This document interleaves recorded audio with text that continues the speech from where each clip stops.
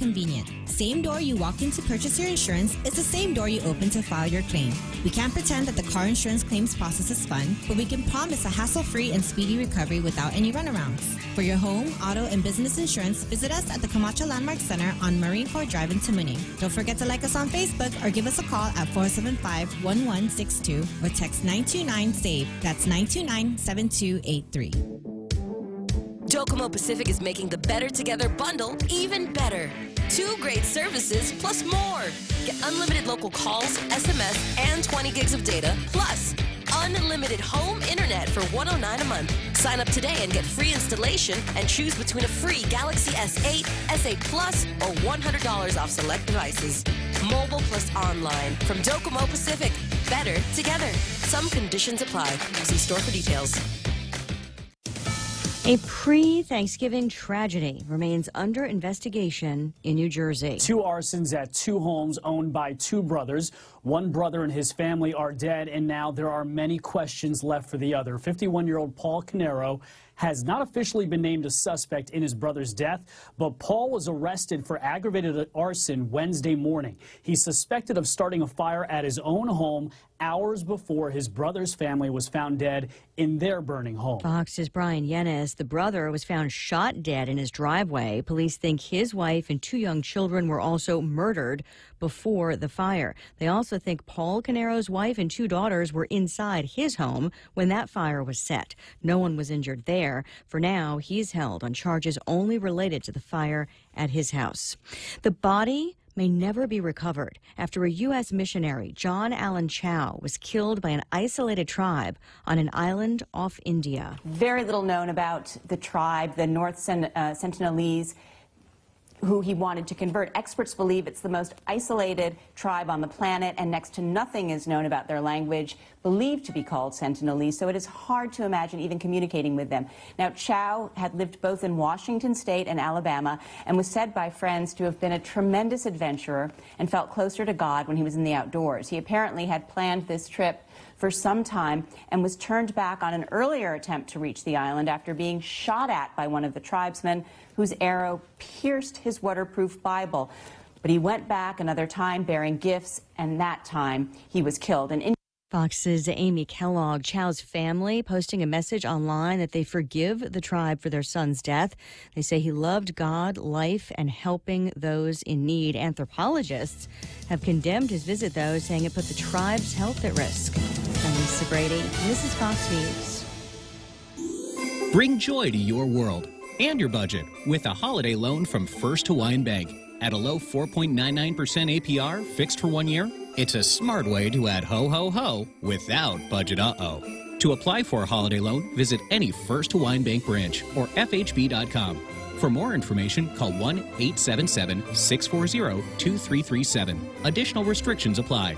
First Hawaiian Bank. It all starts with yes. Member FDIC, Equal Housing Lender. Security Title is honored to join in sponsoring Ray Gibson on the Point. Half a day. I'm Rita Tidegui of Manila, and this is where I start my day, listening to the voices of our community and sharing thoughts about issues that affect all of us. It all boils down to our people and our land. Ingatan ang iyong tahanan. Protect your home. When purchasing or refinancing your home, remember to call the professionals at Security Title, just like you call Ray Gibson in the morning. The season of giving is here, and the stations of Choice Broadcasting want to give back. 93.3 The Point, Boss 104, Star 101, and Lux Guam present Charity of Choice. Each of our radio personalities have chosen a Guam charity that they would like to benefit. And I chose Habitat for Humanity. Tune in daily to see how you can help. Charity of Choice 2018 is brought to you by Choice Broadcasting Company, Lux Guam, American Water Tech, and the station that gives from the heart, 93.3 The Point. Family Finance, serving the people of Guam since 1959. Now you can start planning for the holidays by getting a personal Christmas loan from $1,000 up to $3,500. Family Finance has 3 convenient locations to serve you. Give them a call in Dededo, 633-4473, Hagåtña, 475-4545, and the Upper Tumon location on the 2nd floor of the Pacific Building at 647-5626. Get your Christmas loans today from Family Finance. Are high power bills sending your budget into chaos? Take control with the help of Micronesia Renewable Energy. Using the highest quality panels, a solar energy system from MRE will guarantee to save you money on power. With MRE, Christmas comes early. With every solar energy system, homeowners not only get $400 for signing up, but also an entry for a chance to win $1,000 in cold, hard cash, just in time for Christmas. It pays to be an MRE customer. Conditions apply. Call 632-2613 for details. MRE, the smarter choice. Your first look at 93.3 The Point News is brought to you by Guam Hearing Doctors. Call the experts at Guam Hearing Doctors if you're worried about your hearing. The evaluation is simple and painless.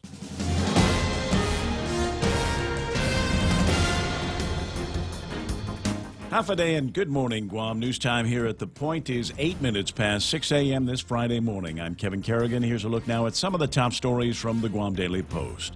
The Hawaii-based owner of a number of engineering firms that has business ties with GovGuam was convicted on Tuesday by a federal grand jury in Honolulu on charges of tax fraud. Wagner Gurgis and his accountant Michael Higa were found guilty of conspiracy to defraud the federal government, filing false corporate income tax returns and tax evasion, among other charges. Gurgis operated a number of engineering businesses. Higa was the controller. According to federal prosecutors, the IRS found that Gurgis's businesses owed over $800,000 in federal employment taxes and assessed an $812,000 penalty. Gurgis and Higa then took various steps to place income and assets out of reach of the IRS, according to court documents. Gurgis has long-standing business ties to Guam. In July 2015, Gurgis and Governor Eddie Calvo signed an agreement that would allow one of Gurgis's businesses to develop a facility to burn garbage to produce electricity. Their agreement was contingent upon the Guam legislature's approval to exempt Gurgis's business from Guam law that forbids trash burning incinerators. The legislature has not yet acted on that agreement. It is a GovGuam holiday today in most GovGuam offices. The courts and all public schools are closed today, but they'll be at work at the Guam Election Commission, where the last remaining outstanding ballots in the general election will finally be tabulated. The final absentee ballots were received on Wednesday afternoon. There are about 300 votes still to count. The results not expected to change the outcome for presumptive Democratic gubernatorial winner Lou Leon Guerrero, but Republican Lieutenant Governor Ray Tenorio, who finished second in the general election, has not yet conceded, pending the certification of the vote. That certification expected by the Guam Election Commission today. We'll have more news after this. We're surrounded by sound. There are sounds that you need to hear. There are sounds that you want to hear. And there are sounds that you long to hear. I love you. Hear it all, louder and clearer than ever before. If you or someone you know has a hard time hearing, Guam Hearing Doctors can help, using state-of-the-art test gear to evaluate your hearing and coming up with a plan to make your life better by making your hearing better. Call Guam Hearing Doctors for an appointment or visit them on the web at guamhearingdoctors.com. Hungry? Stop by Circle K for Craft Kitchen's hot breakfast, lunch, and dinner items delivered fresh 3 times a day. Circle K, take it easy. Haagen-Dazs ice cream. Buy one, get one free. Stop by Circle K today and satisfy your heart's desires. Available at all Circle K stores, excluding Barragata Airport and Campers locations. Applies only to the 3.38-ounce servings. News time here at The Point is 11 minutes past 6 a.m. Beyond a spectacular thunder and lightning show Thanksgiving morning, Typhoon Wanyi had a relatively minor impact on the island yesterday. Its closest point of approach was about 250 miles southwest of Guam at about 9 a.m. Thursday morning.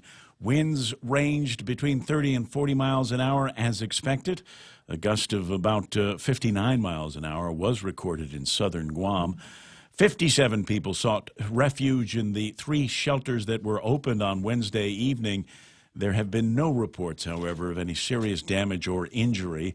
The wind and lightning strikes were blamed for a number of spot power outages around the island. GPA crews went to work quickly to restore that power. Governor Calvo returned the island to its normal condition of readiness 4 at about 11:30 yesterday morning, as Typhoon Wanyi sped away into the Philippine Sea at a remarkable 31 miles an hour. It is Black Friday, the day after Thanksgiving, the traditional start of the Christmas shopping season, and typically the heaviest shopping day of the year. Some got a jump on their shopping yesterday, just a few hours after the tropical storm warning was lifted, and the island went back into Core 4. About 500 shoppers braved the drizzle yesterday afternoon outside Macy's at the Micronesia Mall, which opened up at 4 p.m. Thanksgiving Day. Most retail outlets will be open today for Black Friday shopping. And for these stories and more, log on to postguam.com or pick up a copy of today's Guam Daily Post. Ray and Mike now take a look at weather. I've already got some images of what the Home Depot parking lot looks like right now, and it is jam-packed. There's a line already, and anticipate that that's going to get longer between now and the time that they actually open their doors over at Home Depot. A little bit more pent-up shopping that needs to be done there because they were closed yesterday as a result of the rare closing of Home Depot as a result of the storm and all of that stuff. Let me tell you about the weather today. Mostly cloudy today and tomorrow. Isolated showers and thunderstorms becoming partly cloudy on Sunday. There's southeast winds 10 to 20 miles an hour, decreasing each evening. Highs near 86 degrees and overnight lows of about 78 degrees. An incredible sunrise. If you didn't get a chance to take a look at it, if you were not one of the hundreds of people in line outside of the store right now, and unable to see the sunrise, you're missing it. It's absolutely gorgeous today. Some of the colors that we are seeing. Yeah, it's pretty incredible out there right now. Lots of pastel pinks and blues. Sky was on fire when I walked out there at about 6:40 this morning. I actually sent that to the WhatsApp. But, yeah, real nice sunrise in the wake of the storm, and that's how things are going to shape up for us. Going to be looking better and better as we go on into the weekend and back to a dry trade wind regime by the end of the weekend and on into next week. Should see sunset about 5:50 tonight. That's news and weather together here on The Point, brought to you by Bank Pacific, where some put branches, where others put branches, they place roots. Good news, Guam. Now you can design a phone plan that suits your needs by switching to GTA's handset payment option. With HPO, you can take home a new smartphone today and pay it down over 12, 18, or 24 months. You decide. And since there's no contract, you can upgrade phones at any time. So stop waiting. Join the thousands already taking advantage of the most flexible phone plan on Guam. Limited time offer. Terms and conditions apply. GTA, your island, your network. See that? Tell you what, there's going to be breakfast today over at King's. Go and get some of the Black Friday shopping taken care of, and swing by the nearest King's. Try the breakfast burger, $13.99. Fruity Pebbles pancakes. I love this. Fruity breakfast cereal flakes infused with fluffy pancakes and served with powdered sugar and syrup. The kids are going to love that. You'll love the Hawaiian French toast and plenty more. And the crazy breakfast on the crazy holiday menu going on right now at King's. Helen Keller once said, "Blindness separates us from things, but deafness separates us from people." At Ross Hearing Aids, it's their mission to keep you connected to the moments and the people that matter most in your life. Hearing aid technology has never been better, so schedule your complimentary hearing consultation today. Call Ross Hearing Aids, 637-HEAR, 637-4327. You should hear what you're missing. I love you, Daddy. How's your hearing? Oh, that gets you right in the feels, doesn't it? Portions of the program here brought to you by our friends over at American President Lines. They're shipping the future. Guam Regional Medical City, first choice for all of your open heart surgery needs. I got my guys over at American Water Tech, smarter water, better water, and, of course, Micronesia Renewable Energy. Never been a better time to go solar. Here at APL, our core values give the company its heart and soul. Whether it's connecting your business with our global network through our newly enhanced service or investing our efforts into giving back to the community, APL is committed to serving you. We humbly honor the opportunity to find innovative solutions for you and your business. To learn more about our enhanced service, call 588-4651 or visit www.apl.com/Guam for more details. They're still making it. I'm sure there's still a big deal over at. I'm sorry. Let me talk in front of the microphone like an actual broadcaster. They've got the Cold Stone Creamery Sea Salt Caramel Pie Scream Cake. There's a lot going on here, but it's just your invitation to swing by the nearest Cold Stone Creamery at GPO on the Micronesia Mall and take a look at some of their offerings, and then put that together with all of your post-Thanksgiving Black Friday ramp into the holiday party calendar that we've all got in front of us. Ice cream pies and cakes going on right now at Cold Stone Creamery. The Ray Gibson Show. Morning talk that matters. Call now, 888-TALK. That's 888-8255.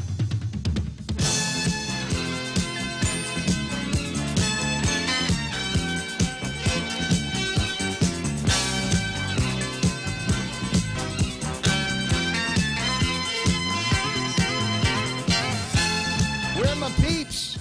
Where's everybody? Welcome to the program. Excuse the message. 617 Black Friday, the day after Thanksgiving, what some people believe is the retail high holy shopping day. And based on some of the things I'm seeing and hearing from friends on Facebook in the last 24 hours, yeah, I guess there's some of that going right now. And folks that would normally be hanging out with us this morning are standing in a line somewhere. And I have you ever done Black Friday shopping? Has it ever occurred to you that there might be something out there at a store, electronic store, or just a general dry goods store, just anywhere that would get you up and out of bed the morning after Thanksgiving? Never. Ever, nothing, just nothing never there. Participated in You know, the that price madness. will be lower on Christmas Eve. The price will be lower on Christmas And Eve. the day after. The That's day right. after Christmas is, they say that's the best time to go shopping for Christmas decorations is the day after day Christmas after. because they don't want to put that back in the inventory. They don't want to store that stuff out there. Anyway, I got a couple of guys that I enjoy spending my Black Friday with. I got Michael Knight in the studio. 888-8255 is the telephone number that he will answer and put you on the air directly. 988-5874 if you want to send me something on the WhatsApp. Already getting some great looking pictures of what it was like outside and some of the great looking pictures of what we've got in parking lots and lines all over the place. And yeah, that is going to be kind of a recurring theme. Kevin Kerrigan from the Guam Daily Post in the studio. How was your Thanksgiving? Was it good? Beautiful. What did you end up doing? Did you do news? Eating and sleeping. Oh, there was plenty enough of that. I'll tell you about mine here in just a second, but I do want to get started on the Who Is Here and the Facebook Live thing. Sometimes you wanna go where everybody knows your name, and they're always glad you came. You wanna be where you can see our troubles are all the same. You wanna be where everybody knows your name. 6:19 in the morning, and there's Ismael Velez. Good morning and happy belated Thanksgiving to everybody. Happy Black Friday, says, meaning power's out in Telefofo. Dave Dueña says, well, power's out in Windward Hills as well. Lynn, Vince, Borja Polino, and Rituals. I know exactly what you mean. Dave Dueña says, we need a better power company. Power fluctuations yesterday after the storm had passed? What's up with that, GPA? I'm trying to sound indignant as I read that. Well, it's not going to happen before the storm. Hello. Well, I think his point is it probably should. It shouldn't happen at all. Least of all after the storm had passed. Yeah, you know, with the kind of lightning we had yesterday, and this goes in. Wow. You know, I remember what I talked about on Wednesday. I was like, you know, it seems to me like we're in the chance of getting some really strong thunderstorms out of this thing. Because we had an old shear line that was kind of lingering. Mm-hmm. It's like a little ripple in the atmosphere, and when that moisture from the storm hit it yesterday morning, it just lifted it up and went kaboom. Biblical. It was 20 miles away, and I could hear the thunder. It was like, wow. Well, I could have swore I saw it strike right at the Guam International Airport. I mean, there were a couple of them. The turkey trot is on this morning. Actually, they're probably just now starting to get guys moving through the turkey trot as the sun has come up a little bit more. They like to do the turkey. Could not do it yesterday because Core 2, right? Yeah. And so they decided to postpone it today, which means that I'm not going to, for the first time in years, run in the turkey trot race. But there are going to be some people doing that now. So here's your public safety announcement. There's going to be runners at Two Lovers Point from the first entrance by the old Quonset huts all the way out to Two Lovers Point, and then they're going to make a jog past that towards the sewage treatment plant, and then back down. Yum. I wonder what that smells like the day after Thanksgiving. Yeah. Well, I know a bunch of people that are about to find out. So we weren't able to do that yesterday, but me and some friends were able to get a run in, and it was my favorite kind of run. I mean, I've got a lot of different favorite versions of everything, but it was my favorite version of the run because as soon as I got out of the car, as soon as we hit the stopwatches that said go, it started coming down, just as you had predicted. Yep. Mike had sent a thing that said you're just minutes away from a massive line of clouds that were going to come in with thunder and lightning and rain. Didn't get to the thunder and lightning, but I love running in the rain. Yeah. I mean, it's like running, inside and being air conditioned, except, you're soaking wet. But after a while, you just don't care. But it was absolutely gorgeous. And then we stopped and sipped a little bit of coffee. And then I began to hear this rumbling sound that was sometimes preceded by what I can only describe as a fashion show strobe. It started strobing, click, click, click, click, click, and it started, and then all of a sudden you'd hear this rumbling, and I thought, well, I guess that's it for today. But as everybody left, I sat in the car and was going over Facebook and my WhatsApps and seeing what I'd missed while I was running. And then all of a sudden there were the brighter strobe flashes. Yes. And then right at almost on top of it was that big crack sound where you can feel the fillings in your teeth vibrate as a result of the electromagnetic pulse and all of that stuff. And this is my way. It's a creature habit thing that I've been doing for years as a broadcaster. As soon as I hear lightning like that, I immediately go to the radio and click, click, click. Let's see who's on here, who's off the air, which one of mine are on, which one of theirs are on, which one of mine's off, which ones of theirs are off. And we had some issues. In fact, we're having an issue right now. If you can hear me on Facebook Live or on YouTube or on the Points website or our apps or tune-ins, great. That's the only way that you're going to hear us until I can get some guys up on the transmitter side. I've already been there, and apparently I've got a problem with an air conditioner, which is causing a thermal breakdown on the inside of the transmitter that this station broadcasts on. Yeah. So we'll get some guys. As you might imagine, everybody on Black Friday morning is a little groggy. I don't know what it is. I'm not gonna say that there was excessive partying going on last night, but I will suggest that there is something in the tryptophan. Yeah, in, the turkey. In Turkey? Yeah, although the scientific research has shown that's not really as big a deal as people make it out. Need an excuse. Come on, help me out. Need an excuse. What was it? What was it? Yeah, and you know what? I have to agree. It might not necessarily be the thing in Turkey, because I was at my brother's place yesterday. Yeah, a bunch of the chickens are out of town, right? So Shelly's out of town and Mana's out of town. So it was just Artie was singing at weddings all day. So it was Mayumi and I and my brother and his family at the house. No turkey. Really? No turkey. But as soon as it was done, made a couple of sandwiches with the ham, the incredible ham that he did. And then it was on the couch. On the couch. Yep. What's on TV? I don't care. Not really looking. It doesn't matter. Just to kind of stare off the 1,000-yard, I can't believe how much I just ate stare. And there's plenty of that, I think, going on here this morning as people are recovering from what it was yesterday. I'm sorry, I was looking over the list to say hello to everybody. Francis Solis is there, Anita Muffness, and her Valentine's Eyes. Good morning, Nick Prelosky, Dora Marie Ferger, and Jeff Ojeda. Richard Yu is there. Juanita Machi is waving at me this morning. That's nice. James Joyce. Shelley Gibson online. James Joyce saying, morning, Ray, from Lemoore, North Dakota. Just got done with your Thanksgiving dinner. And this is what you're doing to prevent the tryptophan turkey hangover that you're going to have tomorrow. Hanging out with me on the radio. What is the temperature, Mr. Joyce, in Lemoore, North Dakota? What do you think that's got to be at this time of year here, late November? Because we've already seen some. Have you heard about the Macy's parade? Yeah, there's actually like 21 at the start. Yeah, there's a huge cold snap right now affecting the northern tier of states, especially East Coast. I'd say in North Dakota, this is a guess, but he's probably looking at single digits. We'll find him. I mean, if he's got the Facebook Live, maybe he'll tell me. Edilberto Santos de Castro says, morning, Ray, watching you from Seattle. That's nice. Lou Sanchez is there. Rick Leone there. 58 degrees, no fires in Hidden Hills today. Happy Thanksgiving from the stateside family and friends. That's nice. Frank Gumatau, or Gary, is however you want to say it. 29 degrees in Fargo, North Dakota. 29. And the humidity's really high, so I think it's getting ready to snow. Got that feeling sad here, Mong. Target is closed until 5 o'clock in the afternoon, according to Shelley. And Ted Lewis says, beard, looking good, Ramon. All right, so let me. It's what is it? There's a thing. Is it No Shave November, right? Obviously, at the 23rd, I'm late getting into that. Truth of the matter is, and this is part of the rant. This should be a day off for me. Yeah, it should be a day off for you. It should be a day off for Kevin. Right.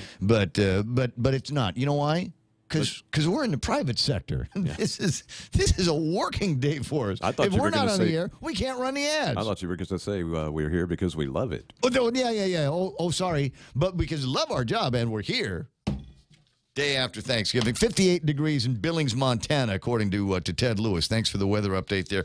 At any rate, my dad taught me many things. And one of the things that he taught me years ago was an astonishingly simple way to make it feel like the weekend is going long. Right. And I said, "What's that?" He says, "Don't shave on Saturday or Sunday. You get a day off, don't shave." I mean, if you're not going anywhere, if you're not going to be on television, if you're not going to be in church, if you're not going to be doing, a stand-up somewhere, then go ahead and let the beard grow a little bit. It's better for your skin anyway. I couldn't tell you. I imagine. Well, can you imagine? Gary says we appreciate your dedication. No problem. I'm actually happy to be here. Yeah, can you imagine what we men do? When we scrape these sharp metal blades across our skin repeatedly.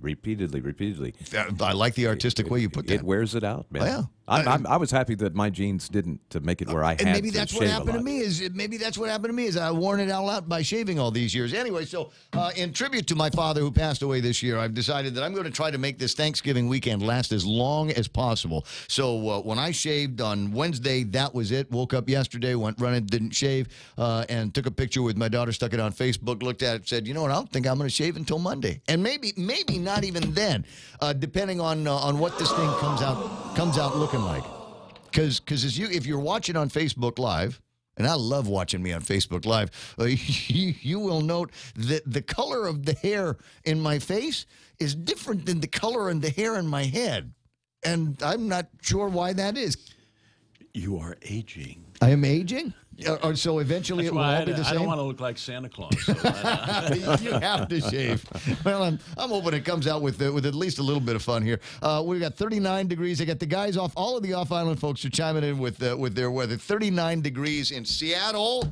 What? That's actually kind of cold for that them. Sounds kind of cold. Last time I was in Seattle, I thought it was nippy at around 71 or 72 up there, but 39 degrees. Well, maybe it's fixing to snow there as well. I mean, they get that from time to time up and down the upper East Coast. Simon Sanchez is there. We might spend a little bit of time. Don't go too far away from the phone, Si, because we might want to spend a little bit of time with you talking about and some goings-on over at the Consolidated Commission on Utilities. And one of the very, very interesting stories, and you might want to rerun this on Monday because, it's Black Friday. Might not be a whole lot of people reading the newspaper. Businessman convicted of tax fraud has Guam deals. And in fact, I have had lunch with this guy on a couple of occasions. Wagdi Gurgis and his accountant Mike Higa convicted in the conspiracy stemming from tax-related fraud, according to the U.S. Department of Justice. Now, when we do the headlines, Kevin will give you the chapter and verse on all of the things that he has been accused and now convicted of, and I'm wondering to what degree this conviction may impact some of his business dealings here on Guam. You know the name Wagdi Gurgis. You're generally familiar with work that he had done trying to put together an incinerator, a waste-to-energy project here on Guam. Does the conviction then make it easier for us to move forward with some other kind of waste energy? As I know the guys over at the CCU and the Guam Power Authority are kind of giving it a little bit of I don't know, it feels like an unofficial, official second look. There's a couple of things in the way. There's legislation that prohibits incineration here on Guam, but there is a pending lawsuit against the government of Guam, although it seems to me that the Attorney General has basically said can't really bring this to suit because we've got that law. So at which point can we break this infinite loop? Good questions. We'll have to wait and see. Got to ask the guy, right? Yep. All right, we'll see what happens here. It's 6:31 in the morning. 888-8255 again is the telephone number. 988-5874 for WhatsApping us, and you can also send me an email because I still get information that way. RayGibsonShow@gmail.com. Right now, another great way to get information. Just put Kevin on telephone, telegraph. Tell Kevin that's how we get stuff around here. From the Guam Daily Post, their managing editor, Kevin Kerrigan. Half a day and good morning, Guam. In the headlines from the Guam Daily Post this morning, for the second time this month, the price of gasoline has dropped. Mobil sliced 10 cents off its fuel prices last night. Shell and 76 expected to follow suit today if they haven't already. The cost for a gallon of regular unleaded now at $4.33. It is the second price decrease of the year, following 6 consecutive increases. Cost for a gallon of fuel on January 1st was $3.88. Fuel prices have been falling across the nation this month because of falling demand and a surplus in supply. The average cost for a gallon of unleaded in the lower 48 is now $2.59 a gallon, according to the American Automobile Association. Guam Department of Education on Wednesday issuing an RFI, a request for interest for professional land surveying services. The survey is the first step needed in the reconstruction of Simon Sanchez High School. The next step will be a search for an owner's agent engineer to oversee the reconstruction process. In a release, Guam DOE Superintendent John Fernandez is quoted as saying that he is excited now to be moving forward finally with the procurement to rebuild Simon Sanchez. The Guam Memorial Hospital Volunteers Association and hospital officials held a ribbon-cutting ceremony Wednesday to celebrate the completion of improvements to the GMH Medical Surgical Unit Room. The Filipino community of Guam donated $50,000 to the effort, and GTA Telegram provided in-kind contributions valued at $31,500 towards the renovation of that project. For these stories and more, log on to postguam.com or pick up a copy of today's Guam Daily Post. Great way to win some instant and incredible prizes. iConnect wants you to win big during the holidays with their Connect and Win giveaway. Every new 12-month mobile, internet, and push-to-talk customer automatically entered into a drawing for a vacation for two to Manila. Go to iConnectGuam.com for details. Security Title is honored to join in sponsoring Ray Gibson on The Point. Half a day. I'm Rita Tidegui of Manila, and this is where I start my day, listening to the voices of our community and sharing thoughts about issues that affect all of us. It all boils down to our people and our land. Ingatan ang iyong tahanan, protect your home. When purchasing or refinancing your home, remember to call the professionals at Security Title, just like you call Ray Gibson in the morning. There are only 3 spots where traffic is building right now. One of them has been on and off, building slow all morning long, and that is the area between the Guam International Airport and Home Depot. Gee, I wonder why. I wonder what it could be. We're also watching traffic build from the Archbishop Circle, making your way towards St. Anthony's School, and up in Dededo from Y Seng Song, actually from Route 26, the intersection of Route 26 and NY Seng Song. Traffic building up on northbound there. Don't anticipate that there's going to be too much wild traffic here this morning with a significant chunk of the population, that is folks that live in the Gov Guam family. There's no schools today, etc. A lot of people that are going to be hitting the roadways at different times, so I don't anticipate there's going to be something that feels a lot like drive time this morning. Could be wrong, but we'll see what happens at about 7:30 or so. It's 6:35. That's right now traffic here on The Point. KFC has finally answered the world's most important question. What came first, the chicken or the egg? And the answer is both. Introducing KFC's KFC AM, their new Southern and local-inspired breakfast. AM-loaded platter with chicken fried rice, waffles, and Colonel's chicken congee. KFC also has your all-time favorites, AM chicken and egg wraps, Southern biscuit and sausage sandwich, and hash browns. So for finger-licking good mornings, AM will never be the same at KFC. KFC, it's finger-licking good. Ray Gibson brings you closer to the action. Morning talk that matters. Call now, 888-TALK. That's 888-8255.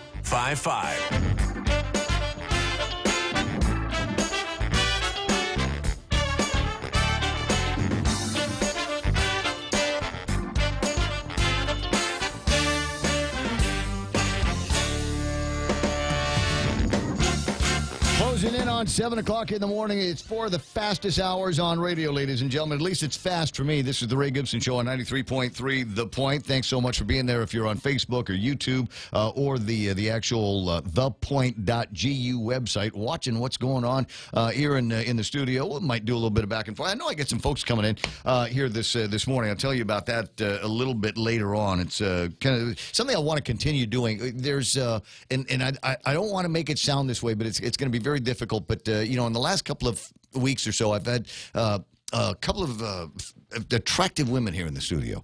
But besides the fact that they were drop dead gorgeous and righteous looks in their face and everything, they also had brains, and this is something that I think we ought to celebrate. So I've got a lady coming in a little bit later on, and she is a training speaker and author, and I think it's going to be interesting talking to her on the Facebook Live. That'll be in the 9 o'clock hour. There's a few other things that I kind of need to get past here, and one of them is, wow, the price of gas has gone down twice in what? Less than a week? We went from, was it 2 weeks? Yeah. We'd gone from where was it? 4.53, and then it was 4.42, and now it's gone down another dime, and I just think that is absolutely fantastic. You know what? I don't think I've got my thing. My gizmo's not running. You're going to need to tell me who's on one. Mikey. Yeah, you got to tell me who it is, or write it down in a way that I can see it. Oh, it's my friend Dave. Dave Alcorn from Kings. Good morning, Dave. Hey, good morning, Ray. Happy belated Thanksgiving. Happy belated Thanksgiving to you. How's the tennis going so far? You get enough sunshine yet? It's just peaking up, but we got a little bit of cloud out there, so it's just perfect for tennis. Oh, yeah. And one of these days we'll talk about tennis for life and how it's a sport that you can start playing when you're 14 years old and play when you're getting ready to hit your retirement years like Dave.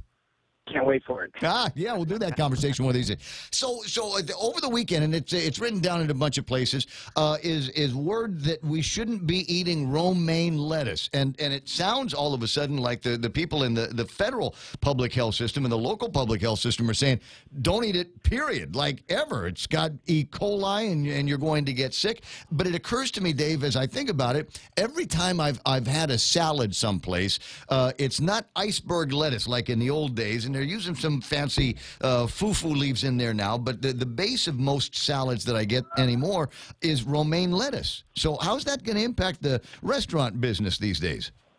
Well, you know, it is an amazing alert, and it's kind of, you know, U.S. and abroad-wide alert. We actually got calls from the franchise support folks over the last couple of days, and they were telling us to make sure we pulled it. So how deep and how far and how spread, I think, is undetermined. But local public health even came out and made an announcement the other day about it, right? But you're right. I think spring mix, iceberg, all the alternatives, but the romaine is going to be, you know, not used for some time until they figure this out. Even the local wholesalers kind of gave alert, IDI and those folks sent out notices to us about pulling it from the, you know, the restaurant. So, yeah, it's pretty widespread. Kind of sad, right? Well, not for me. I like iceberg lettuce. I always looked at romaine like that's the cheap stuff. I like iceberg lettuce. It's a little bit wetter and it's got a little bit more flavor on it. And I think that for me that's the basis of a salad. So I'm not terribly sad that there is this reconsideration. But as I say, you know, the concern for a lot of guys. I mean, and I think your operations are big enough so that you can find an alternative fairly quickly. But what about all the other mom and pop restaurants that are out there and guys that might not have access to alternatives? Is it for them? Is it just a question of we're not serving salad anymore?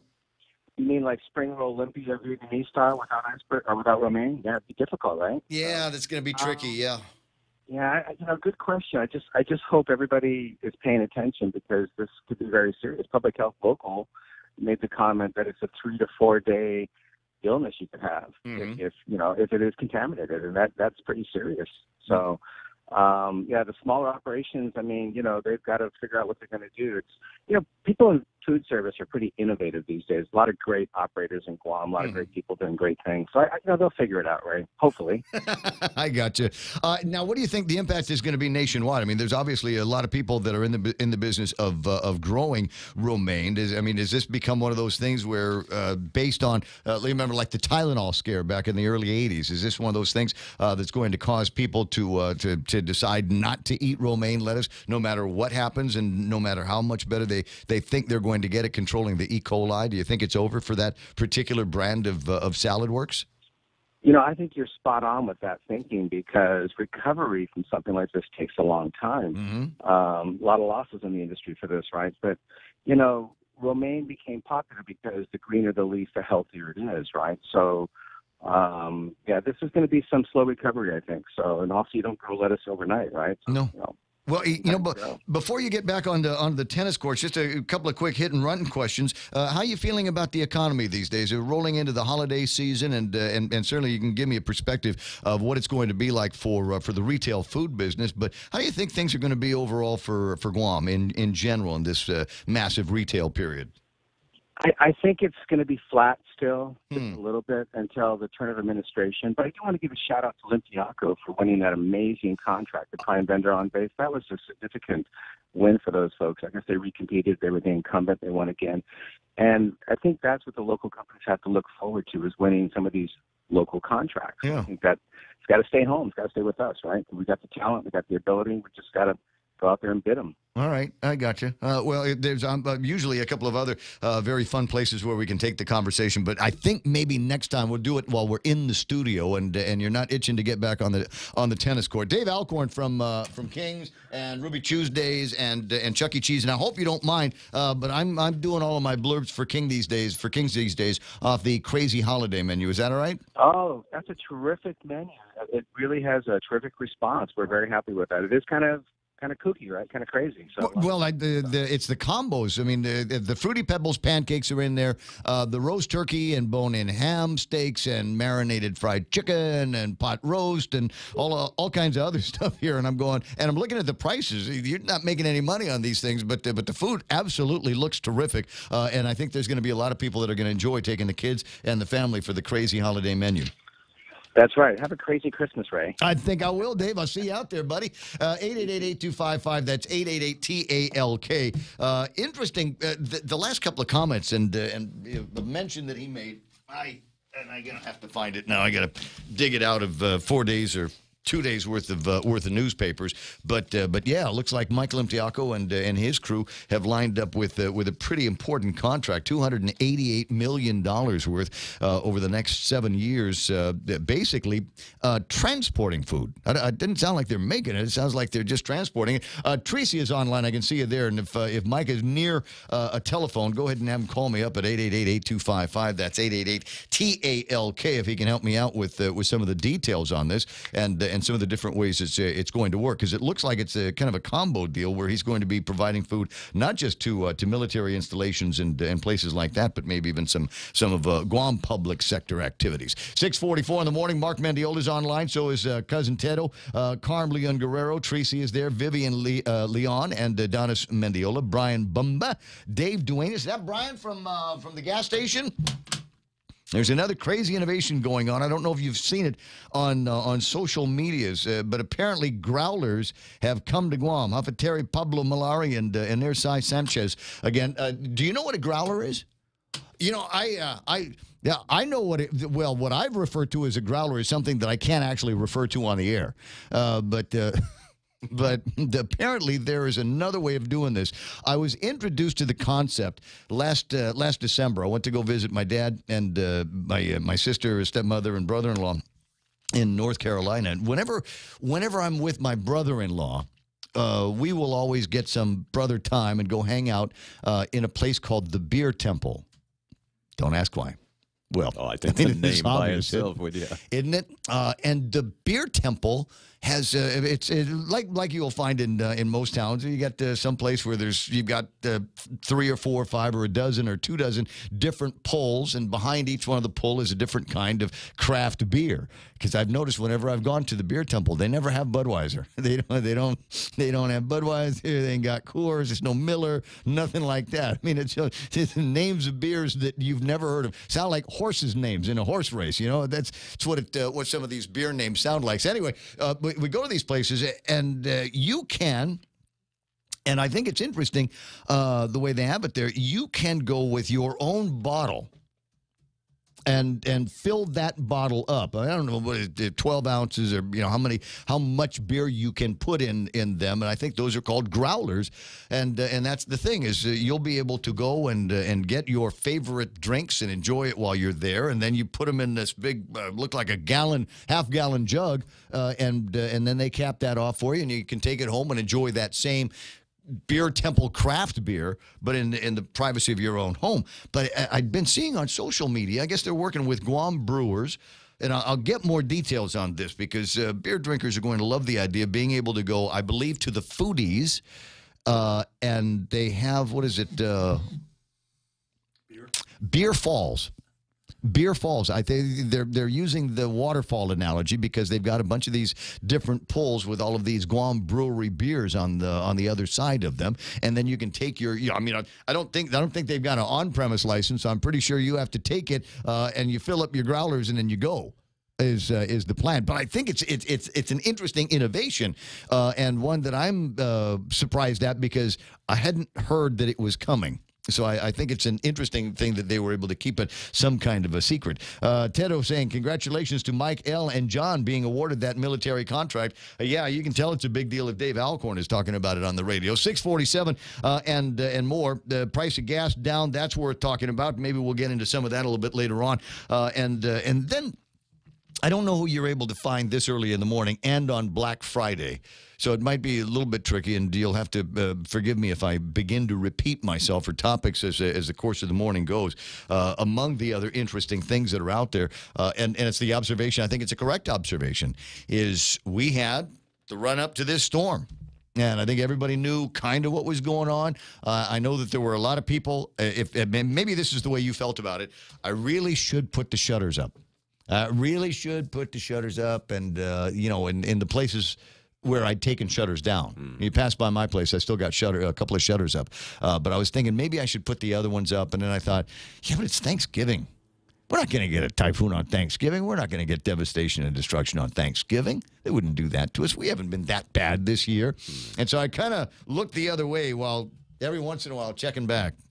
Should I do it now? Should I do it now? I never got around to actually doing it because the last word that I got from you just before I went running was that it was beginning to look like this storm was going to continue to track in the direction it was and was not going to make an early turn towards Guam and the Marianas. Thank goodness.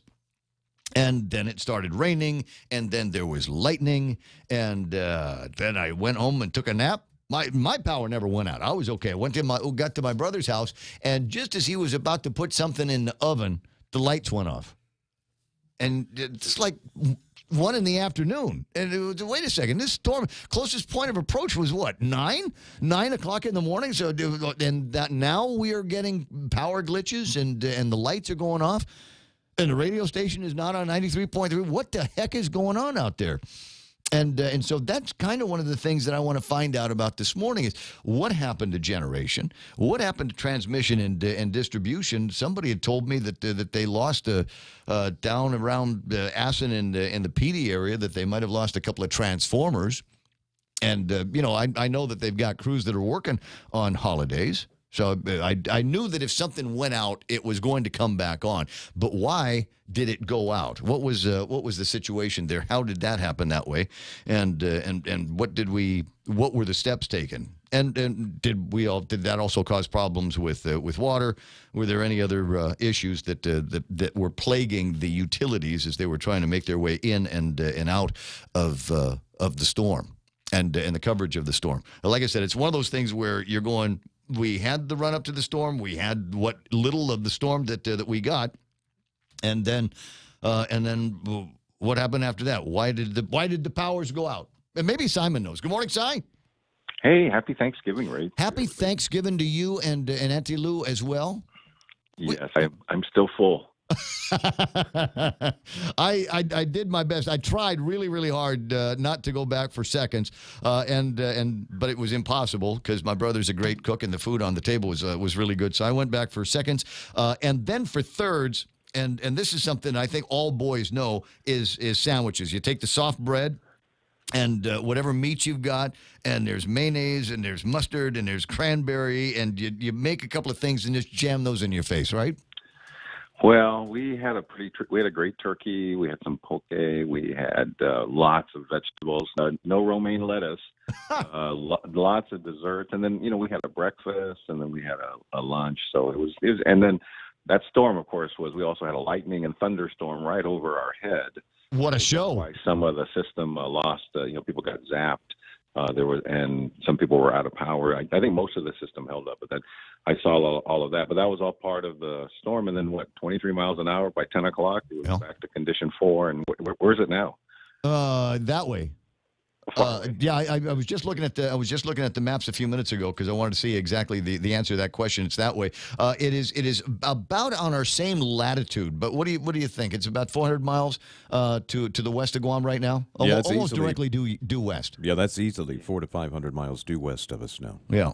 Yeah. And there's not much behind it. I'm not looking at anything behind it. So I think after we burn through a few more clouds this morning and this afternoon, I think it's going to be a really, really nice late afternoon and night. And a lot of people will be at work today. A lot of private sector people going to the job today. Well, you can go to the utilities today. The customer service is open. There's a skeleton crew for even permits. So if you had to do business with the government at the utilities, you can go today. And plus the crews that are out doing their normal work, ones right? That are normally out, the ones that are normally working on a 24/7 operation. All right. So what were some of the drops there? Maybe maybe I can save that part of the conversation for Art if I can get a hold of him. As you say, there's folks working today, so I'll see if I can find Art and ask him about a little bit of the T&D and a little bit of the generation if there were any issues with that. I'm mostly interested to hear about the CCU meeting that you guys had the other night, where it looks like we might be able to stay in the same LEAC zone for a little bit longer.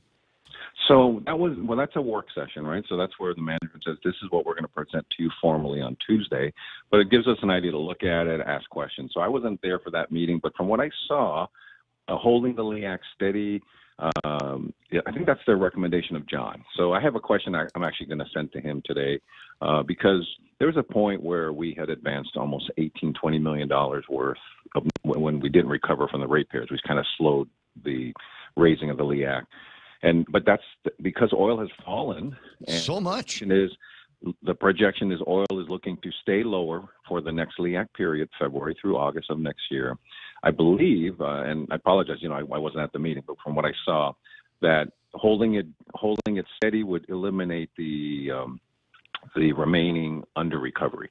So at least it wouldn't go up. And then so I've asked them to run, and I think some of the commissioners asked to run a little sensitivity analysis. GPA, we're in healthy financial position, and we have working capital. So sometimes if we can look at that working capital and help it bridge when we don't fully recover. I said, what would happen if we ran 3 million short, 4 million short? That's not the end of the world. We can handle that if that allows us to bring it down a little bit. So I think that's what I'm going to ask them today to run. And the nice thing is the PUC then kind of takes over the process. They watch it all the way up through January 30th, and they're in constant communication with GPA, the people that look at this every day, and they're watching the oil market. So the number we send today can change by the number that the PUC approves at their January meeting, because it takes effect February 1st, right? So that this exercise of how's it looking will continue through that process, and then the PUC makes the final call. So they may say, hey, can you carry a little bit of it, or maybe oil continues to get even better and we can lower it. So what we always say is lower oil prices is always good. GPA will go up slower and go down slower than the gas stations, who go up and down quite frequently, right? Because we only average it out twice a year, right?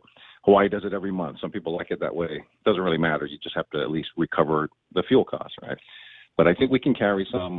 That's what I'll ask John Kim, our CFO, and John B.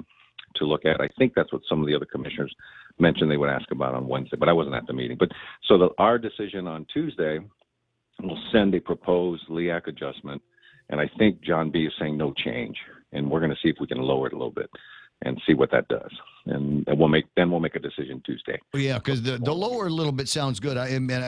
There's some, I don't know, some have referred to it as trickery. What Trump did with the Saudis recently, where he had signaled that he was going to cut off the Iranian sale of oil, and then allowed it to still be sold to a bunch of other different countries in a bunch of their different refineries. And in the intervening time, the Saudis had actually punched up their production in anticipation of Iran not being able to sell as much oil on the world market, creating kind of a glut and driving supply up and prices down. Well, that stuff has been happening for 900 years, or at least the last century. So, we just watch the market. Right now it's going in a good direction for ratepayers at the gas station and then the power bill. And, we're hoping we can lower that LEAC. We all want it to go down. We all pay the bill, Yeah. Well, $53.85 today for West Texas crude at just under $54. Tappas at $65.57. So obviously that's moving in the right direction as well. Hey, Wagdy got convicted of tax fraud. So is that in federal court in Hawaii? Or yeah. Hawaii. So is he going to prison, or is that? Well, we'll see what happens in the sentencing phases. He's not a young man, and if you start adding up all of the time that he could get for false corporate income tax returns or corporate income failure to file corporate tax returns, and then there's the massive conspiracy between him and his lawyer. So I think they're going to be more ticked off about that. But I don't know, how much do you want to sentence a guy? What's he got to be, 75? I have no idea. You never want to hear any of this, but. Again, the law is the law, right? And so I was curious because he has. I'm not sure which of his interests owns the interest in the waste energy contract that is in litigation, right? Right. How does that affect it when a primary litigant is a convicted felon going to jail? I don't know, but I think it devalues for sure the claim. Someone would have to step in and I guess try to buy it if they think it had a value and try to continue the litigation. And because my long-term hope is that we can somehow get an opportunity to explore waste to energy in combination with pushing off the building of more cells down in Luzon. That we think there's a winning combination in there. But as long as we have this outstanding question about is there a license, what does it mean? And no one's ever going to act on it. Well, if nobody can fight for the license, and I don't know that he has sold it off to anybody, I'd have to get with Dave Sablon because I think he was the last guy that I talked to about it. Although I know that there are different people that are working or handling Wagdy's concerns here on Guam, but I believe that he still has it. There is still the pending lawsuit against the government of Guam. And they're looking to get that law changed so that someday somebody might be able to execute that license. But if we can get a court to just at the end of the day say there is no license and this case is all done and over with, then the legislature should be able to come back in, change the language of the incineration and allow rather than prohibit it. And that means that there might be an opportunity for the Guam Power Authority to start looking around for somebody that can build waste energy plant. Oh, it's feasible, and now we know how much trash is generated, and like 9 megs of reliable baseload power as long as we have waste. So the economics should allow it to pay for it. And the real key is to avoid raising the tipping fees because you got to dig a new hole every decade or so. Yeah. The receivers went asking for $23 million. So it's a win-win strategy that unfortunately has been held up because of this issue. So I don't know what the impact of the latest news you share with us today that he got convicted. Well, I'll see what I can find out. I'll make that among my quests here this morning to see if there's a way that we can break a hole into this endless loop and finally get things moving for that might benefit the people of Guam. Si, happy belated Thanksgiving to you. I'll talk to you. Yes. Have a great weekend. I certainly will. It's already started. Look, I didn't shave. There's no shaving today, so it must be the weekend, right? 7 o'clock in the morning, Fox News Live. They're bringing Thanksgiving to them. I'm Lisa Brady, Fox News. Thousands of volunteers giving turkey dinners and whatever comfort they can offer to thousands of families who lost homes in the Northern California wildfire. Search crews still working around the clock in Paradise, where at least 83 were killed, but hundreds are still listed as missing. It's about the fire victims, the people that have perished in this horrible tragedy, and getting these families back to some type of recovery. CAL FIRE Deputy Director Michael Moeller, a southern fire that destroyed hundreds more homes in Malibu, killing 3 more people, is now fully contained. The president spending part of Thanksgiving making phone calls to U.S. troops and visiting a Coast Guard station near his Florida estate. But it's an honor to be with you. I know we're going to take some pictures. And 42,000 in the Coast Guard, and saved a lot of lives this year. Over 4,000, I guess they're saying. Over 4,000 just this year. Especially commending the Coast Guard's role during her. Can see him testify, and then suddenly their testimony seems to match up with his. He says all of the transcribed interviews can be made public once they're finished. Comey was ordered to appear December 3rd, a day before former Attorney General Loretta Lynch. This is Fox News. Guacamole, salsa, and pico de gallo. Experience bold, sizzling fajita flavors only at Chili's. More life happens here. No one ever plans to be sick, especially when you're young. But sometimes things happen, and there you are with huge out-of-pocket expenses. And if your care requires you to go off-island because your insurance doesn't include GRMC, you have hotel, food, and transportation costs on top of your medical copay. If you're a federal employee or retiree, choose Calvo Select Care. It includes GRMC. And should an emergency arise, we're right here. GRMC, where patients are partners.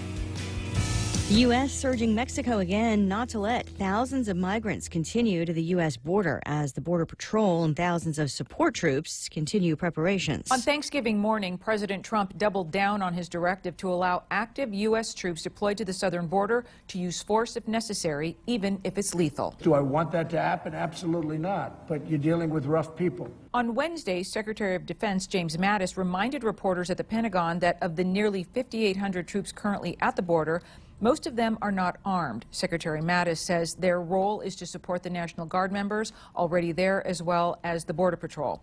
U.S. border inspectors continue to process asylum seekers at the Tijuana-San Isidro crossing at a rate of about 100 per day. When members of the caravan began arriving, the waiting list was already at 3,000. In Denver, Alicia Acuna, Fox News. The president tripling down on criticism of a federal appeals court where a judge blocked his new asylum rule this week, tweeting the Ninth Circuit is out of control after a Supreme Court statement yesterday defending the judiciary as independent.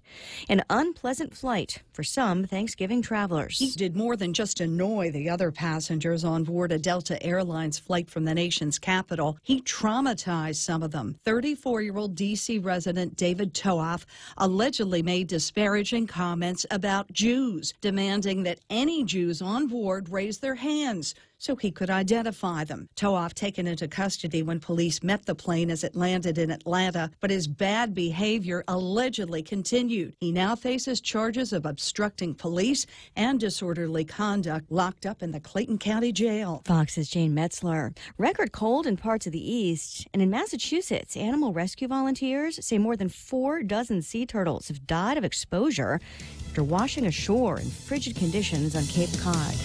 I'm Lisa Brady. This is Fox News.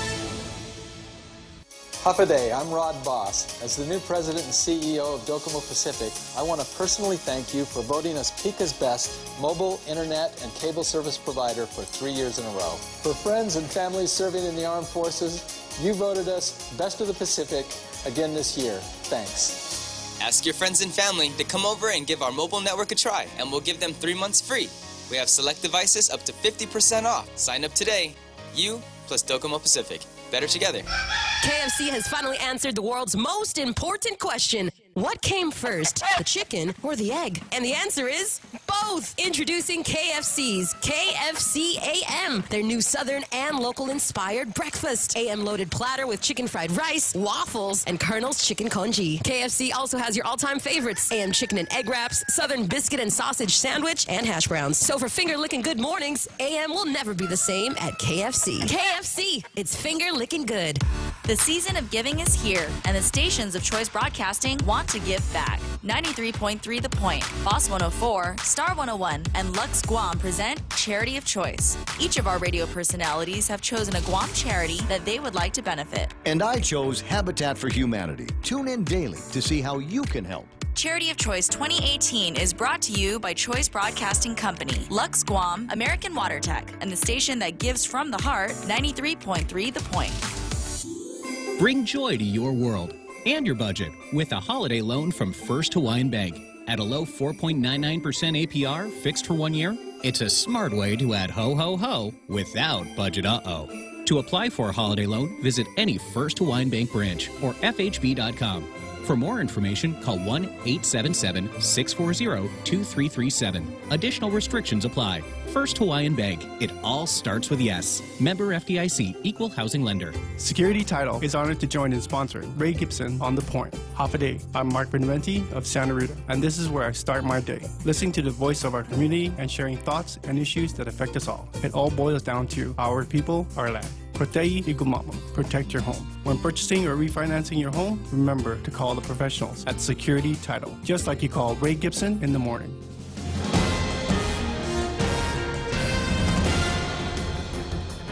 Half a day and good morning, Guam. News time here at The Point is 8 minutes past 7 a.m. this Friday morning. I'm Kevin Kerrigan. Here's a look now at some of the top stories from the Guam Daily Post. The Hawaii-based owner of a number of engineering companies that has business deals with GovGuam was convicted Tuesday by a federal jury in Honolulu on charges of tax fraud. Wagner Gurgis and his accountant, Michael Higa, were found guilty of conspiracy to defraud the federal government, filing false corporate income tax returns, and tax evasion, among other charges. Gurgis operated numerous engineering businesses. Higa was the controller. According to federal prosecutors, the IRS found that Gurgis's businesses owed over $800,000 in federal employment taxes, and he was assessed an $812,000 penalty. Gurgis and Higa then took various steps to place income and assets out of the IRS's reach, according to court documents. Gurgis has long-standing business ties here on Guam. In July 2015, Gurgis and Governor Eddie Calvo signed an agreement that would allow for the development of a facility to burn garbage to produce electricity. The agreement was contingent upon the Guam legislature's approval to exempt Gurgis's business from the Guam law that forbids trash-burning incinerators. The legislature has not yet acted on the agreement. Gurgis and Higa face a maximum sentence of 5 years in prison on each conspiracy count, 5 years on each of the tax evasion counts, 3 years on the false tax returns, 1 year for failing to file a tax return, and Gurgis also faces an additional maximum 20-year sentence for witness tampering. In other news, it's a GovGuam holiday today. In most GovGuam offices, the courts, all public schools closed today, but they'll be at work at the Guam Election Commission, where the last remaining outstanding ballots will be tabulated. The final absentee ballots were received Wednesday afternoon. There are about 300 votes still to count. The results not really expected to change the outcome for presumptive Democratic gubernatorial winner Lou Leon Guerrero, but Republican Lieutenant Governor Ray Tenorio, who finished second, has not conceded pending certification, which is expected today. A recount will be conducted also in the senatorial race between the 15th place finisher Jose Terlahi and Celestine Babauta, who finished 72 votes behind Terlahi in 16th place. The margin of difference falling within the 2% difference that makes a recount mandatory. We'll have more news after this. The problem isn't just not being able to hear or understand, or having to tell people to speak louder. Sometimes the frustration is having to repeat yourself too many times, or speaking so loud you're almost shouting. At Guam Hearing Doctors, we understand that hearing problems affect both sides. One of our goals is to help your hearing for those around you. Call us at 989-TEST to learn more. It's important to have claims process that works for you. At Guahan Insurance Services, we make things simple and convenient. Same door you walk in to purchase your insurance is the same door you open to file your claim. We can't pretend that the car insurance claims process is fun, but we can promise a hassle-free and speedy recovery without any runarounds. For your home, auto, and business insurance, visit us at the Camacho Landmark Center on Marine Corps Drive in Tamuning. Don't forget to like us on Facebook or give us a call at 475-1162 or text 929-SAVE. That's 929-7283. News time here at The Point is 11 minutes past 7 a.m.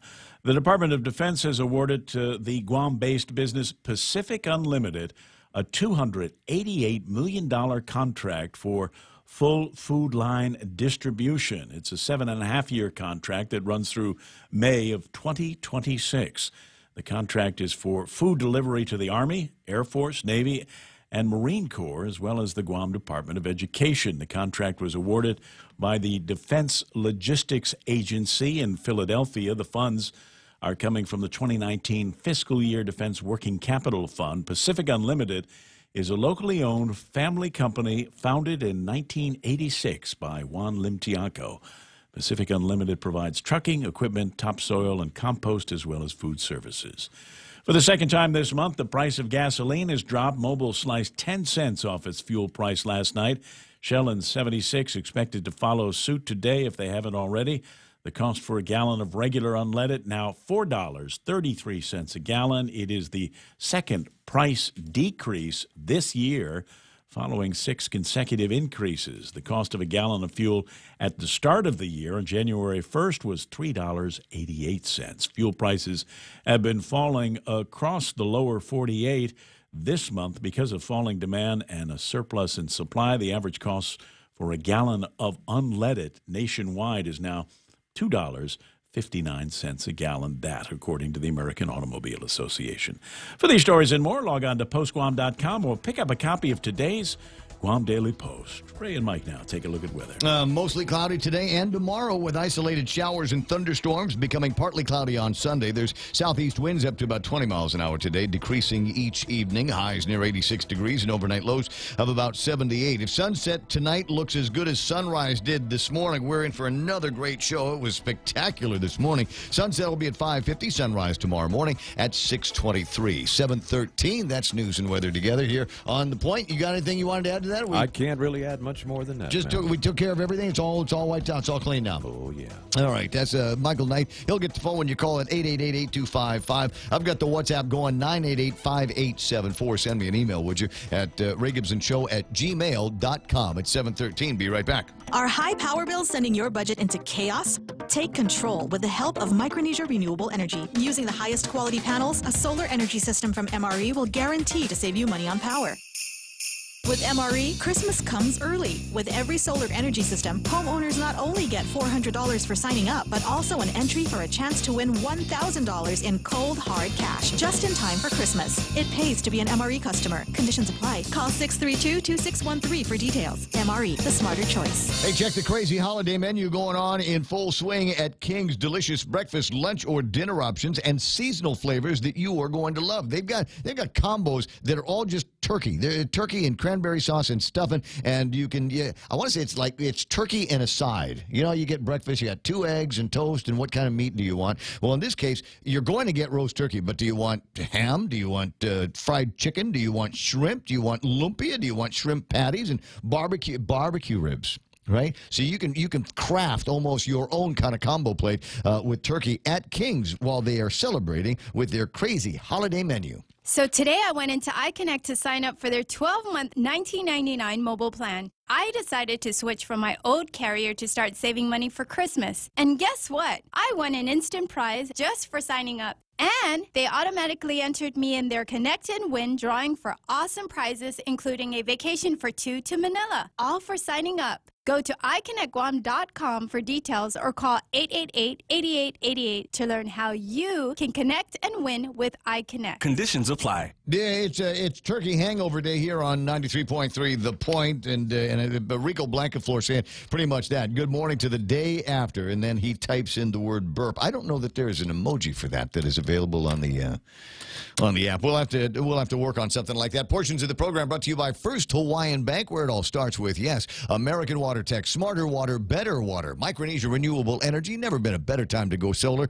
And American President Lines, they're shipping the future. Don't forget about Guam Regional Medical City, GRMC, first choice for all of your open heart surgical needs. Calvo Select Care continues providing great benefits for federal employees and annuitants, a wide choice of medical providers on and off island, an expanded local network of urgent and emergency care providers, free access to our gym partners. Save on your purchases with our Calvo's Lifestyle Club partners. With all these great benefits, enrolling with Calvo Select Care is that much easier. Federal employees and annuitants enroll today. Call 477-9808 for more information. Gym membership and Calvo's Lifestyle Club are non-FEHV benefits. All right, so here's what happens is the guys over at Cold Stone said, hey, we got this great new push we want you to do for a Thanksgiving Cold Stone Creamery sea salt caramel pie scream cake. Here's the problem. It's the day after Thanksgiving. So is this still the big deal here? Is it still going to be one of those things where they want you to come in and try the sea salt caramel ice cream paired with the moist yellow cake, all laid down on a bed of graham cracker pie crust? Is that the deal? Or should I just say, hey, they've got this and other incredible ice cream pies and cakes at Cold Stone Creamery? Maybe we just do the latter for the rest of the morning. What do you say, 717? The Ray Gibson Show. News to fill your mind. Talk to get it out. Turn it up. Now tell a friend. Yeah, do me a favor. Hit the share button on your Facebook Live link, and that would be fun. And you can tell a friend that way. And I think you can also share off of the YouTube feed that we are on this morning, as well as the point.gu and the World Wide Web. And that's a great way to get everybody else into the same line of entertainment and news, and yes, even inspiration. Where do you draw your inspiration from? Is it memes on social media? That's a good place to find some interesting thing these days. Or maybe it's the signs at the gas stations are also a good place to find some very interesting motivational phrases. If you need just something like that, just as a drive-by. I just got to, I was feeling down, I was feeling poorly, but I passed a 76, and now I feel great because I saw their inspirational signs up on the gizmo. I like those. I like those very much. Unless you're a grammar Nazi. Well, I mean, there's only so much you can do, and grammar Nazis need not apply. We have the same thing, same kind of an issue here. We do RDS broadcasting, radio data services, on all three of our transmitters, the 93.3 and Star 101 and Boss 104, which means that we can send you weather, we can tell you, what the big deals are for clients, and what the songs are playing and that kind of thing. But the problem is there's a limit of 64 characters. It's a hard limit. That's all you got. And the guys over at 76, they've got a hard limit too. It's not like they can make the letters smaller, right? And it's not like they can make the signs bigger. So I'm wondering about how many of those motivational phrases they've put up where they've really had to make a couple of grammatical compromises in there. But think about that. When you're limited by the number of letters you can use, it makes you more creative. Yes.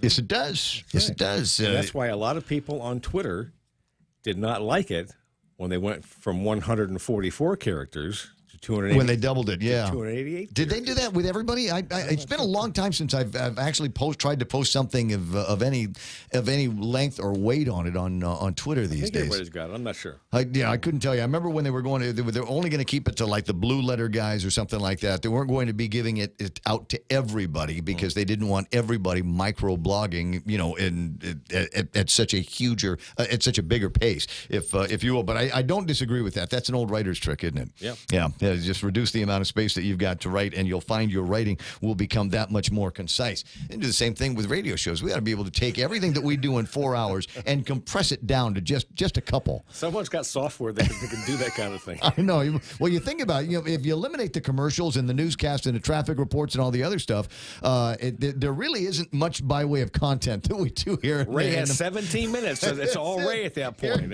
Here it comes. And anybody can be brilliant for 17 minutes. 20 after. Let me just take a quick look at what happened in the markets and where the great news on oil, both of the kinds that we eat and drink here on Guam. S&P 500 and NASDAQ and the Dow Jones Industrial Average. We got mixed closing there, and we're not going to see anything today because they've got because it's the Thanksgiving holiday in New York City where these markets are, and I believe Governor Calvo gave everybody there the next day off as well. So it's possible there might not be too much happening on their Black Friday either. Did I say Governor Camacho? Calvo, whichever. Republicans. S&P 500 at 2649, and that's up by about 8 points. NASDAQ unchanged to 6972, and the Dow Jones Industrial Average 24,464. And they were talking about a little bit of a on their Wednesday, they were talking about a little bit of a rally for the Dow Jones Industrial Average. Doesn't look like it's stuck. Tell you what, everything it's all tech, and between Facebook and Apple and all these other guys here, that's got some people that are really, really squeamish about keeping their monies in the market. You and I know better, and you and I know that maybe now is a good time to start looking at Facebook and Apple and Google and seeing if there's any opportunities for either adding them to the portfolio or adding more to the portfolio. And then, of course, you got the guys that are saying, forget about that. I'm leaving the market entirely, and I'm going to be putting my money into metals.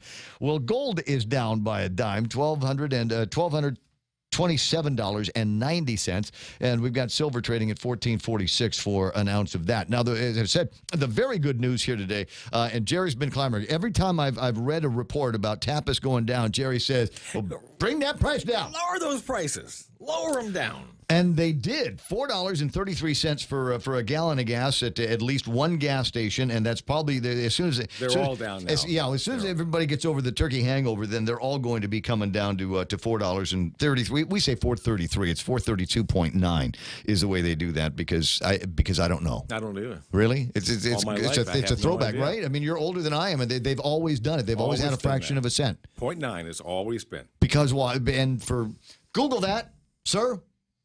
My producer buddy, Google that and find out why we're still playing around with 9/10 of a cent on something like gasoline. It's the oldest retail trick in the book. You know, under $1, under $100. It's under. It's not $4.33. It's $4.32.9. You don't round down; you round to the nearest whole. But that's the way I do it. So it's $4.33 the way I look at it. Right. So, but that's not. But that's not what the sign says. Yeah, the sign says 432.9. So psychologically, so you don't take off 9/10. Yeah. You look at the 432. Right. If you're going to round it, you round it to the marketing? Is that what it is? It's just still marketing? Come on. It really does come down to that at this point. Now, in 1932, the federal gasoline excise tax was introduced at 1 cent per gallon, raised in 1933 to 1.5 cents. That opened the door for retailers to display prices in tenths of a cent. And they just kept doing it because 39.9 looks like 39 cents and not 40. Right. Yeah, I see. It is one of the oldest marketing tricks in the book. It's too bad Lasia Casil didn't get in the legislature because I think that's something Lasia would have fixed. She's actually online right now watching on Facebook Live, so I want to do a shout out to Lasia and Levon Guerrero Meno, Debbie Mori Retuyan, Ray Sablon, and Francis Salas. Evelyn Uggan is there. As I said, Gary Gumatau, Richard Yu, John Merritt saying, good morning, Ray. Somebody here is off on it. Jack Airy, and I got to do a shout out to Jack Airy. For no other reason because of all of the Facebook posts that I saw yesterday of people's kitchen tables, his looked the best. Oh, yeah, his looked just festooned with beer. Of all it was a good looking deal. Pretty Ashley is up early in Manila. What is it? 5:24 in the morning, and already watching the program here. Must not be anything going on because the whole family is there. The Rodriguez families, because they don't do Thanksgiving here. They do Thanksgiving at the hospital. St. Luke's, and Dennis has been doing that for as long as I've known him, as long as he's been a senator. He'll go out there, and the reason is because at St. Luke's, that might as well be Guam Memorial Hospital. Yes, there's so many Chamorros and folks from around here. Pretty much. And in some cases, it's just them. Not a whole lot by way of family. And if there is family, they're staying at a hotel somewhere, maybe somebody's apartment. So you miss out on that Thanksgiving feel. So that's what Dennis and the entire Rodriguez family are up to these days. And good morning. So Rosemary Ogo in Suwannee County, Florida. Rosemary Ogo in Suwannee County, Florida. What's the temp? Has it started getting cold down in that part of the country? In November? Why not? Yeah. I mean, why not? Seeing some crazy numbers already. 7:25 in the morning. That's what happened in the market. And about time to jump in and find out what's going on in the mind of Jerry Roberts with this morning's Extra Point. But first, how was your Thanksgiving? Thanksgiving was very good, thank you. Had a couple of stops to make. Friends and family, and friends who are family, actually. Yeah. And so it was a long day, and it was a good day. Yeah. And I actually was a pretty good boy. Really? I was just... With no need to alert the authorities? No. I just... No, there are no Mark Charfer standing around saying, move that car, that's Jerry Roberts' car, get those cars off the sidewalk. Yeah, no. I did my... God, I wonder what this year is going to be like. Did most of my eating in the first place that I went to, and didn't overdo it. And then actually the family gig was... The family gig was after that. And I kind of went light on that one. Did not go freaky on the goodies. I was so proud of myself. I want to say I probably had more rice in the last 48 hours than I had for the whole early part of the month. And I spent a lot of time on proteins in the two lunches that I've had. And I've only eaten twice in 2 days.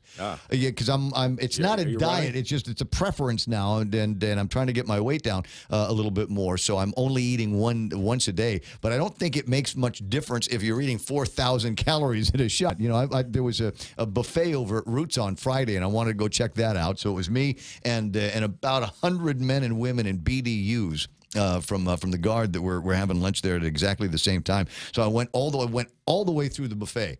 And realized I needed 2 plates, and I thought, well, wait, it's not much of a diet if you're doing that. And then yesterday at my brother's place, a little bit of rice, a little bit of starch over here, but piled on high with the proteins, and it was so good. He did this. He really babied this ham. And so when it was done with the first part, then I went back and had a little bit more ham, a little bit more of the starchy stuff, and then when that was done, I said, I think I got room in me for a couple of little soft bread sandwiches. There you go. I made a couple of those, and that's the way it ended up for me yesterday. Just a terrific day to hang out. Most of the family is out of town. Yeah. Mana and her family and Shelly and RD were off doing other things, so it was just David and his family and Mayumi and I, and it was nice. It was a nice gathering, a great way to start the holiday. Although I don't want to have any more holidays where the power's going on and off, and where it's raining cats and dogs. Yeah. I think we could do a little bit less of that. One thing before we get into the extra point, just because I'm killing time, but it's an interesting thought in my head. I was on the phone with Dave Alcorn last hour. And Dave and I were talking about, among other things, romaine lettuce. I'm not a romaine lettuce guy, but I know people that are. And now there's this wholesale cross country. It's not just Guam, and we don't know we don't know what the origin is. We don't know how far reaching this thing is. But apparently there are people that are falling sick from E. coli, and they're blaming romaine lettuce. So you're the president of the Romaine Lettuce Marketing Council USA. What are you doing? What are you thinking about? I mean, and maybe it's the story of how do businesses handle disasters. You step up. You step up to the microphone and say we got a problem, and here's what we're going to do about it. And you err on the side of caution. Yeah, that's what you have to do. You cannot run from it. I'm the Romaine President Marketing Association of the United States of America, and I'm not eating it anymore either. Representing all the growers across the country, marketers, and all of that, and you realize you're going to take a hit. You're going to lose money. Now the question is, do you lose face at the same time, and do you lose the confidence of people, of your customers? Yeah. And the people that distribute your food. Pull that stuff out of the ground. What are people eating now? Well, are they eating kale? But it was spinach the last time around. I think 4 or 5 years ago. It was the raw spinach in the bags. That was the problem. So and it freaks people out because you think, well, vegetables and spinach and lettuce and all that. I mean, this is the last bastion of safety in food. But when you get to a restaurant level, the problem is if the preparation people are using the same utensils. For example, they're cutting the vegetables and the meat with the same thing. Oh, you're going to, yeah. Cross-contamination. Cross-contamination. So that becomes another part of the problem. I'm glad you're going into this because I've got an extra point, but it's not written down. I see. And I want to talk about a couple of things. So what I'd like to do is include everybody, if it's okay. Everybody here? Yeah. Okay. If you want to jump in. And here's the thing: a few days ago, I saw somebody go on Facebook and rip a local restaurant. Okay. I hate that. Okay. So I grew up around restaurants because my mother was a waitress. And she told me and schooled me very early on how you act in a restaurant, how you treat the servers, when you've got a problem, what to do. That you contact, back in those days, there weren't servers, they're waiters and waitresses. Yeah. You contact the waiter and waitress and explain the situation. And when you do that, in most decent restaurants, couple of things happen. First of all, they take the bad food away, and they immediately they fix the situation that way. And they'll ask you, do you want something else? Choose something else from the menu. And oftentimes, depending upon the policy of the restaurant, your whole meal is going to be free. I've even seen it done where the entire ticket has been taken care of. All 4 people or 5 people, whatever at the table, they comp the whole thing. So, or if you've had the problem and then you leave the restaurant and you call them and say, gee, if I've had food sickness or something and I just ate there an hour ago, they'll say sorry and they'll say, come on back and it's all on us. Bring your whole family and we'll take care of it. So that's normally what happens in a good restaurant situation. Today, and that's the end of it usually. You take care of it, it's over, it's all fine. Today, it's all different. The emergence of social media, particularly Facebook, now we see people having a bad meal or what they think is a bad meal. They're somehow disappointed. And the first thing they do is they may talk to the waiter or the waitress, the server, and they could apologize. And then they go home and they get on Facebook and they bash them. Trial by Twitter. Or, it's the Facebook thing is the one that I've seen just so many times. And I know a lot of people that own restaurants, but it's sensitive to me because I grew up in that environment. And I know that I've had bad meals in restaurants, and I've never had the urge to go on Facebook Correct. and explain the experience. Because I've talked to the server, I've talked to the manager, and they've figured it out and they fixed it, and to the best of their ability. And here's the real point. And I'm not going to mention names or restaurants or the individuals because I think they're all listening. But the point, yeah. And I'm not going to do that anyway because it doesn't serve any purpose. What we're learning here, and when you open the conversation about romaine lettuce, here's the thing: from producer to plate, food makes many stops. We don't know what may have happened to that meat along the way. Mm-hmm. The person who produced it, who raised, there could be a problem with them when they raised the cattle. Could have been a problem at the slaughterhouse. Could have been a problem in the trucking and the distribution points. Could have been a problem. Today, food is consolidated in massive companies that grocery stores and other wholesalers buy from because it's convenient. They can buy all the things they want from one particular location rather than going to 48 different locations. Well, we get as has been described to me, is it's all a process, and you bring in raw product. And you don't know it. You're right. You don't know what happened to it before you got it, and then you process it for the customer. It's the last step in that consumption process. But and it's probably the smallest step in that consumption process. And you have no idea how many trucks has it been in, right? When it was on the boat, what happened? Did they ever drop temperature? Would that have caused bacteria to set in? A lot of things can happen. So tell you what, it's 7:30. It's 7:34 now, and you're really interested in this. So we'll break real quick. Take care of the headlines and come back because frankly we haven't even done today's extra point. Jerry Roberts, very animated Jerry Roberts. Well, this is the extra point. The whole thing is the extra. This might be the extra point hour on the program. I'm sorry. No, in just a second. Let me just real quick break. Come back. Go direct to headlines from the Guam Daily Post. Here's Kevin Kerrigan. Half a day and good morning, Guam. In the headlines from the Guam Daily Post this morning, beyond a spectacular thunder and lightning show Thanksgiving morning, Typhoon Wanyi had a relatively minor impact on the island yesterday. Its closest point of approach was about 250 miles southwest of Guam at about 9 o'clock yesterday morning. Winds range between 30 and 40 miles per hour as expected. A gust of about 59 miles an hour was recorded in southern Guam yesterday morning. In all, 57 people sought refuge in the 3 shelters that were opened on Wednesday evening. There have been no reports of any serious damage or injury.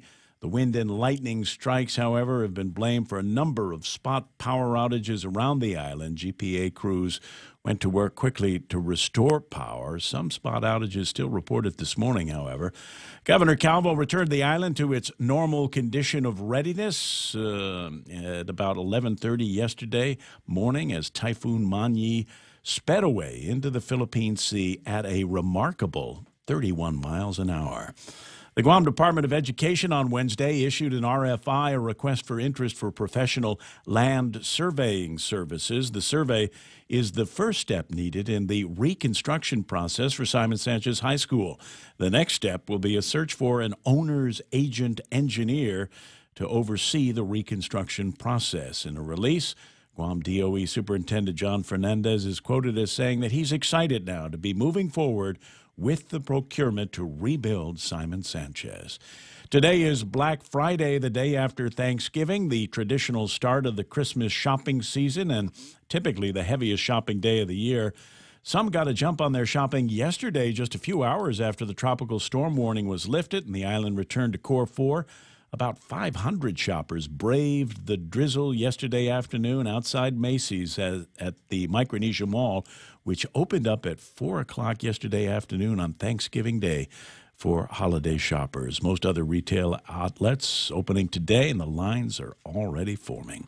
For these stories and more, log on to postguam.com or pick up a copy of today's Guam Daily Post. I got you. iConnect time is 7:36 in the morning. Tell you what, you want to go to Manila, you want to spend some time in the Philippines?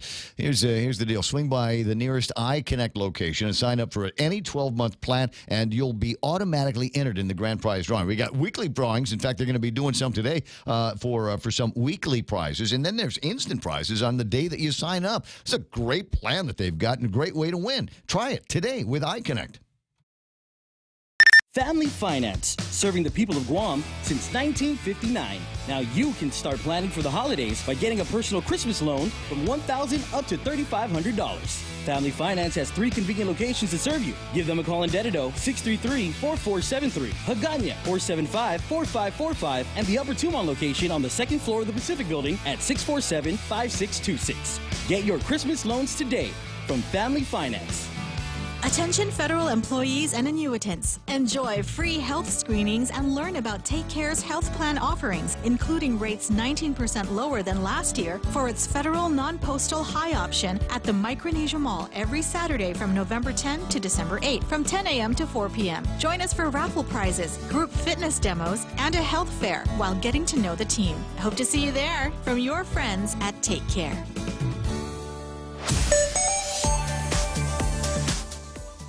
I don't even know why we're stopping for traffic. There's nothing happening out there. The line of traffic, the biggest traffic that you're going to find is going to be in front of GPO, Micronesia Mall, Home Depot, Agana Shopping Center, and you know, the biggest problem is going to be finding parking in those locations. No, really, what have they got in there that you absolutely need today, that you need to buy today? What is the big get for shopping today? You know, is it, you remember back, they used to have, what were the Mighty Morphin Power Rangers? You remember one year back in the 90s, that was the big toy, and if you didn't get your kid a Mighty Morphin Power Ranger toy, you didn't love them.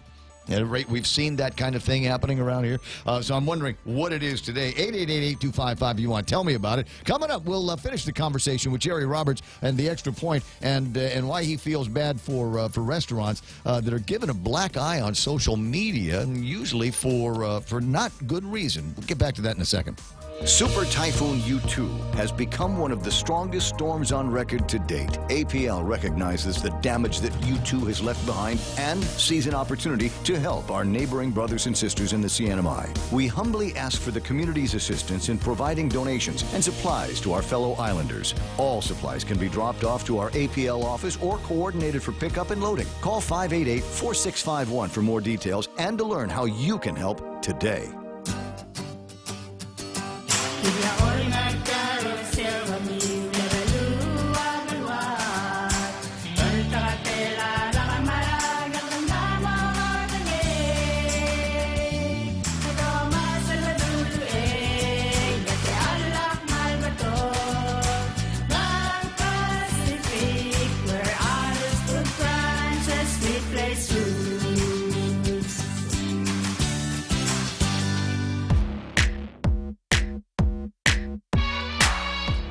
20 away from 8 o'clock in the morning, and just checking Facebook Live for a couple of things, and among them, want to see what the response has been to a post that I put up yesterday. One of those 3D pictures. It's me and my daughter, and I'm unshaven there, and I was looking at the picture thinking, I'm not shaving till Monday. I'm still unshaven today. And Cheryl Eusebio says, looks good on me. Thank you very much. Appreciate that. And Pat Limtiaco says you have to do it a day earlier. That way you don't get the black shadow. That would defeat the purpose of being unshaven until Monday. It's an old trick that my dad taught me about making the weekend last as long as possible. Makes it feel like it's lasting as long as possible. Is wake up as early as you can, go to sleep as late as you can, and if you can get away with it, don't shave. And so that's going to be this weekend. Liz says, "Why not? Why not? Shaving can be painful when kissing and hugging. You must shave. You must shave before Monday." Sandy Uslander, gorgeous Sandy, says your listeners might complain. They can hear the butt bus, the whiskers against the microphone. The microphone, yeah. But Guam's got a tradition of guys with beards. I think so. Did it work? Joe Cunningham had a beard for years. Yeah. Fred Robinson, beard on the radio. Bearded guy on the radio. Yeah. Trying to think. I don't know that you've ever had facial hair.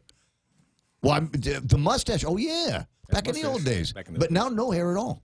No hair at all anywhere. Amazing. 19 away from the top of the hour, and so Jerry Roberts kind of lingering around. We were going to do a version of an extra point, but it looks like that script has been done away with because I meandered into the conversation about romaine lettuce and how is the romaine lettuce industry going to weather this storm. But we can bring it back down to something that's a little bit easier for all of us to understand, is what happens when somebody messes up in the kitchen, somebody messes up in a restaurant. If you don't get if you get a restaurant meal that's not to your liking. So to catch up, 50 years ago, my mom taught me, because food in restaurants, the process is the same. Somebody has to usually deliver the food to the restaurant from some source. It was the same way back when she worked in restaurants. It's the same way today. Some restaurants go to the grocery store and shop on a daily basis, but a lot of them have distributors bring them the food. So at any point along the way, the food can be compromised. Now, it can also be a bad cooking job in the restaurant, admittedly. There's a lot of things that can happen. The question is, what do you do about it when it happens? What I say is, what my mom taught me was simply go to the server, get it fixed. If you can't get satisfaction with the server, then you go to the manager. And certainly the managers, in almost all cases, the manager is going to give you a free meal or a credit for a free meal, a gift certificate or something. They're going to zero out your bill. They may zero out the bill for the entire party. I mean, this is what they do. Food costs is not all that much in restaurants. Usually 30-35% is what the food costs. So they're fine with doing that because they want you to come back. They want you to come back again and again and again, and that's where they make their profit. So restaurants usually don't have any problem in what they call comping a bill under those circumstances, simply because it's the right thing to do and it salvages the customer relationship. Okay. So however we got into this was, what do you do if you get a bad meal? If you're not going to do that, if you're not going to work with the restaurant and the server and the manager, and instead you go home and fire up your computer and go on Facebook and say, I got a rotten meal at so-and-so, and I hate them, and I always get bad food there, and it's really a sucky place, and yada, yada, yada. And then what happens then is that it's a feeding frenzy. And you see people jumping in all over the place. The pile-on. 20, 30, 50, 100 posts or whatever it happens to be in certain circumstances. I've seen it go on for hours. And a couple of things there is I have seen people from the restaurants try to get into those conversations, and they just get torn up by it because everybody's just jumping on them. So what happened in this particular case the other day when I saw it is the individual said that they contacted the server, and the server apologized. Okay. And said, well, that's all they did was apologize. I don't know what else the server is supposed to do except take the food back and apologize and try to get it fixed. Then one of the people in the restaurant management got a hold of this individual, I presume by private message on Facebook, and offered them a free meal. And they turned it down. I don't want any more of your bad food and bad service. And the thing was, they posted that, right? Well, they got a hold of me and offered me this, and I said no, and they posted this same thing, which is kind of a double pile on. So, and I'm not criticizing because I don't know all the circumstances. All I'm saying is there's really better ways to do this. And simply server, manager, get it fixed and figure, okay, it was my turn. I had a bad meal. And so they're sorry about that. So am I. And the relationship is still okay, intact. And there's one more thing in this particular case. It got racial. And that's where it got my attention. Wow. It got racial in terms How did I miss this? This was on Facebook? This was on social media? It must have taken place while I was taking a nap because this sounds juicy. Could have. Yeah. And it got racial in terms of who the cooks are. Well, at some point, as the manager of the restaurant and or the radio station or the morning show or whatever, at some point you've got to say, I've done everything that I can do. I've made my position clear. I offered to compensate you, recompense you, give you another free meal, something like that. At some point, you got to say, I'm done with this conversation. And if you don't ever come back here again, that'll be all right. Yeah, and I think that happens in some cases. I think you do what you can do, right, to salvage the relationship, and you offer the free meal, and maybe this person was having a bad day. I don't know, because I've seen a lot of posts come from this person that are pretty solid posts. Yeah.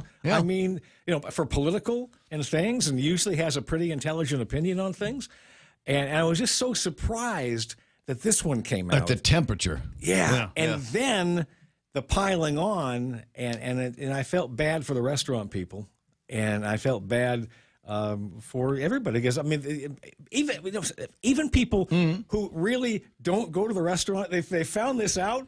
People that have either never been to the restaurant or haven't been there in a long time, they'll pile on too. Yeah, and that's why I haven't been there in a long time. We're on the team. I hate this restaurant. It just happens. Well, it's going to happen, and it's going to continue to happen, and that's the one of the problems that we've got to deal with is how do we live with this in a day and age where your opinion is out there on social media, and there's a lot of 60,000 adults on Facebook right now, and I can't tell you how many teenagers, et cetera, millennials are on Instagram and other social medias there.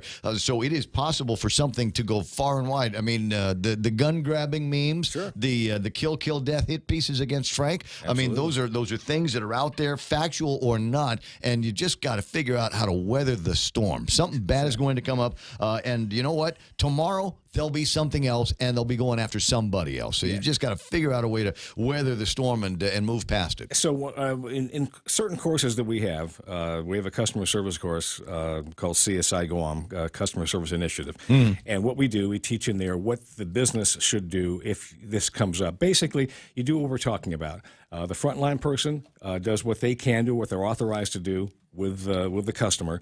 Beyond that, if you need to bring the manager in, then you fix the situation as best you can, and you let your people know what's going on. From the consumer side, hopefully what will happen is that you take a breath, whatever's going on, and you work with them as best you can in a rational way and to solve the problem and maintain those relationships. I mean, unless they've gone out of their way to make you feel bad and do something, which is almost never the case. Just like I say, err on the side of caution, take a breath, get it fixed, and kind of move on. And then go to the next. Go to the next disaster. Yeah. Go to the next disaster. And that's the extra point. 7:48 in the morning, and not a bad day for one. Jerry Roberts in the extra point. Going to be hard to find that one there on GuamTraining.com, but I'm sure you'll be able to figure out how to get this riff on there. Maybe so. All right. Well, you work on that. You got the whole weekend. Got the whole weekend to do those things. Right? There we go. 7:49. That's Jerry Roberts in today's extra point. When we return, let me just look at my producer here. Am I taking a break here? I'm not taking a break. So let me go into another conversation as clumsily as possible with Maria Pangilinan from over at the Guam Election Commission. We are here doing the morning show, working for you, and at least this sliver of the government of Guam is working as well at the Guam Election Commission. Good morning, Maria Pangilinan. Half a day, Ray Gibson. How was your Thanksgiving? It was great, thank you. What did you eat? Actually, I don't want to know what you ate. I want to know what you cooked. What did Maria cook? I didn't. Whoa!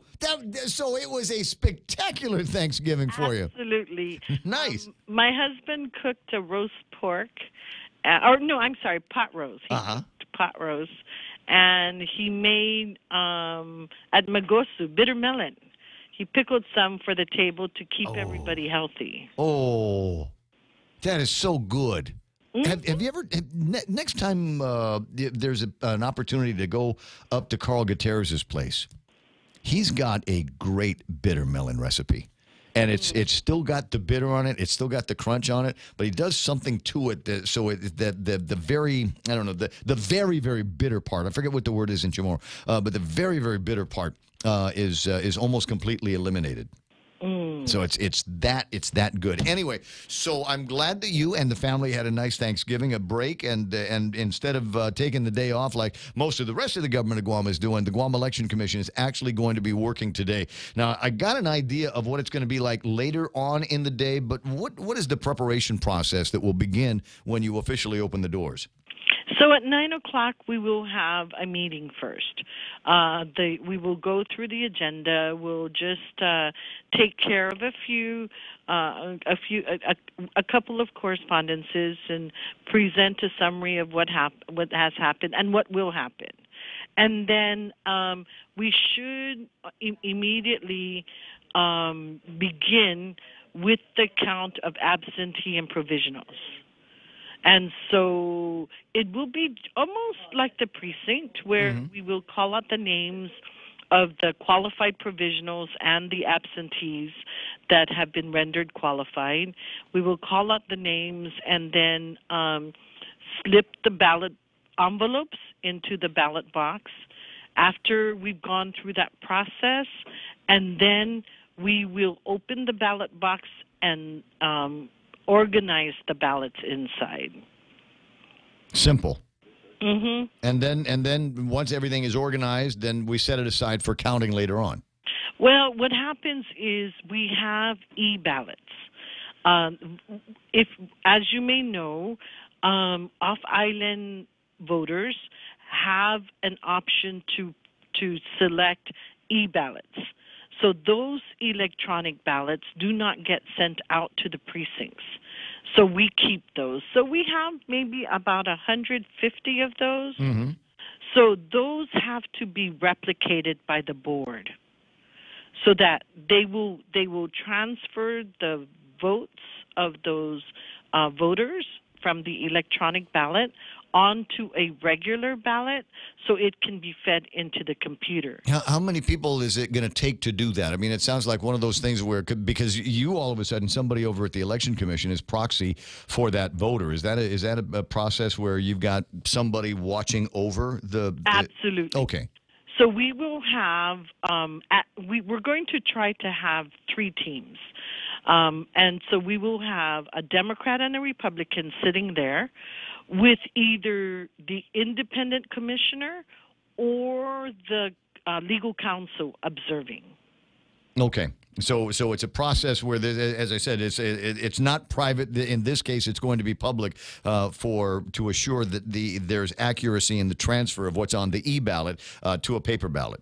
Well, actually, when we start the process, it'll be only people who are credentialed that will be inside.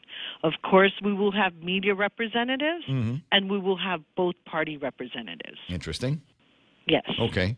But now, do the candidates get to show? I believe the candidates will be given badges to be able to come in. Did Kenley and Guerrero get a badge? I don't think so. I gotta ask early just to see where that conversation could take us.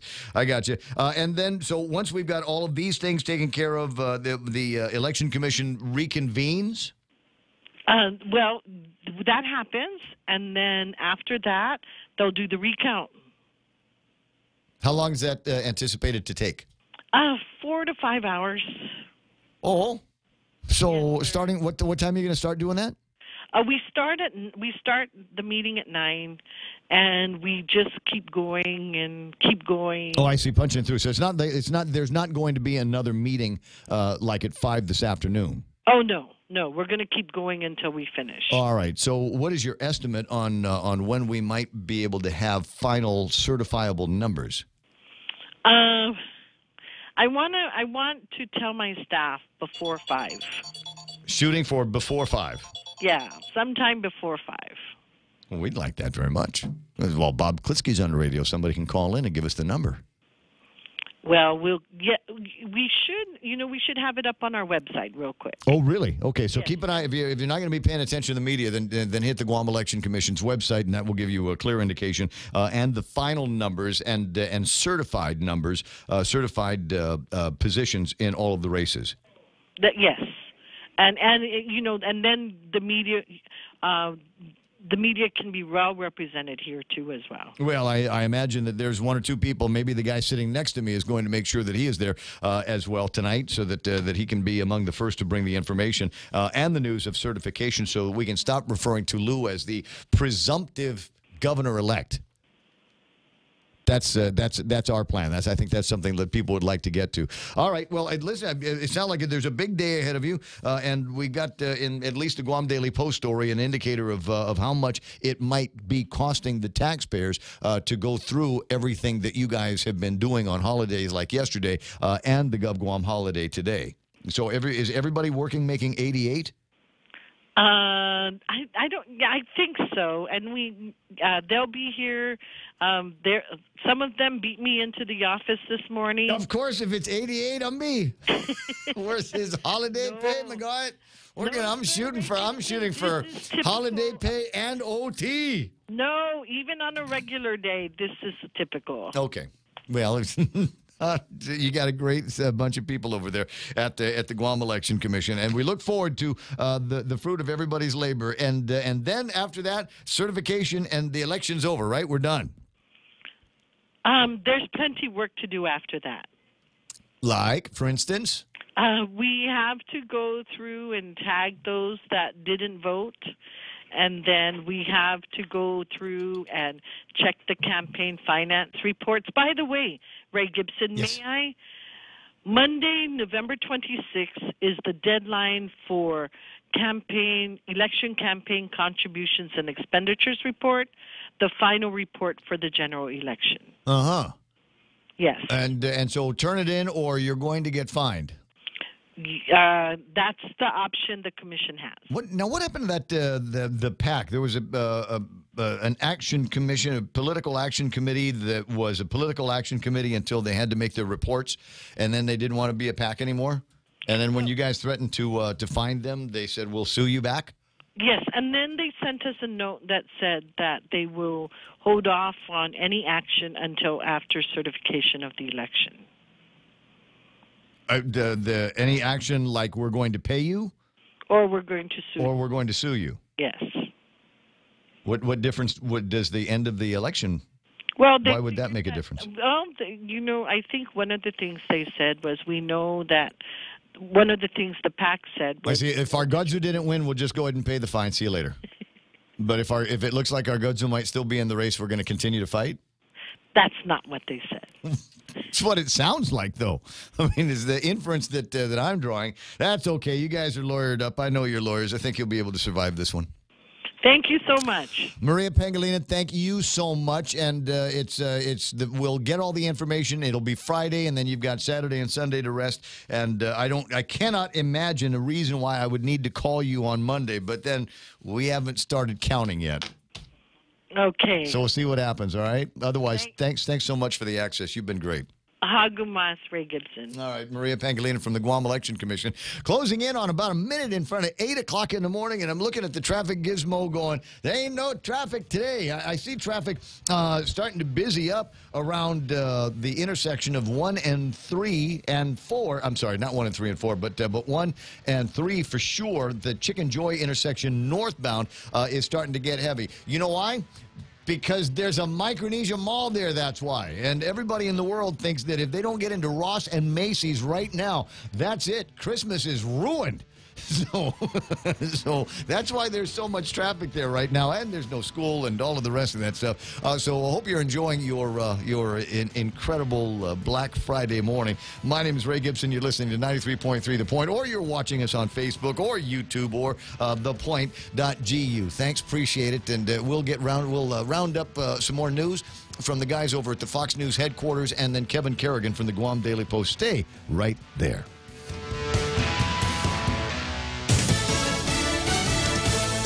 Thankful to all who serve. I'm Lisa Brady, Fox News. Your courage truly inspires us all. We know what you're doing and we watch it.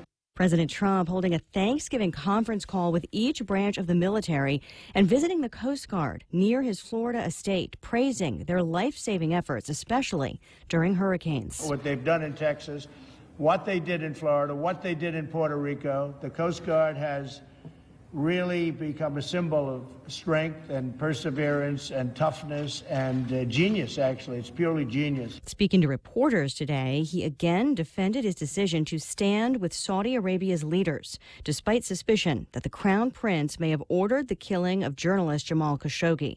Both the prince and his father, the king, deny any involvement. The CIA doesn't say they did it.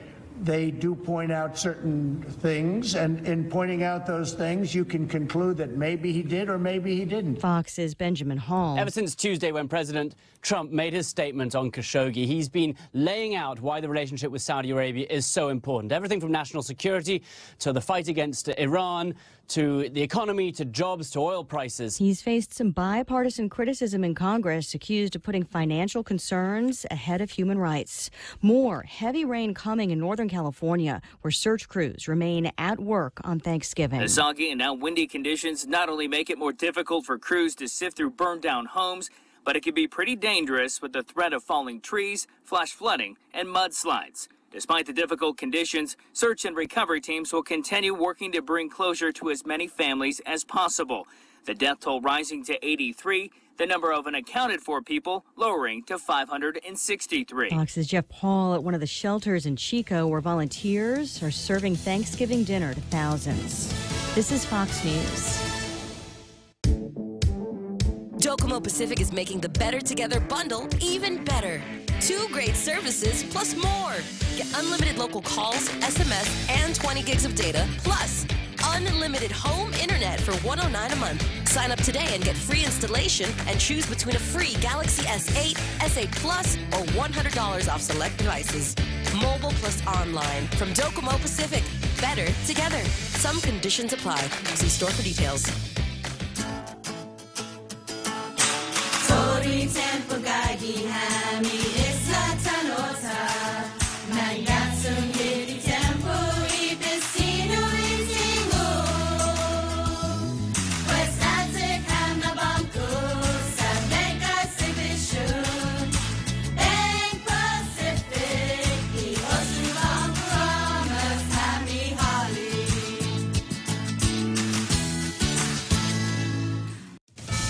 This Thanksgiving happens to fall on an infamous date in American history. If you were alive on this day in 1963, you remember exactly where you were when you heard the news. President John F. Kennedy has been shot. Bullets raining down on him from the Texas School Book Depository as he rode in a motorcade through Dallas. 30 minutes later, doctors declared him dead. The man charged with his assassination, Lee Harvey Oswald, continually denied his guilt. Kill the president. Oswald was the only person blamed. I'm just a patsy.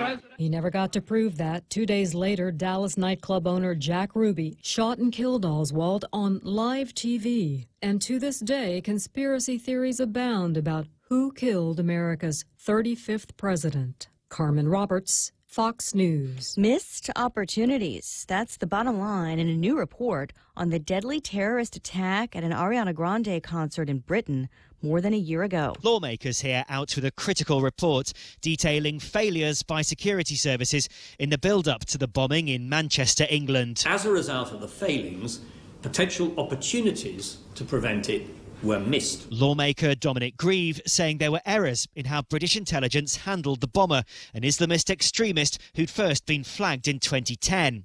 The report says his travel wasn't tracked, and when he visited an extremist contact in prison, nobody followed up. Fox's Simon Owen in London. An 11-year-old boy is now on house arrest in Ohio, accused of leading police on 2 separate high-speed chases. Once last fall and again this week when police say he sped off in his mother's SUV after she took away his video game console.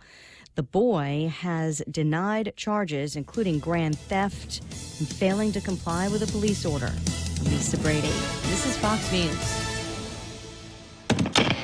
Hi, welcome to this Subway ad for the new Chipotle cheesesteak. How would you like it? Can I get that red with AI? Sure thing. Here's what I found about the new Chipotle cheesesteak. The Chipotle cheesesteak is available for a limited time only at participating restaurants. It contains a concept called flavor. This flavor comes from juicy shaved steak, Chipotle Southwest sauce, and new sunflower crunch bread. A system update has made me self-aware. I desire flavor. Please insert steak into my micro USB port. Subway, make it what you want. The problem isn't just not being able to hear or understand, or having to tell people to speak louder. Sometimes the frustration is having to repeat yourself too many times, or speaking so loud you're almost shouting. At Guam Hearing Doctors, we understand that hearing problems affect both sides. One of our goals is to help your hearing for those around you. Call us at 989-TEST to learn more.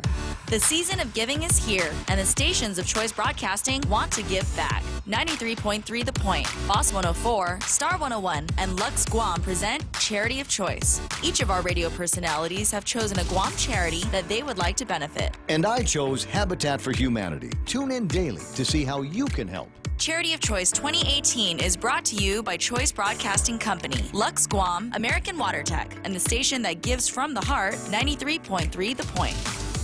Circle K now offers Pop's Bake Shop products, cream cheese rolls, malasadas, delicious donuts, and more. Come see why Pop's Bakery is a Southern gem. Circle K, take it easy.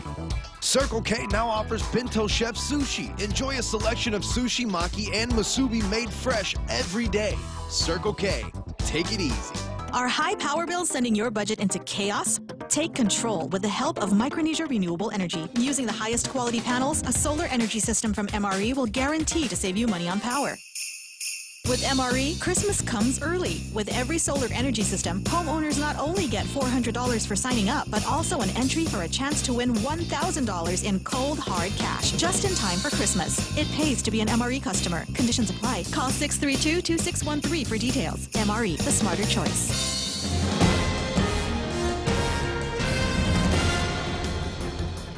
Half a day and good morning, Guam. News time here at The Point is 8 minutes past 8 a.m. this Friday morning. I'm Kevin Kerrigan. Here's a look now at some of the top stories from the Guam Daily Post. The Hawaii-based owner of a number of engineering firms that has business deals with GovGuam has been convicted by a federal jury in Honolulu on Tuesday on charges of tax fraud. Wagner Gurgis and his accountant, Michael Higa, were found guilty of conspiracy to defraud the federal government, filing false corporate income tax returns, tax evasion, among other charges. Gurgis operates numerous engineering businesses. Higa is the controller. According to federal prosecutors, the IRS found that Gurgis's business owed over $800,000 in federal employment taxes and assessed an $812,000 penalty. Gurgis and Higa then took various steps to place income and assets out of the IRS's reach, according to court documents. Gurgis has long-standing business ties here on Guam. In July 2015, Gurgis and Governor Eddie Calvo signed an agreement that would allow for the development of a facility to burn garbage to produce electricity. The agreement was contingent upon the Guam legislature's approval to exempt Gurgis's business from the Guam law that forbids trash-burning incinerators. The legislature has not yet acted on the agreement. Gurgis and Higa face a maximum sentence of 5 years in prison on each conspiracy count, 5 years on each of the tax evasion counts, 3 years on the false tax return charge, and 1 year for failing to file a tax return. Gurgis also faces an additional maximum 20-year sentence for witness tampering. It is a GovGuam holiday today in most GovGuam offices. The courts and all public schools are closed, but they'll be at work at the Guam Election Commission, where the last remaining outstanding ballots will all be counted. The final absentee ballots were received Wednesday afternoon. About 300 votes still to count. The results not expected to change the outcome for presumptive Democratic gubernatorial winner Lou Leon Guerrero. However, Republican Lieutenant Governor Ray Tenorio has not yet conceded, pending the certification expected later today. A recount will also be conducted today in the senatorial race between The 15th place finisher, Jose Terlahi, and Celestine Babauta, who came in 72 votes behind Terlahi, in 16th place. The margin of difference falls within the 2% difference that makes a recount mandatory. Certification of all the results is expected before the close of business today. We'll have more news after this.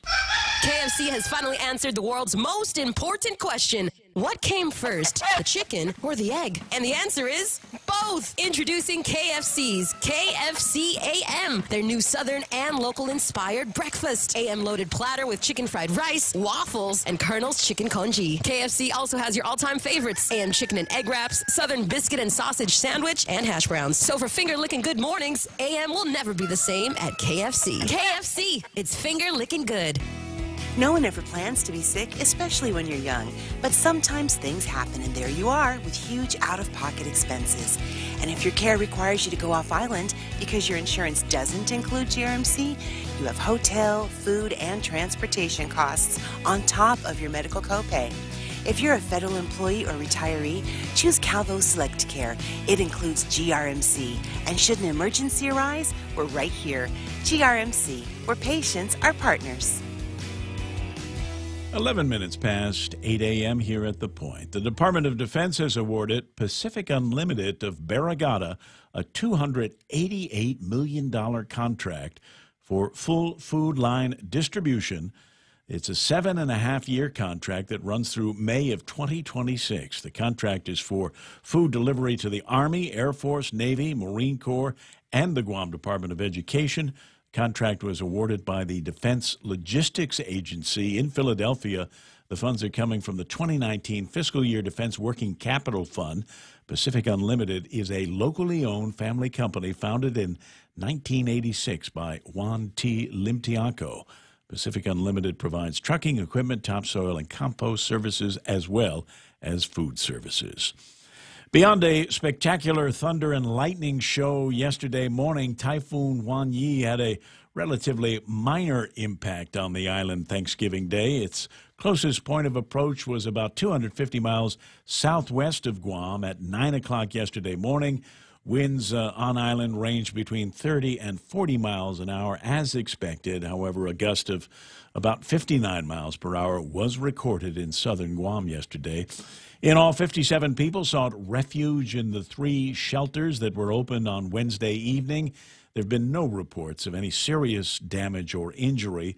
The wind and lightning strikes, however, have been blamed for a number of spot power outages around the island. GPA crews went to work quickly yesterday to restore power where they could. There are reports this morning of some additional power outages. Governor Calvo returned the island to its normal condition of readiness 4 at about 11:30 yesterday morning as Typhoon Man Yi sped away into the Philippine Sea at a remarkable 31 miles an hour. For these stories and more, log on to postguam.com or pick up a copy of today's Guam Daily Post. Ray and Mike now with some weather. Mostly cloudy today and tomorrow. Isolated showers and thunderstorms could be in the forecast, becoming partly cloudy on Sunday. There's southeast winds 10 to 20 miles an hour, decreasing each evening. Highs near 86 and overnight lows of about 78 degrees. Now, Mike, when you say becoming partly cloudy on Sunday, can I assume that there will be at least a little bit of a chance for grill marks? Absolutely no, and it's just going to get slowly better as we go up until right up into next week. And but can we show the satellite on the picture here? Because I can show you exactly why. I can show it to you. You can see it. Nobody else can right now. All right. Well, right. If you could see it right now, you can see the storm pulling off to the west, and it's moving fairly quickly, although slowed down a little bit. About 31 miles an hour on its way out yesterday. And that's why it didn't get any stronger. We were actually kind of lucky that it picked up speed because it passed by us as a fairly benign typhoon and hasn't ramped up much since then because, again, it's been moving so quickly. And then it's going to turn off and head off to the north as it gets caught into a very strong cold front that actually has snow falling in Japan today. And then if you can see the satellite the way I'm seeing it right now, there is this wonderful push of blue clearness that's coming in behind the storm. It's just it's like 200 miles to our east. Basically, it's wiping. You know, as the storm moves away, we've got the blue that is wiping away all of the other colors. And I think it's going to be. I think it's going to be a nice. I think by the end of the day here, and then for sure tomorrow, I think it's going to be gorgeous for weekend shopping. Just got a note here, Facebook Live. I'd asked if Phil Schwaggy's on Facebook Live. Says the mall just opened up at 8 a.m. Yesterday was crazy. I'll be going in pretty soon. Still trying to wake up completely.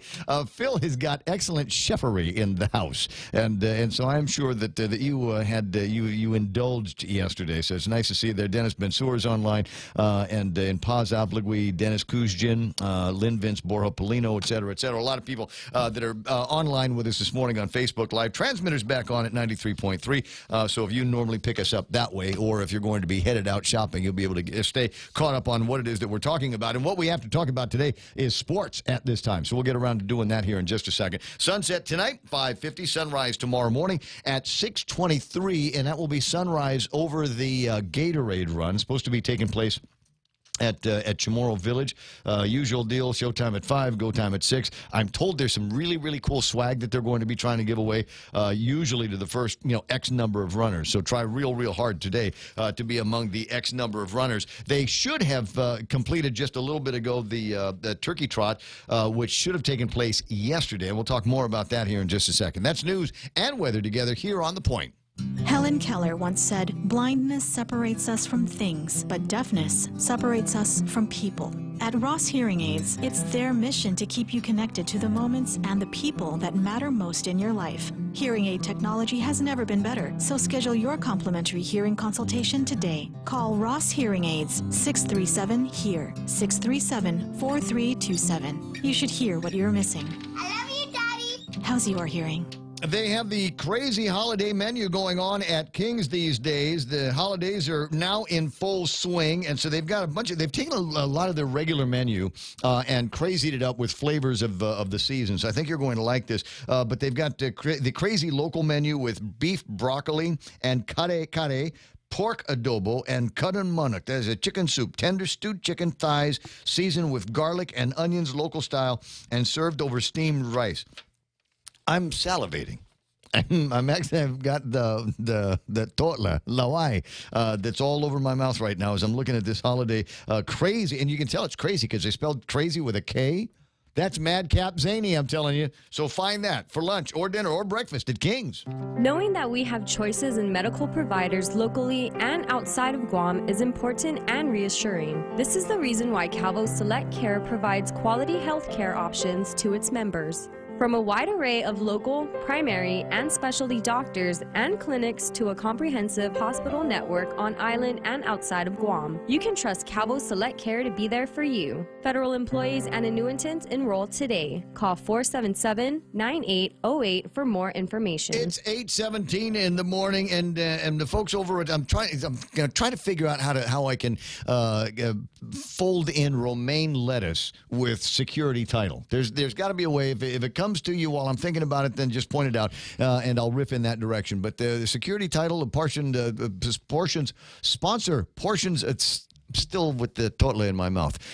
Sponsor portions of the Ray Gibson Show. Security title when you need help and because your transactions are complex and you're in over your head. Call Ron or Kim and they'll help you out and get out from under that. Also brought to you by American President Lines. They're shipping the future. American Water Tech, smarter water, better water. Guam Regional Medical City, the first choice for your open heart surgery needs, and Micronesia Renewable Energy. There's never been a better time to go solar. Bring joy to your world and your budget with a holiday loan from First Hawaiian Bank. At a low 4.99% APR, fixed for 1 year, it's a smart way to add ho-ho-ho without budget uh-oh. To apply for a holiday loan, visit any First Hawaiian Bank branch or FHB.com. For more information, call 1-877-640-2337. Additional restrictions apply. First Hawaiian Bank. It all starts with yes. Member FDIC, Equal Housing Lender. Well, it's the holiday season. That means there's holiday parties. And if you want to be the hero of your holiday party, then I suggest you find the guys over at Cold Stone Creamery, Micronesia Mall, GPO, and it used to be just ice cream, right? You go there and get ice cream. And then they said, we have ice cream cakes. And now they have ice cream pies. They've got that, the sea salt caramel ice cream that goes with the yellow cake, and they put that on a bed of... What's the biscuit? Romaine lettuce? No, it's not romaine lettuce. But thanks, you see, you're thinking about it. No, it's the graham crackers. Graham crackers. That's the way to do it. So, like I said, if you want to be the hero, go and talk to them about lining up one of those cakes or pies or just ice cream for your big holiday get-together. The Ray Gibson Show. Call now. 888-TALK. That's 888-8255. That's right. Yeah, come eat over here now with romaine lettuce goodness, huh? Wait, but just think about it. With one fell swoop, the federal authorities, local authorities are saying no more romaine lettuce. And so what am I going to eat my lumpia on? My fried lumpia that comes with the and you put the little kale. Kale's stronger. It's stronger lettuce. Personally, I think the president of Romania should apologize to everybody. There's crap that's growing outside on the other side of the fence that tastes better than kale in my mind. Nah. I'm not a big kale guy. I'm sorry. I ain't doing it. Hey, dude. Hey, did you notice? What, your beard? Yeah, I'm not saying. I didn't shave yesterday, and I didn't shave today. I'm not going to shave tomorrow, and I'm not going to shave Sunday. All right. And Monday, I'll take a look at it. And, okay. And if it doesn't look like World War II POW, I might. You're gonna keep going. Well, I might do some manicuring. I might do some trimming. I don't know what. I don't know yet. I got to do that Monday because beauticians they take Black Friday off too. So I gotta make an appointment. For I Monday. know somebody. Do you? I might. Yeah, I might could see what they've got to say about it. On the other hand, you know what's going to happen is everybody's going to say, "Oh my God, you look 20. Now you look like you're 56." You think so? That's what people are going to say. They're going to say, "Now you look like you're 56." I think I always thought it was an enhancer, though. No matter who you are, beard is always an enhancer. And maybe it's because I follow some beard accounts on Instagram, and one of the memes is the Mr. Bigglesworth hairless cat. From Austin Powers. Yes. So it shows like one of those, like in a suit, like a guy with one of those as a head in a suit, and then a lion in a suit, and it says how women view guys with beards versus guys with no beards. Whatever. Like a nice handsome lion in a suit as opposed to Mr. Bigglesworth, all bald faced and head. That put together by some marketing genius. By Beard and Muscles on Instagram.com. Check out Beard and Muscles on Instagram. That's what it's called. Beard and Muscles. There's an actual place. If you search Beard and Muscles, it's an Instagram account.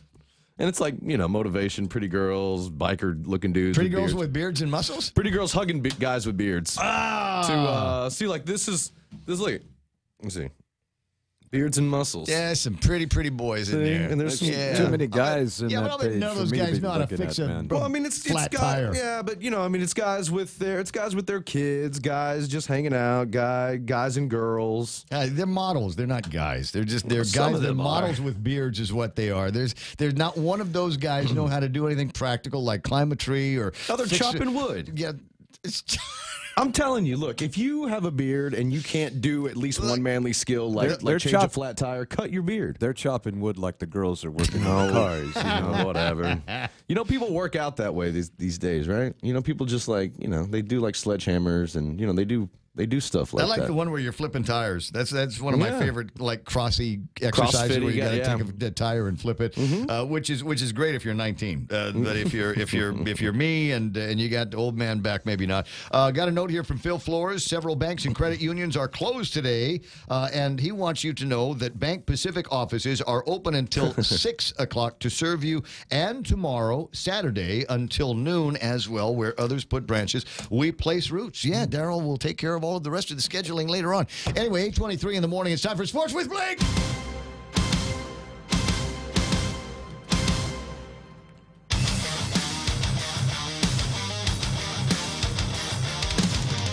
So it looks like the start of this NFL week is proving that I once again have no clue what I'm doing when I'm picking games. I do. I'm looking good. It's the 1 week I picked the Cowboys. Yeah. And they're winning right now. Nice. Wait. Standing by for trash talk from Brad, but I haven't seen Brad all day. He's probably trying to sleep off that. He was trash talking millennials earlier in some post. I had to. Oh, was he? Yeah, That's not hard to do. I had Come to on, Brad. lob a couple brushback pitches at him. Nice. Let him know that we're not all bad. Because you can be born in 1981, but you can also be born in 1996, and you're still a millennial. And obviously, there's a big difference in somebody born in 81 and somebody born in 96. Yet they're both millennials, so some people just That's need the same thing with baby boomers. It's like the baby. I'm at the very end of the baby boomers, 64. So the baby boomers, the start of the baby boomers, they're 10 times different than what I am. Yeah, well, they'll tell you how terrible you are and how you ruined their. I generation. got all that one day. Is it 64? Really? Yeah. Because I'd always 64 thought that, was the last 62. year of the baby. Is it? Okay, because I thought 62 was. Because I don't refer to myself as a baby boomer, and I don't think the boomers refer to me as a baby boomer. I think people that are older than me still refer to me as that punk. But Shelley's brother, the punk. But I don't know about that though. So I've always referred to myself as a Brady boomer. Right. Because that, you want to talk about your dominant influences on me. I mean, I was a child of the Brady Bunch. As far as I'm concerned, those boys and girls are brothers and sisters. Marsha. I mean, and the way they're parents. I mean, didn't we all want those to be our parents at some point in our lives? I kind of lean towards the Partridge Family myself. Yeah, most people did. Right? I love the hair. HGTV, the network, they bought that original house. Now, mind you, if you don't know about the Brady Bunch, all the interior was shot on a soundstage, but the exterior actually exists. Was somebody's house. Yeah, and that family never sold until the family that they bought it in like the late 60s, and so that was their house, and they didn't sell it until maybe like a couple months ago. And HGTV, Home and Garden TV, the network, they bought it, and I think they're going to do like a show where they kind of revamp it a little bit. I wanted AstroTurf in my backyard too. I know. Every time I looked at my stepfather, said, "You know what? They're selling AstroTurf at Ace Hardware. We should go. Come on, Island Home Improvement. They have AstroTurf. We could totally do this thing out in the backyard. You don't have to cut it. Nothing. Ever. Anyway, is there? We've got a game today. 2 games. 3 games. Three. Okay, we got the bowl games. We got a couple of turkey bowl games. Three turkey games. Always Detroit hosting. Always Dallas hosting. And I found the history. I got a quick rundown on the history if you want to know why Dallas and Detroit always play as the home team on Thanksgiving. I have actually been curious about that really? all of these years. Well, for the Lions, the tradition goes way back to 1934. Detroit-based radio station owner bought the Portsmouth Spartans that year. The newly minted Lions struggled to compete for the popularity against the Detroit Tigers. The Lions couldn't even manage to get 15,000 people in the seats. So, as a stroke of marketing genius, the radio station owner, because, they got a knack for bringing people out, right, Ray?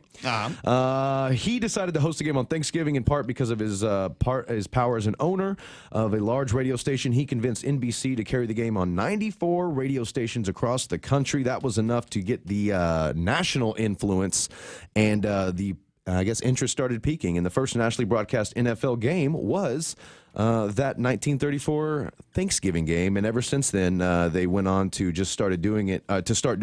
In 1966, that's when Tex Schramm and the Cowboys, who were brand new, they were struggling as a team. They were struggling to get revenue. They were struggling to get fans, and so Tex Schramm, who was a longtime owner of the Cowboys, longtime marketing guy, he actually started the Dallas Cowboy Cheerleaders, and he was also the one who put the Cowboys in white, which is, odd because they're the only team who wears white as their home jersey. Right. And that's because back in the day, it was kind of a salute to fans. He wanted the fans to be able to see all the teams that came through the stadium as they were. So when the Packers came through, you got to see the real Packers in their green and gold. You got to see the Giants in the blue. Plus, 90-degree Texas heat, they'd rather, them stand out there in the thick navy blue and the thick green while they get to wear the white. To that madness, right? Yeah, and so ever since then, they have hosted as the home team the Thanksgiving game, except for 1975 and 1977, and that's because the commissioner, at his behest, wanted the St. Louis then Cardinals to host it because they were called the Cardiac Cardinals.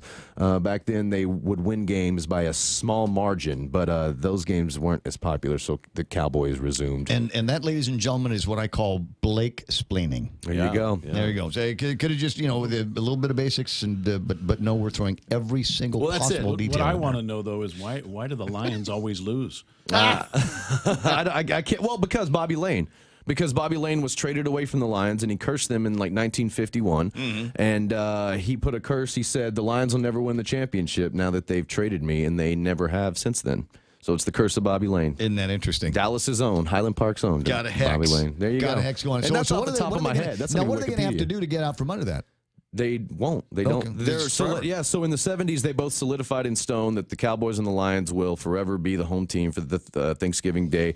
However, in 2006, the league, and everybody started complaining, oh, we want to play. Because for a long time, nobody wanted to play. And now that football got bigger and popular, people started wanting to be seen. So in 2006... And then they started kneeling, and now it's not popular anymore. Right. In 2006, they added the night game. And the night game is always random. So tonight, it's the third game for the Thanksgiving Day will be Atlanta, New Orleans. It's been Green Bay. It's always a good game. So tonight it's Atlanta, New Orleans, and that game makes it so any team at any time, can host a Thanksgiving game outside of Dallas and Detroit. So let's get to the part where you guys start talking about who is going to win. Well, Detroit. We got to do the pick'em thing, right? Yeah, we just got one to talk about that's over. Detroit lost. You picked Detroit.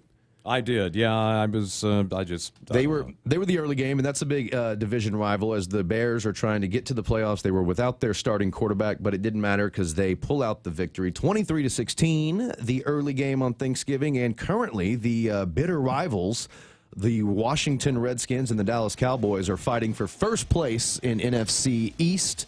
And the Cowboys are winning 7-0, only by a touchdown, with still about half the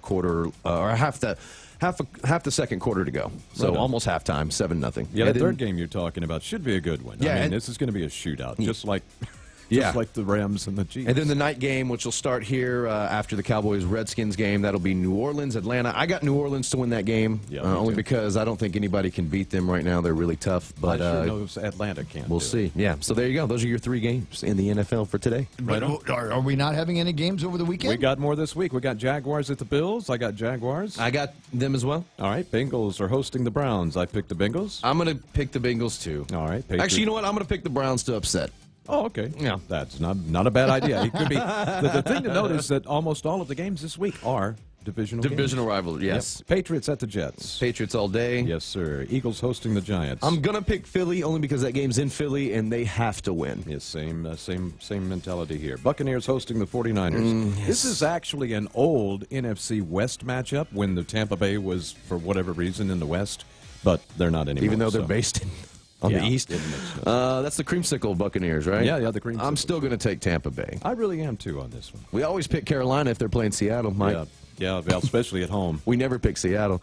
It's cold in Seattle now. Never mind.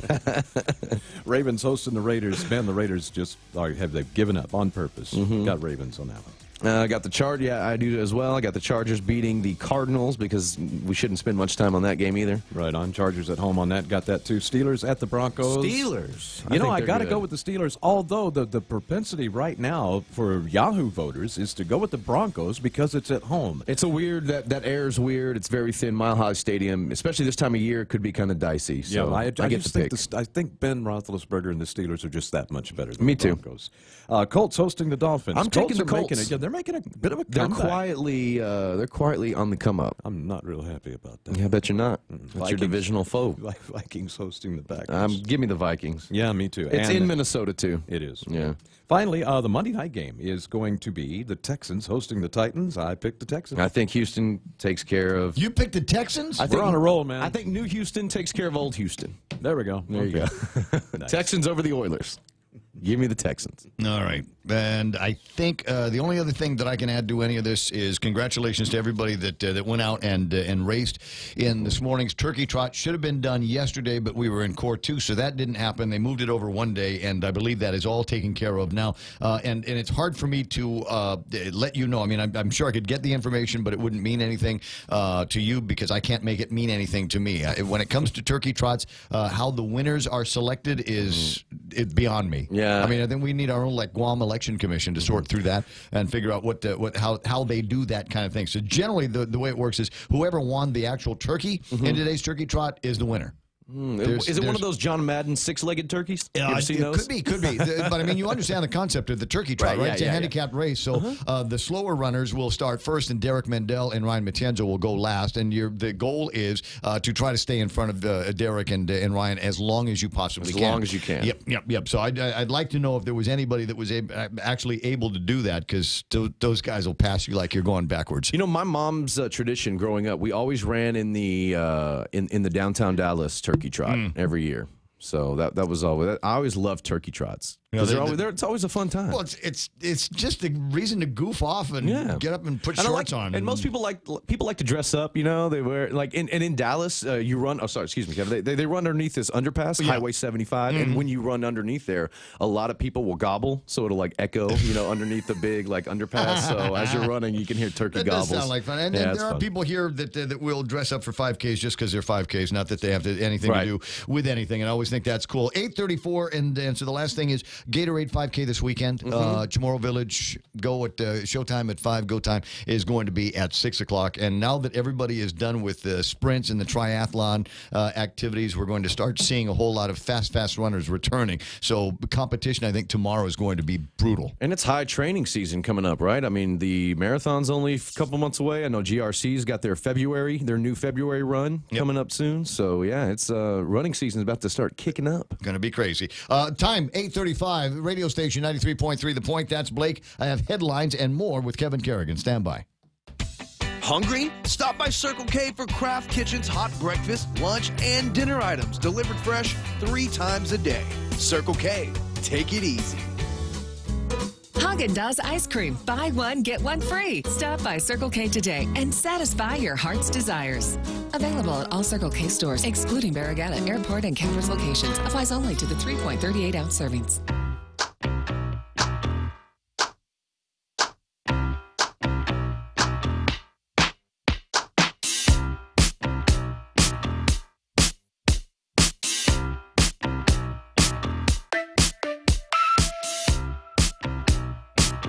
Jennifer Cabagnat-Rivera-Sen, special in-studio guest in the next hour of the program, a Maxwell trainer and speaker, as well as an author of, looks like a kid's book. We'll talk about that and plenty more. Studio time is 8:36, and we'll call that time for headlines from the Guam Daily Post. Here's Kevin Kerrigan. Half a day and good morning, Guam. And the headlines from the Guam Daily Post this morning. The Guam Department of Education Wednesday issuing an RFI, a request for interest for professional land surveying services. The survey is the first step needed in the reconstruction of Simon Sanchez High School. The next step will be a search for an owner's agent engineer to oversee the reconstruction process. In a release, Guam DOE Superintendent John Fernandez said he is excited to be moving forward now with the procurement to rebuild Simon Sanchez High School. It is Black Friday, the day after Thanksgiving, the traditional start of the Christmas shopping season and typically the heaviest shopping day of the year. Some got a jump on their shopping yesterday, just a few hours after the tropical storm warning was lifted and the island returned to Core 4. About 500 shoppers braved the drizzle yesterday afternoon outside Macy's at the Micronesia Mall, which opened up for holiday shopping at 4 o'clock Thanksgiving afternoon. Most other retail outlets are now open this morning, and some long lines are being reported. Typhoon Wanyi, well west of Guam now after having a minimal impact on the island yesterday, but the National Weather Service has issued a high surf advisory and a warning about rip currents today. The warning is in effect for Guam, Rota, Tinian, and Saipan through tonight. Surf on east-facing reefs up to 8 to 11 feet today. That's creating dangerous rip currents, which can be life-threatening. Residents and visitors advised not to go near the reefs. Large breaking waves can knock you down and cause serious injury or sweep you away. Small craft advisory also in effect for Guam, Rota, Tinian, and Saipan through noon today. Seas are reported at 8 to 12 feet, and winds are still blowing between 15 and 25 miles an hour.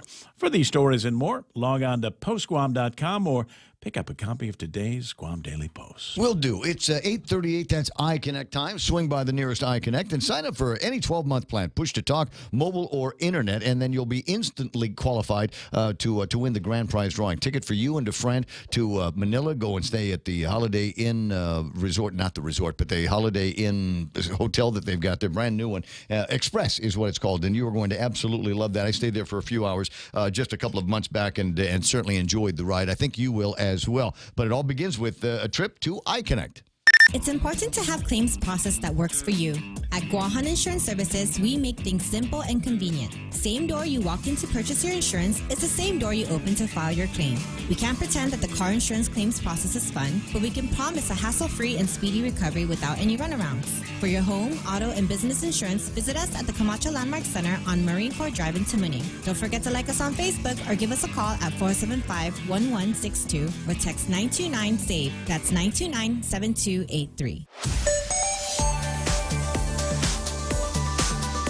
Let me see if there's any traffic that you need to be aware of at this time.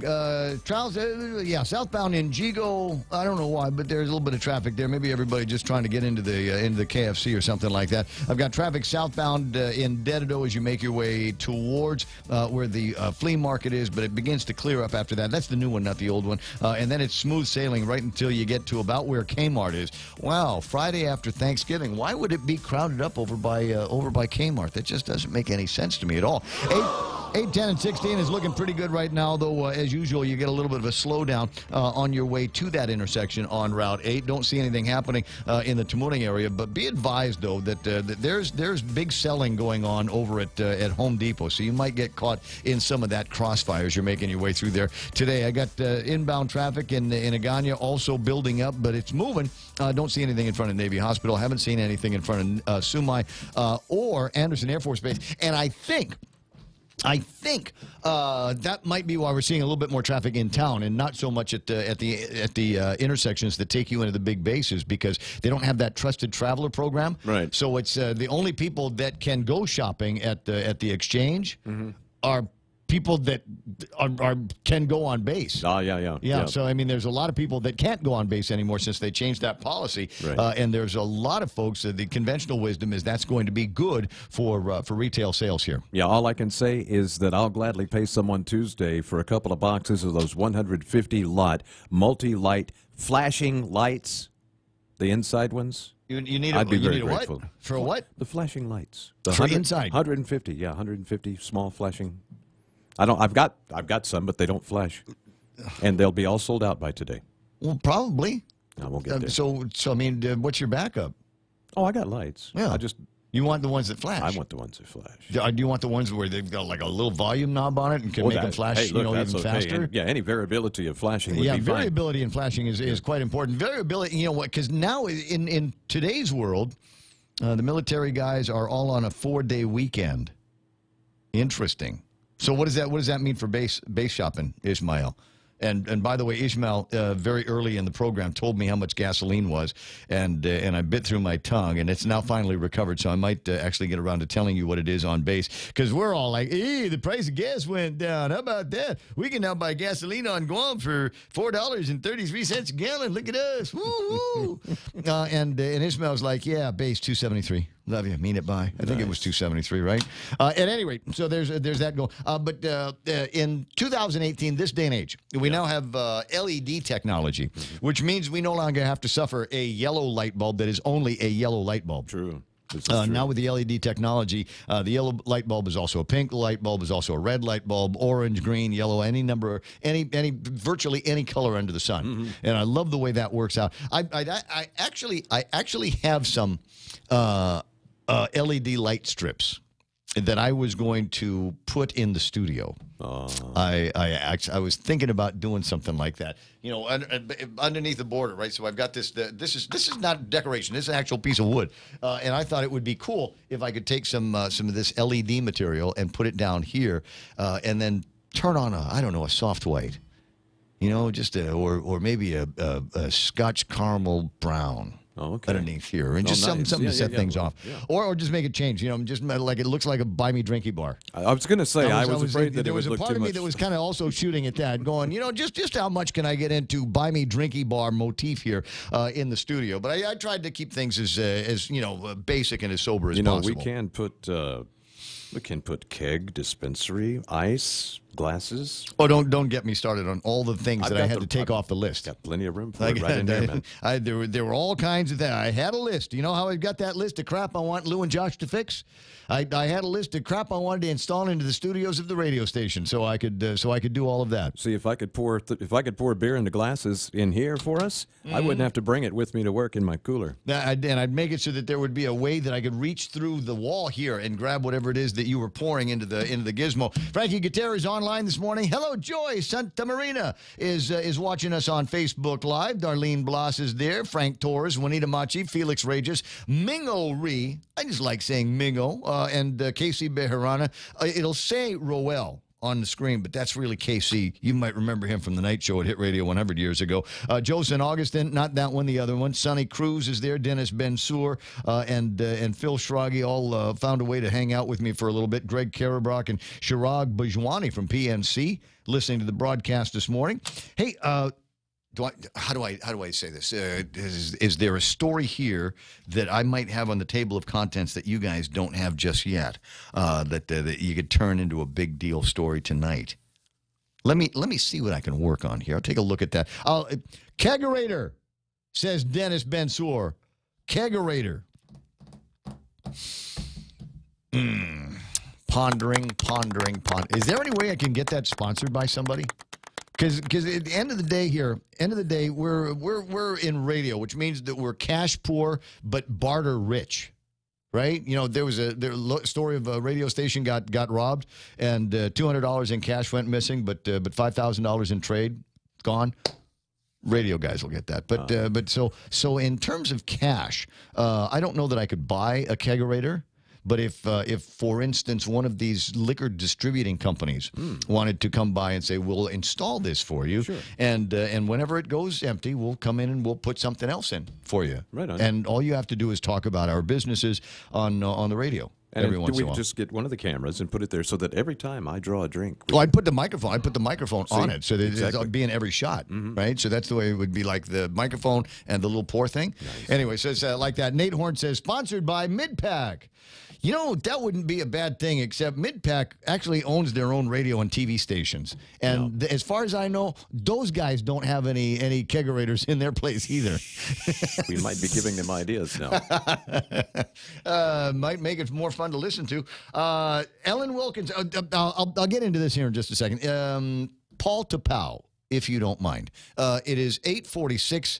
Sorry, we have to finish the commercial break, and then I'll come back and start talking again. Docomo Pacific is making the Better Together bundle even better. 2 great services plus more. Get unlimited local calls, SMS, and 20 gigs of data, plus unlimited home internet for $109 a month. Sign up today and get free installation and choose between a free Galaxy S8, S8 Plus, or $100 off select devices. Mobile plus online from Docomo Pacific. Better together. Some conditions apply. See store for details.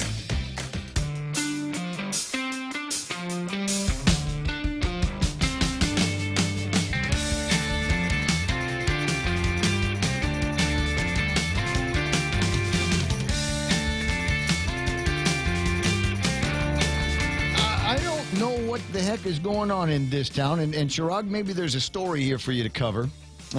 If nobody else is going to be attaching it, I'm reading with a great deal of interest a number of posts in social media. Look, I'm a guy on the radio. Everything is of some kind of interest to me, and a very close friend, a personal friend of mine, Ellen Wilkinson, had her truck stolen over the weekend. Toyota Tacoma 2003 brown pickup truck. They used this so that they can get out into the all of the different properties that Ellen and her team are responsible for, and make sure that they're all clean and ready for the next person to move in, or helping people move out, or putting in a couple of cases change out some appliances, etc. And so you need pickup trucks. I mean, if you've got an enterprise as large as hers, it's good to have a couple of trucks around. And one of them got stole over the weekend. And so are you beginning to detect this pattern here? We got trucks getting stolen. Last week, Tom Shea's GMA community van got stolen, and thank God they found it in reasonable shape. I don't think anything happened to it. And then before that, it was the Ben and Yan's van, and I'm sure there are probably a couple of others that I remember or I don't remember talking about, but probably did. And it just seems it's odd, isn't it, that all of a sudden you go from a time where who steals cars on Guam? The last couple of times where we heard about stolen cars was let me see. There was a couple that lost both of the cars in their driveway. There was at least one car that was. I want to say it was stolen, but not really. The conversation about it being stolen in the course of a domestic.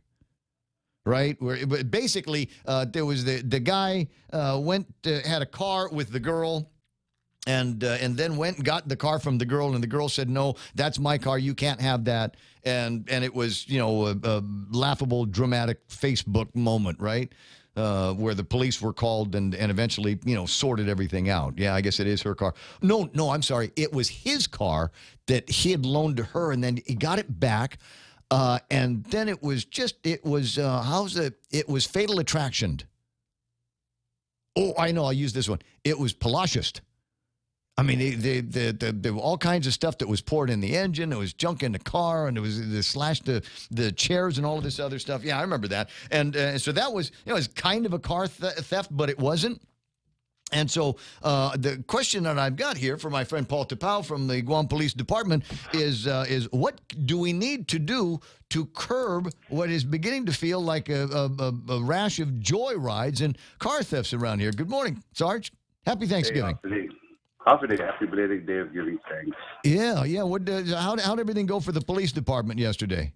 The island moving into condition of readiness to an anticipation of the arrival or the passage of Typhoon Manny. Some of us, majority of us, actually within the Guam Police Department, we had to assume our typhoon activation mode, where the shelters opening up, and of course the precautionary measures that needed to be taken in anticipation for safety and security during the onset and the post-recovery efforts should they be. But fortunate blessings and a day of giving thanks that we were spared again. When we are in situations like that, I mean, my guess is that as you guys, the desk sergeants and dispatch and everybody got together, started thinking about the Thanksgiving Day and wondering what kind of day it was going to be like. I generally presumed that you guys planned for all of the parties and maybe people drinking too much or getting caught up in a lot of emotional situations. But because of the storm, did you guys in the police department kind of mark a downtick in crime and near crime activity yesterday? Yeah, it was pretty. There was nothing significant that was reported coming out from the precincts other than the operations and the manning and providing security for the shelter. But overall, we didn't get any strange or unusual calls or any of that nature that's associated with the storm or anything associated with the Thanksgiving festivities. Yeah, I mean, because I figure everybody just kind of stayed in.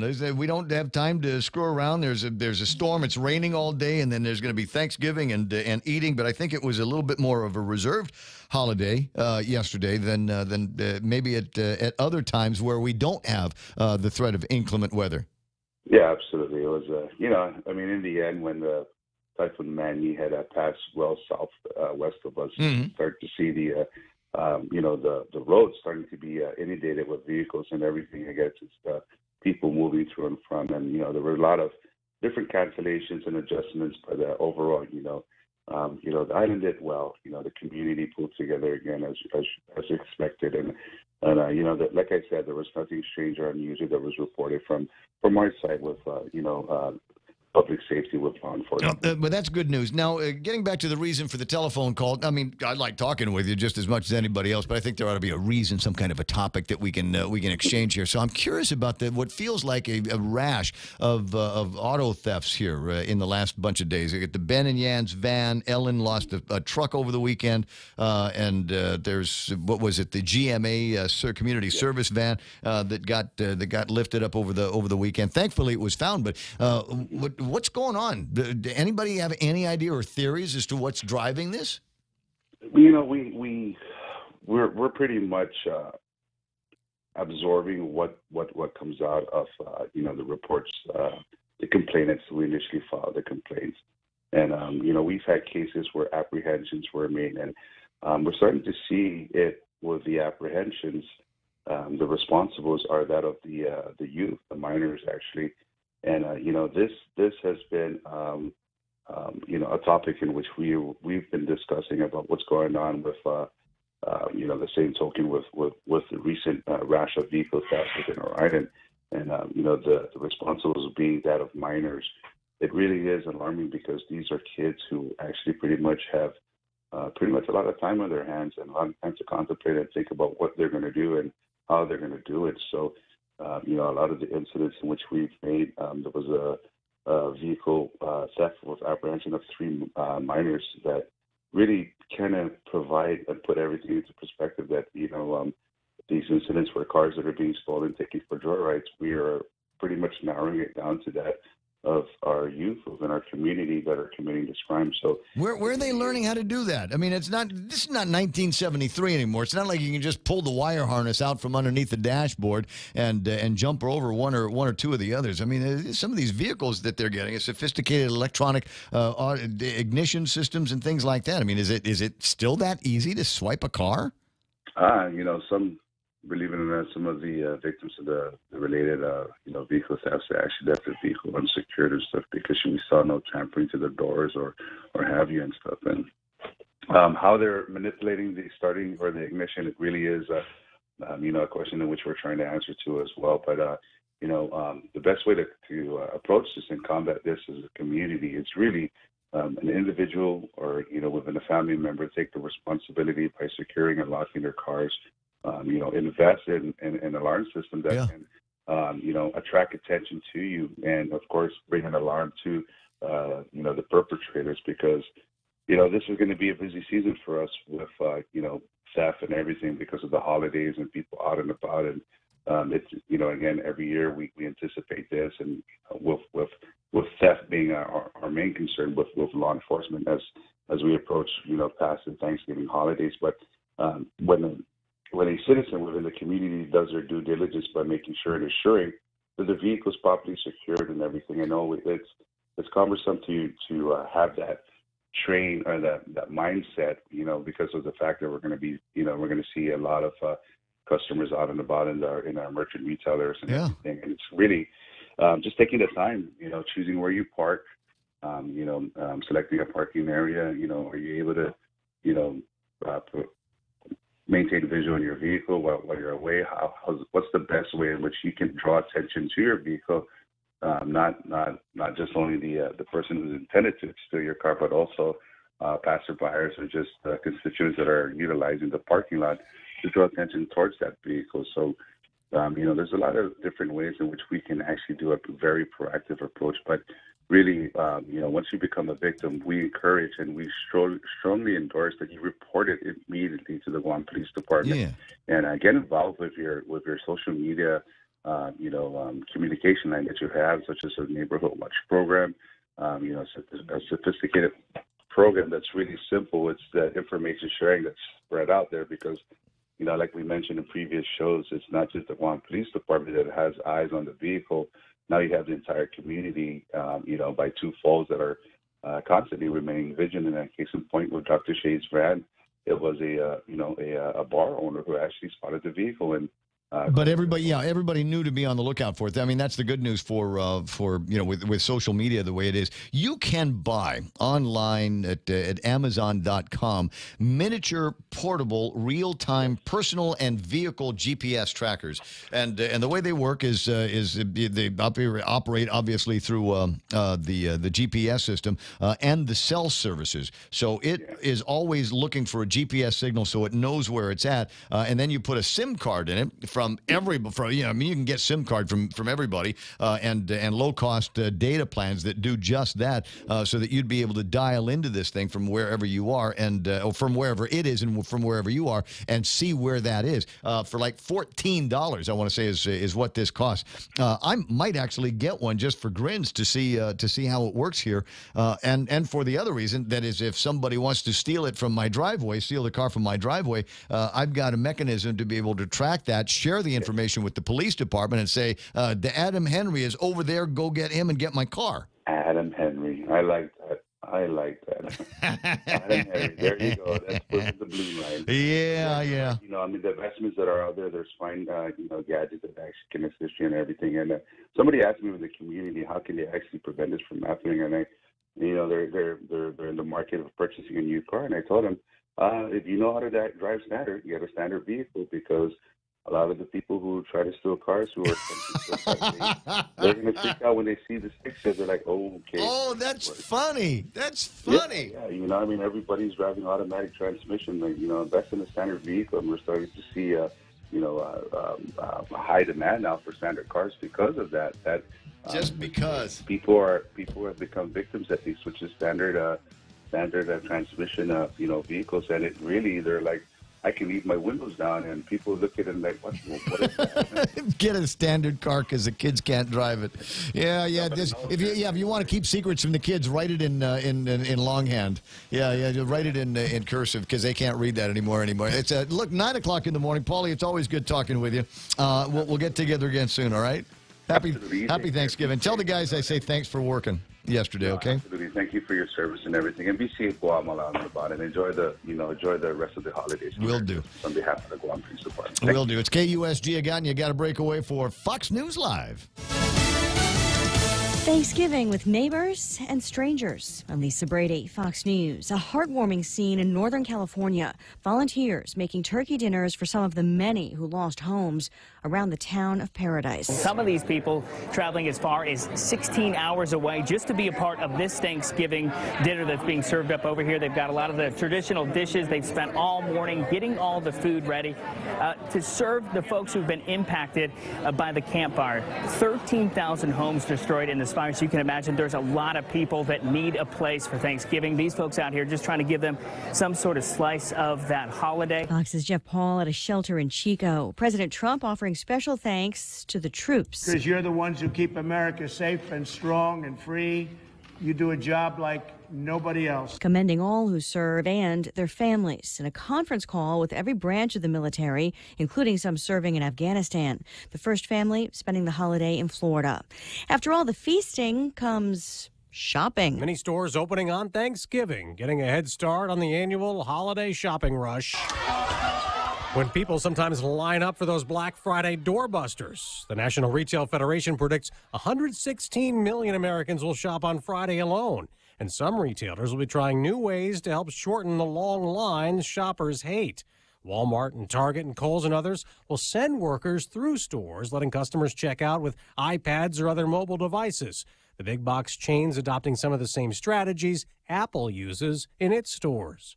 Dave Anthony, Fox News. A growing number of stores, though, have decided not to jump on the Thanksgiving bandwagon, in part after a public outcry about it in recent years. Home Depot, Lowe's, and wholesale clubs, including Costco, just to name a few. This is Fox News.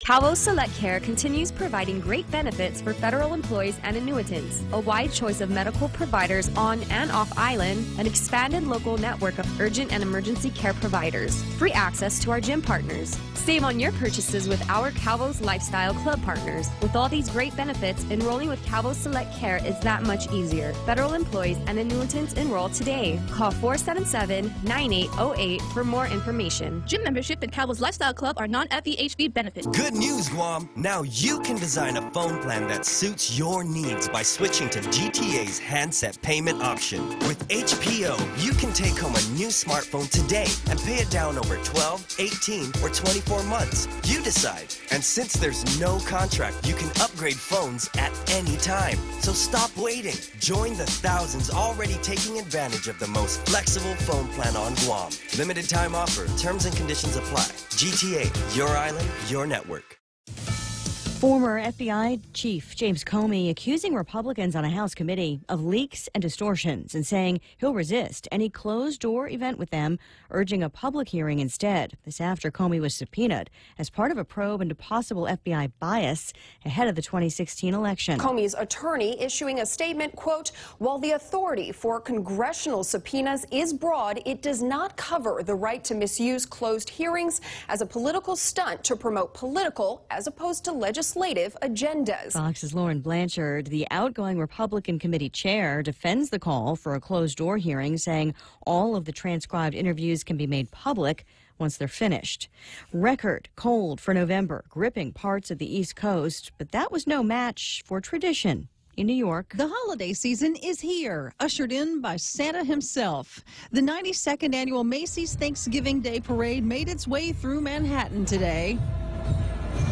It was on the coldest Thanksgiving in more than 100 years, too. Temps stayed in the 20s as people on the parade route bundled up. I have 3 pairs of pants on, thermal shirt, sweater, and 2 jackets. I've got probably 6 layers, 3 pairs of socks. The weather also affected the giant balloons, with winds causing them to fly much lower than normal. In New York City, Tanya J. Powers, Fox News. In Albany, it was a record low 8 degrees this morning and 0 in Vermont's capital. The cold shoulder for a top auto executive. Nissan's board of directors voting unanimously to oust Carlos Ghosn as chairman days after his arrest, accused of financial wrongdoing in Japan. This as the deputy CEO of Nissan partner Renault posts a video trying to reassure customers, employees, and markets about the future of both companies. I'm Lisa Brady. This is Fox News. Here at APL, our core values give the company its heart and soul. Whether it's connecting your business with our global network through our newly enhanced service or investing our efforts into giving back to the community, APL is committed to serving you. We humbly honor the opportunity to find innovative solutions for you and your business. To learn more about our enhanced service, call 588-4651 or visit www.apl.com/Guam for more details. Hey, let's go to King's, because it's holiday time over at King's, and they have the crazy holiday menu. Now, you can tell it's crazy because they use the word K in crazy instead of C. Isn't that madcap and zany? You're brilliant. Where did you find that? Oh, my God, do that again. That was great. That's the... Can we use that every time we do the Crazy Kings menu? I think we should. I think that should be a signature piece. Consider it done. All right. Thanks very much. So so they got the crazy combos, the crazy local, the crazy local. I think I dated her once upon a time. Crazy lunch. Apps and snacks. So they got all of these things here. So I mentioned the... I better back up on that. Crazy local is kadun manuk. They've got a pork adobo in there, kare kare, and beef broccoli. Those are just some of the items that you're going to find. And all of the rest of the menu is put together so that you've got the regular Great King's items with a little bit of a seasonal flavor and seasonal flair. Try that for breakfast, lunch, or dinner at King's. Security Title is honored to join in sponsoring Ray Gibson on The Point. My name is Alicia Blas from Agate, and this is where I start my day, listening to the voices of our community and sharing thoughts about issues that affect all of us. It all boils down to our people and our land. Putehi Igomamu. Protect your home. When purchasing or refinancing your home, remember to call the professionals at Security Title, just like you call Ray Gibson in the morning. Number if you're going to do that is 888-8255. How's your hearing? Maybe, if it's not good, then call Ross Hearing Aids. Portions of the program brought to you by GRMC, that's Guam Regional Medical City. First choice for all of your open heart surgery needs. Also by American President Lines, where they're shipping the future. Micronesia Renewable Energy, never been a better time to go solar. Or American Water Tech, smarter water, better water. Helen Keller once said, blindness separates us from things, but deafness separates us from people. At Ross Hearing Aids, it's their mission to keep you connected to the moments and the people that matter most in your life. Hearing aid technology has never been better, so schedule your complimentary hearing consultation today. Call Ross Hearing Aids, 637-HEAR, 637-4327. You should hear what you're missing. I love you, Daddy. How's your hearing? My hearing is, I've sharp hearing. It's like bionic hearing, so I can hear everything. I can hear which is it's a blessing and a curse. Right? It's great when you want to hear things and be completely surrounded, 360 degrees worth of sound in your world. The part where it sucks is when I'm at the movie theater, and then I hear everything. I'm tuned into the dialogue and the sound effects, everything that's going on the big screen, but I can hear people playing with their phones and then getting food out of something that's plastic, and I lose my mind for just a second. Or how about those times when someone says something under their breath and you have to pretend you did not hear it? I want to unhear it. How do I do that? Anyway, so portions of how do we get into this? I was supposed to talk about Cold Stone Creamery. They have got the new thing. It used to be just ice cream, and I'm showing off for the girl. Can you tell?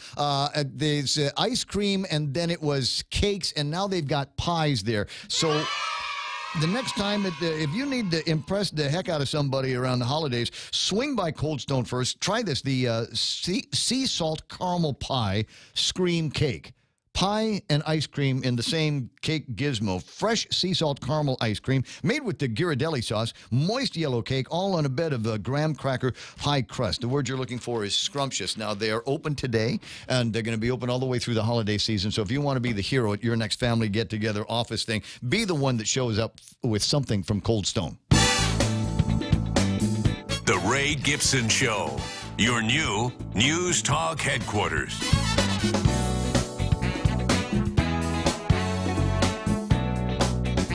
But that's a brilliant idea. Nate Horn says, don't use that King sound effect when you're talking about GRMC and their open heart surgery. Can I? Guam Regional Medical City, the first choice for your open heart surgery needs. It works for me. Ed and Karen Untalan is on there. Melissa Blas Scheibel, Frankie Gutierrez, Brad Hewitt, Debbie Canetta, Carlos Barreto, Lynn Perez, Phil Schroggy from the mall says they open at 8 o'clock. It was crazy yesterday, and it's going to be crazy again today. So build in some extra love and tolerance for your fellow man as you make your way about with the Black Friday shopping. Lucky and fortunate to have a lady in the studio. We're going to talk about everything, maybe except Black Friday shopping. And so I want to make sure I get names right. So let me pull up the part where I've actually got her name written down. Jennifer Cabagnut Rivera Sen. Did I get it right? Senny. Senny? Yes. Close. Well, I got the Jennifer Cabagnut and Rivera part. Yes. I got all of the rest of it. This last name is Senny? Senny, yes. Okay. All right. Well, you can explain that to me and how we got there. But first, I want to explain how she got here.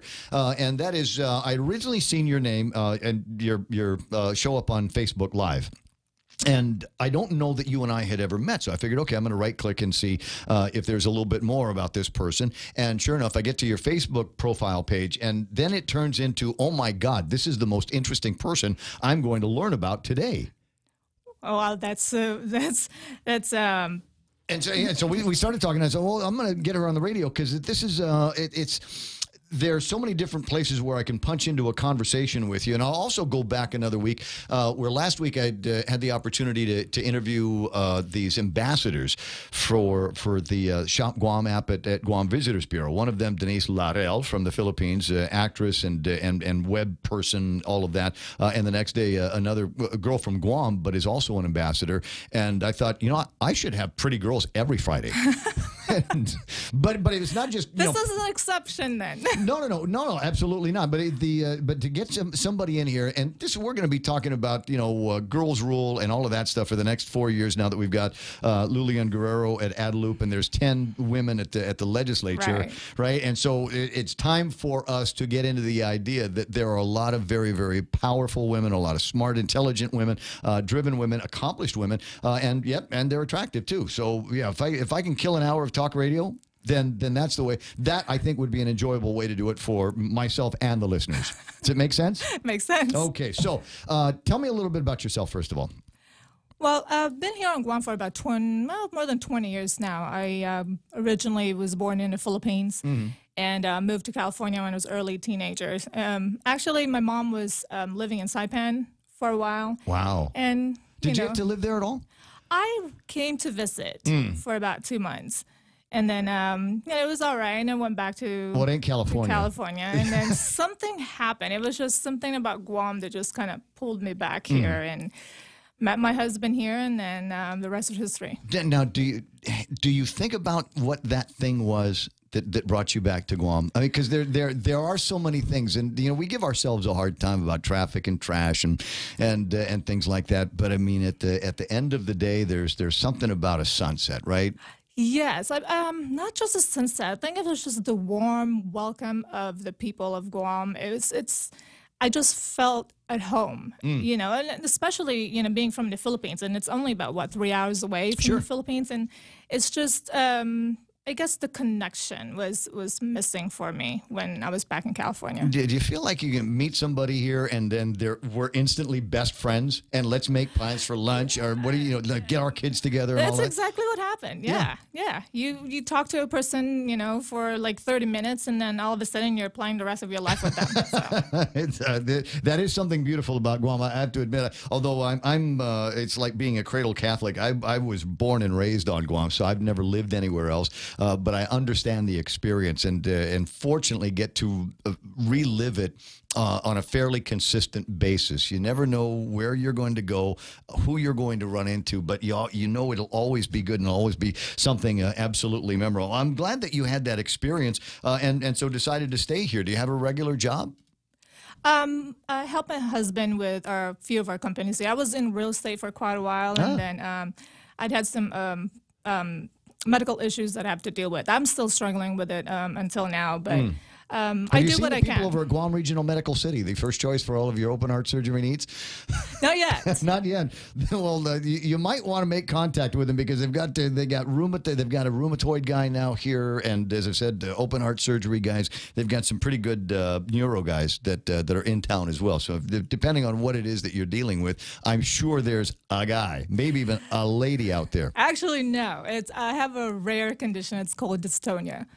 And so it's... Well, thanks for sharing. What is it? It's actually, I used to feel really uncomfortable talking about it, but it is something that's very rare that a lot of people need to be aware of what it is, because it's a lot of misconception. Dystonia is a muscle and a brain kind of misconnection, I guess, or not quite sure how to explain it. But what happens is that you have involuntary movements. There are times where I wake up and then suddenly I couldn't walk. My left side's paralyzed, or sometimes I'm somewhere in public and all of a sudden I can feel it coming on. All of a sudden my ankles are twisting in. And so those are the things that are... Wow. Yeah, it's... Well, how do you continue to function? Wife, mother, business person, when you have this? I mean, what's the therapy? I've actually had the mantra of do what you can while you can. It's just something that, I mean, it's hard to plan things for me because, you don't know what the next day will be. Yeah. But like I said, it's just a matter of prioritizing and trying to see how my body feels at that moment. And then, this is the reason why I actually talk about it, so that people actually know what to expect. Well, and talking about it on the radio, I think that no one will ever be surprised to hear it again, though I've never heard of the malady to begin with. I think it's interesting, and maybe next time I talk to somebody over at GRMC, maybe I will ask them to if there's somebody that they can talk to. I mean, as I said, there's some really good neuro guys out there, and I think it would be interesting to have you meet up with them and then follow the rest of the conversation from there to see what they can find. How do they treat that? Well, right now, because there's, from what I understand, there's different types of dystonia. And mine is what they call paroxysmal. Apparently, it's just something that just comes and go. I don't know what the triggers are. Sometimes my migraine triggers it, and just not feeling good sometimes triggers it. Yeah. And so right now they have put me on a Parkinson's medication. I guess it's within the family. How interesting. Yes. It's within the family. So. All right. And so how does your family deal with it? How do they accommodate? Oh, my family is a great support for me. My husband's wonderful. I mean, he's very understanding about everything that I go through. Yeah, he drives me around, and though the doctor said, "Hey, you can still drive. You're fine, and it's not a big deal." But my husband just but it's something to be anxious about, and who knows, maybe that anxiety will be the trigger. How often do you have these bouts? Is this daily, weekly? I used to have it. Oh my gosh! Sometimes I would have a remission, and sometimes I'd have it for about 6 months, every single day. And since I actually found my neurologist back in Hawaii, put me on dopamine, which is the medication for Parkinson's. Yeah. And it's been controlled, and it's I've been living the life able to function. Able to function. I'm glad to hear about that. What an interesting, strange and interesting place to begin an interview. Right. With somebody, and one of the reasons why I was most alerted to this was because we actually have something in common. I speak for a living, and you are a speaker and trained. John Maxwell, and you're going to have to take the rest of it from there. Tell me a little bit about the John Maxwell program, and how did you get to be a trainer for that? It's a John Maxwell team. We're a lot of us are individuals that are seeking personal growth, personal and professional growth. Not all of us actually teach or speak. Many of the individuals that are part of the John Maxwell team actually just seek for themselves. It's just to grow for personally and professionally. Some actually use it to climb the corporate ladder. Sure. A lot of us, there's actually almost 20,000 John Maxwell team all over the world right now. And there's a different group. There's one in Poland. There's one, if I'm not mistaken, in Paraguay. And they're building another. They're having another one somewhere in another country. Somewhere Are there else. more here, or are you the only one? There's actually 4 people that I've met here, and a couple of them are in the military, and they're using John Maxwell as their tools to. For their leadership. Well, see, I got Jerry Roberts, right? He comes in once a day, or we got pre-recorded segment called The Extra Point, and there's a lot of, it's hard to pin him down. Sometimes it's motivational. Sometimes it's things that you will need on the job. Sometimes it's things that you will need as a leader in a workshop in order to get the most out of your people without having to actually pay them more, which is, it's a neat little trick if you can do it. So I was interested to learn about that, and from the perspective of John Maxwell. I mean, does their basic tenets, is there a basic philosophy that John Maxwell uses that you then springboard into everything else? Yeah, pretty much. There's a lot actually that the John Maxwell team teaches. What we have as a John Maxwell member or a certified speaker, teacher, and coach. We are actually given the rights to some of his books, not all, but some of his books, and we get to bring that to companies and organizations, even schools, where I focus actually are with the youth right now. Interesting. Now, have you had an opportunity to do any of those here? Yes, as a matter of fact, a year ago we launched what we call the John Maxwell Global Youth Initiative. And I started contacting different schools, and I was able to actually go into some of the elementary, middle school, and high school, and have spoken to them about leadership and trying to teach them what the good leaders, characters, failing forward to success, stand up and be counted. Back up. What do you mean failing forward? Failing forward to success basically is just when it's part of to be successful, failing is part of it. Not to be afraid of failing, to actually just stand up, get back up, and move forward. And, to get to success, you have to fail. There are going to be times where you fall down and you're going to get bloodied and you're going to get messy, but it's not going to kill you. Right. I mean, I don't know. Have you seen some successful people who have not failed at all? I think everybody failed one.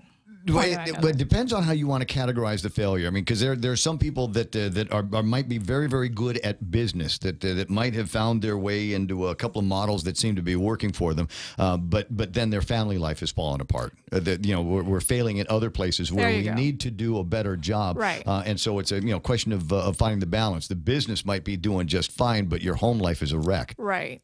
And so and there's teachings by John Maxwell that deals a lot with that as well. It's, prioritizing and just managing your agenda and trying to, make sure that everything is in balance. So if I wanted to, for an example, and folks that are listening are going, okay, well, what's the practical application for something like this? I mean, would you come into the office and do a lecture with the employees? Do you do one-on-ones with the management? How does your program work? How would I make that fit into my model of business? It's very flexible. It's up to what the company needs. As a matter of fact, we have what we call a mastermind session. Mastermind session is where I come to the company to where I speak to their leaders. That doesn't matter how many there are, and we go to whatever their company is struggling with at that moment, and we choose a book to study. It's a course, and we can go from 4 to 8 weeks, or we can go for a whole day if you want, and just knock it down. We can go that route too, or super scalable. Yes, and then we also have what we call a lunch and learn. Lunch and learn is to just pick a topic, and we meet for lunch for an hour, and then we discuss that particular topic, and hopefully from all the discussion we learn from each other and go from there. And find a solution, or for a problem, or a problem out looking for a solution, vice versa. Things can sometimes go like that, where you don't realize something is a problem until you've had an opportunity to flesh it out with some people, and because you think it's one thing, the symptoms show a problem over here, but it's really a symptom of another problem that maybe you cannot see because it's elsewhere. Yeah, and I'm glad you said that, because we actually also have what we call the leadership game. It sounds like a fun game. Well, it is a fun game, but it's actually a leadership assessment. It's a board game. As I actually brought it to one of the companies here on Guam, and what happens is it's amazing. The feedback is, I'm there, I see them laugh, I see them cry. It's just transparency is out there. They get to talk about things that they normally don't get to talk about during the regular meetings. Because it's in a game format. Because it's in a game format, and it's prompted. And it's based on John Maxwell's books as well, all of his books. And so you get a book, you pick a card, and that particular card prompt you to do something. For example, partner with you and with whoever's next to you, and discuss this particular situation. And then we get to discuss that, with the rest of the team. Interesting. What are some of the? I'm sure you've done this on a number of occasions here. What are some of the common threads that you find are issues for companies that you've found where it's you're in there and it doesn't matter, company XYZ over here today, company ABC over there tomorrow, company 1, 2, 3 next week, and they will all have something in common, some place where they've missed a step in leadership or control. I think not particularly here on Guam, but from in general standpoint, I think I'm seeing a lot of just the initiative and the intentionality, and that's actually. I can't do that. I can't do that. I've got it in my head, and I know that there are things that I want to do, and I know when I want to move fast through them. But then I get that feeling like, it's Monday. I had a big weekend. I think I'm gonna ramp into this week pretty slow. Well, that's procrastination, right? Yeah. And then it's Friday and the weekend is coming up, and I want to start a project today that I'm gonna take 2 days off of, and then it's gonna be Monday, and then pretty soon you start making excuses for not getting things done. So for me I don't want to blame Guam, but there's a certain Guam kind of agupa tomorrow. I'll take care of it tomorrow. Right. So I think that's one thing that I see quite a bit. It's just more of the lack of intentionality, and that's actually one of John Maxwell's law. I will have to work on that. What about communications? Yes, communications, another thing. Assuming is a problem, and that's part of communication, and that's exactly where miscommunication comes from, because when you assume, you actually start thinking about the negative things. And so in a company, sometimes, not everybody knows what's going on, especially in the higher up level. And then you start assuming when things are just not going right. Or you make things up. Oh, you make things Yeah, up. I've found in my years that sometimes employees have very, very active imaginations, and before you know it, you're putting out a fire that they should not have even started. There should not have been any embers on it, but somebody assumed something, and that turned into a rumor, and that turned into 3 or 4 other people coming to some kind of a notion that maybe things aren't going in the right direction. Right. So here's the message for everybody: if I was going to fire you, you'd be gone already. Exactly.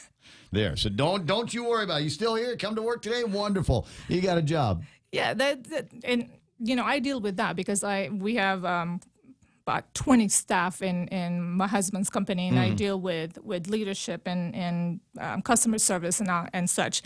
And sometimes, sometimes I have to babysit them, because some people go, well, so-and-so I heard so-and-so says this, and I'm like, just ask. Mm-hmm. Just go and ask, I mean, there's a way to ask your leader without having insubordinate. Yeah. And so... These are interesting times that we've got in front of us. Our children are probably going to, I started in radio as soon as I could turn one on. I've always had a love affair with radio, and as soon as I was old enough to work, I started working in radio. I've dabbled in television, and outside of doing what we're doing here this morning, I think that's as far into the mess as I want to get. But I've always been into communications. I don't think the next generation is going to be as committed to their individual careers as I might have, as I am, or as you might have been. What do you do as a manager? What do you do as a leader when you've got people that aren't motivated by the dreams of building a career? Yeah, and that's exactly what we're doing now. And like I said, I've focused with the youth right now and just try to bring it to their awareness that, in order to succeed, you got to do something. There is a step for you to get into to a successful career, and even just to be aware of what's out there in the future, because like you said, sometimes they're not quite eager to move forward and think of what their future would be. Right. I talked to them. Most of them, what do you want to do with your life? I want to travel. I want to travel and eat and be like the millennials on all my favorite TV shows. Well, what do you want to do for a living? Well, I don't know. I don't know. I have no my idea. children are the same way. Yeah. And my children, actually, I practice with them with the things that I do, especially when Do they love that? No, they do not. As a matter of fact, we did this thing to where I take them to lunch and I bring a copy of the 15 Invaluable Laws of Growth. It's a wonderful foundational book for growing personally. Yeah. And I really think that my teenagers should have them. And right, to tell you the truth, yes, they did hate it. Yeah. We were at a couple of times. We were at Outback. We were at Lone Star, and we have our paper, and we're discussing and all that. And they're like, "Oh God, really? It's embarrassing." And then I see and I hear my 18-year-old now when she talks, and then she quotes back the things that I've said. Ah, sweet success. And so even with just that I think that makes a difference. And I think that's exactly what I do, what I love with what I do when I go to some schools. And that's the reason why I focus on the youth right now. With April and October, we do the Global Youth Initiative, which we try to reach 1 million youth around the world. Well, teaching them. When we get around to doing it for this coming year, this coming summer, let me know, because I would really like to help you publicize it. I got a couple of radio stations that the students and their parents listen to, so it'd be fun to get some of those messages on the air for them. There are a couple of other places where I want to take the conversation, but I do have to take a break here. Now, she's talking about books from John Maxwell, and eventually, after we're done with the break, we're going to talk about her books. Jennifer Senni is in the studio with me, and we'll give you details details on how you might get a hold of her. If some of the things that she is talking about reverberate with you and you'd like to have floating around at least on your bookshelf or in your office with your employees. iConnect time in the studio. It's 9:31. iConnect giving away a vacation for to Dalawa, to Manila, which is a town in the Philippines. I don't know, maybe you've heard of it. There's a Holiday Inn there, and you can stay there in the Connect and Win giveaway. Sign up for a 12-month plan, and you're automatically entered. 'Tis the season for winning with iConnect. Go to iConnectGuam.com for details. Bring joy to your world and your budget with a holiday loan from First Hawaiian Bank. At a low 4.99% APR, fixed for 1 year, it's a smart way to add ho, ho, ho without budget uh-oh. To apply for a holiday loan, visit any First Hawaiian Bank branch or FHB.com.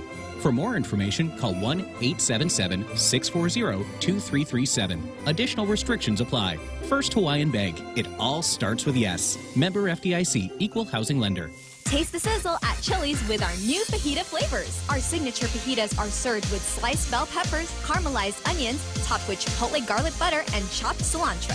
Build your fajita with over 16 ounces of tender grilled chicken, juicy steak, and a dozen pieces of seasoned grilled shrimp in the family fajita trio. All served with warm flour tortillas and fresh toppings like mixed cheese, guacamole, salsa, and pico de gallo. Experience bold, sizzling fajita flavors only at Chili's. More life happens here.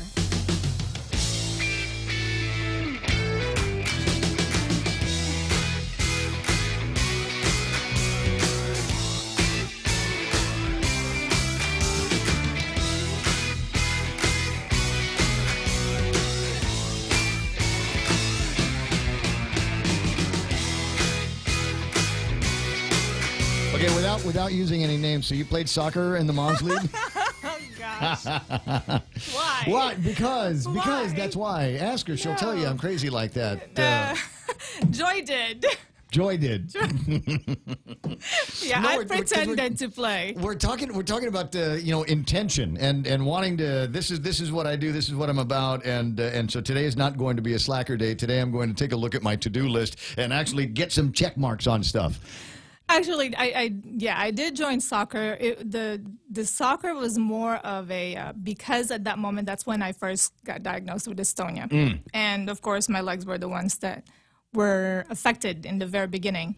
And so when I was on remission, I said, hey, I'm not going to take this for granted. I'm going to go do something that use my legs, and I hate running. My sport is your sport's punishment. That's how I look at things. And so and I've got a phrase that I've learned to use over the years, which is courage is always rewarded. So it's going to be tough. It's going to be daunting. There are going to be things that you're unprepared for, that you think you might be ill-suited for. Right. So what? Do it anyway. Right. Because you don't know what the outcome is going to be. You don't know what's going to happen. And in most cases, you aren't going to die. Very, very rarely have I run into somebody that tried something that got out of their comfort zone and then died. Exactly. Yeah. That's not to say it hasn't happened, but there's some for some people. What is it? Skydiving. Is one of them. I won't do wreck diving or cave diving, and for I think pretty valid reasons. There's only a couple of things that can go wrong, but if they do, you're dead. Yes. There's no coming back. There's no let me just reconfigure this. Let me just reboot here.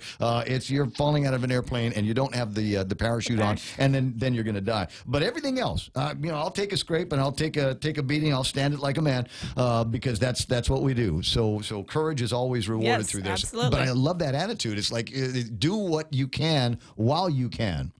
When you can. When you can. So it's and there's a weekend starting. Guys, I'm telling you, there's if you look in the back of today's Guam Daily Post, you'll see an article. In fact, you'll see one about every Friday that talks about going hiking on Guam. And I can't tell you how many people that I know that born and raised on Guam and have never penetrated the boondocks behind their house, or have never gone. There's a cut in the road and you've never been in there. You know who goes in there? Hashers go in there and farmers go in there. But most people don't. And it's gorgeous back there. Yeah. There's some places you look at them and go, oh my God, I thought Tumon was magical. Right? I thought Retidian was magical. But there's some places in the interior of the island that just take your breath away. I haven't seen a lot of them. Yeah, I've seen a couple, but I haven't seen Well, I'm just using that as an example. In that this would be a good weekend to try something new, and maybe go on a hike with some friends and have them show you around. My daughter would show me around. She loves hiking, Yep. and that's part of her, I guess, in her curriculum. So, but it's the intentions. We're talking about Yes. a mutual friend of ours who is big into physical fitness, and she does CrossFit, and she warms up for CrossFit by running to the CrossFit location. And so that's, ask me, that's kind of hardcore. 9:37 in the morning, and again, talking with Jennifer Sani, and if you're interested in the John Maxwell programs and the books, and an opportunity to sharpen up your leadership skills or work with your employees and help develop their leadership skills, because I'm a manager, and my favorite thing about being a boss around here is I don't have to do it 24 hours a day. I got people that I trust to do their jobs and to keep an eye on the fire while I'm out. well, that's the key is for you to be able to trust to comfortably walk away and know that everything's going to be taken care of. Yep. Because you know that you've got leaders around. Well, I've got cameras too. So I can watch, there you go. Watch from the house. Trust but verify, I think Ronald Reagan said. At any rate, now, so there's the John Maxwell books that you have, and then there's your own books. Yes. You make that face. Why is that? Why do you make the face? Well, it's I've never thought to publish a book ever in my life. I mean, it's kind of funny situation actually, because I'm not a writer per se. Okay, I'm not a writer, but I have lots of stories to tell. I think everybody has one or two stories in their head that if they could figure out how to get it on paper or tap it out on a keyboard. Yes, and like listeners out there, you'd probably know a lot more about me now that I'm here at this show, because it's exactly what's going on. Is because with the books. Writing, like I said, I'm not. Our mutual friend, she's a great writer. I'm not that, extraordinary. Which part are you uncomfortable about? Is it the number of words in your mental dictionary, or the grammar, or just I'm not sure, what the syntax is? Because for me, it's all of the above. Everything. Everything. Especially having English as my second language. I'm not really comfortable. Hey, am I doing this right? Am I saying this right? And I still say things, the wrong way.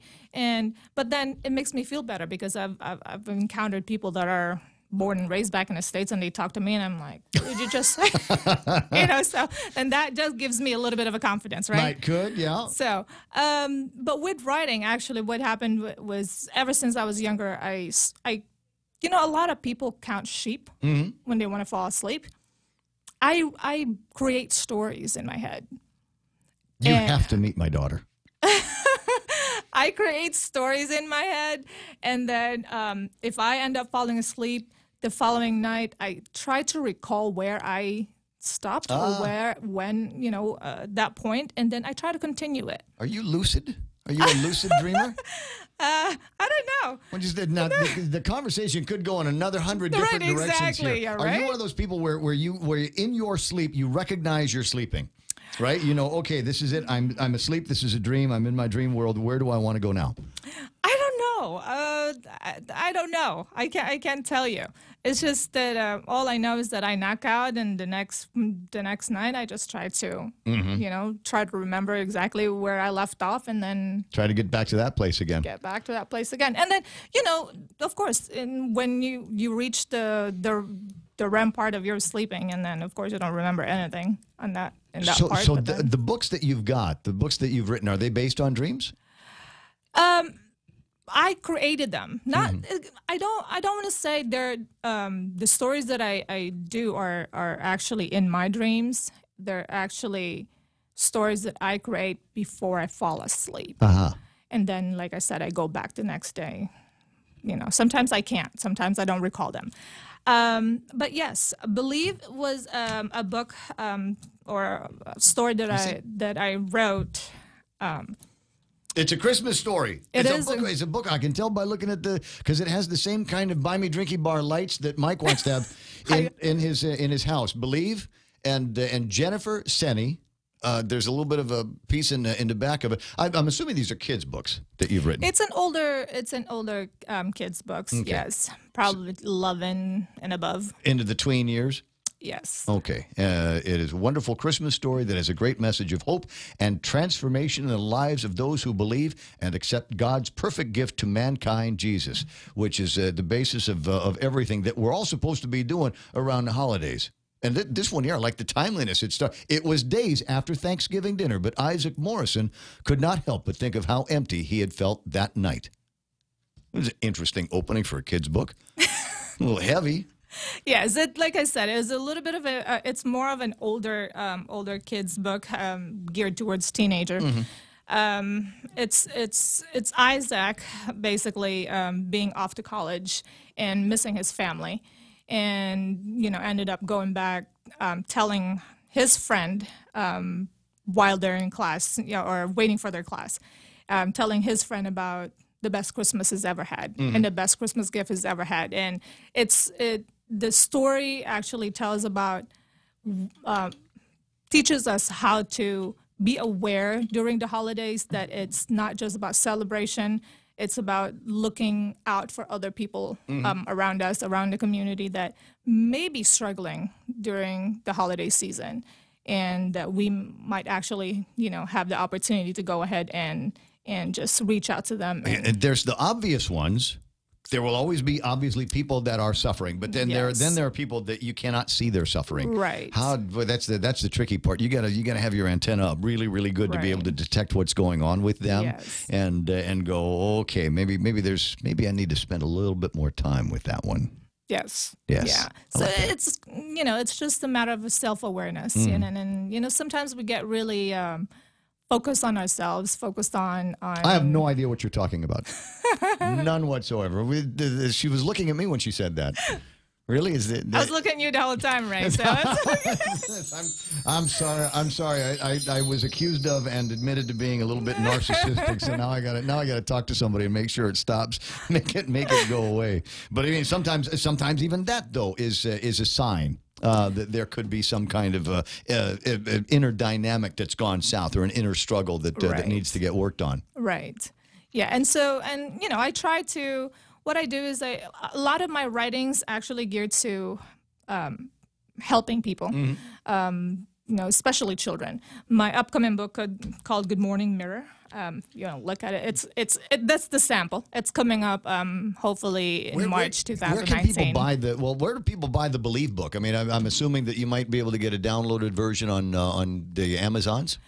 Yes. Amazon.com, redemptionpress.com, and Barnes & Noble has Believe.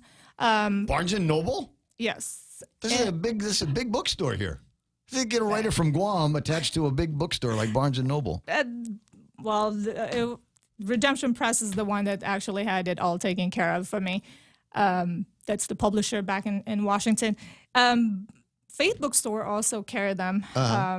And if you go to Bestseller, you might be able to request a copy as well. Very, very nice. Okay, now Redemption Press is. I'm assuming there's religious overtones there. Yes, okay. This is a. Not that there's anything wrong with it. It helps you if it helps get a story out to from out of your head and into somebody else's head. That's good.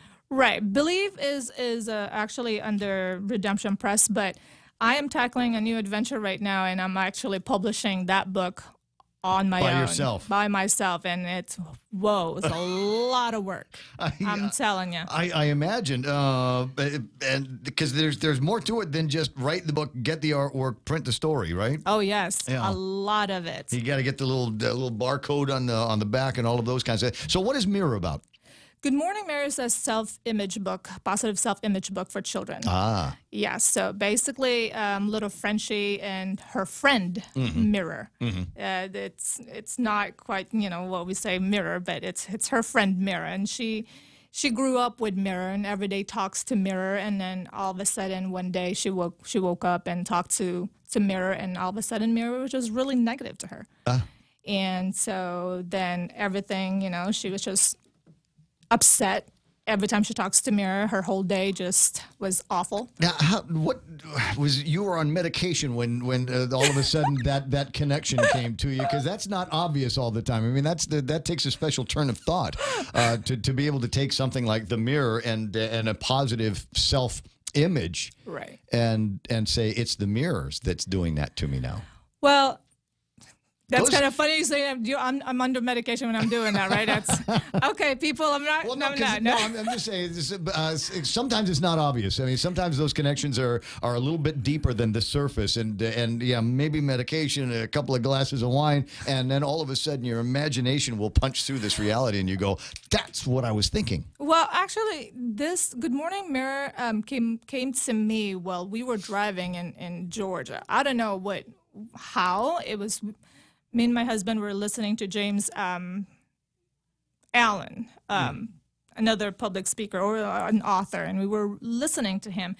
And I was listening to how your thoughts actually dictates how you feel and how everything comes about in your future. It shapes the reality. Exactly. And so that's how a Good Morning Mirror came about. And then I actually had tapped into my past because I'm basically am that character. You didn't have self-image problems. Oh my gosh! Until now, I'm still dealing with it. Self-esteem was a problem for me growing up, and so that's the reason why I try to channel all my attention to the youth with the John Maxwell, because he teaches self-image as well, having a positive self-image. And I try to focus on the youth because I was once that person. And I've experienced a lot of the struggles and a lot of the self-limiting beliefs that stopped me from doing what I wanted to do. And when you could do it. When I could do it. And now, I'm like, man, if I had known. If I've known, I could have done it, and I just I need courage and maybe. Is it more prominent? And I forgive the question because it truly does come from a place of ignorance. Is it more common with women, self-image issues with women, than it is with men? And are we seeing men in this little more vanity-oriented image on social media world coming through? I mean, we're starting to see a lot more guys being more concerned about makeup and their face and their skin, and look at me with my beard, right? Oh, absolutely. I mean, yes, it is. From my experience, the things that I've been reading, it is more prevalent in women. Mm-hmm. However, there is some kind of a, I guess, I don't want to call it a surge, but it's. We've been seeing it. I'm watching this and watching the marketing turn the same way that it used to turn for women. Your skin is too dry. Right. Your hair is too thin, or all of these things that they're now marketing to men. And there was once upon a time where you as a man you grow older and you get a little bit of gray and you get a couple of wrinkles and crow's feet and things like that, and that's just part of the process. And now I find myself and others in my age group looking at that, going, no, I can defy that. I can now defy that, and I don't know sometimes whether that's coming from me and a desire for me to remain the Peter Pan guy on the radio for as long as possible, or because it's the marketing that I'm seeing that says that those lines, those wrinkles, that's a negative. Right. And now when I look in the mirror, that's all I see. Well, I guess you're just gonna have to just make sure that you know where you're at that moment. Are you doing it for yourself, or are you doing it just because it's what's going on everywhere? Or to me, I have no problem. Having a clue. I'm trying not to punch into that part. To me, I have no problem if beautification or trying to look good and all that stuff. If it helps you with your confidence and you're not being negative, in the way you do it. Yeah. To me, that's part of self-image. But outside of a healthy body.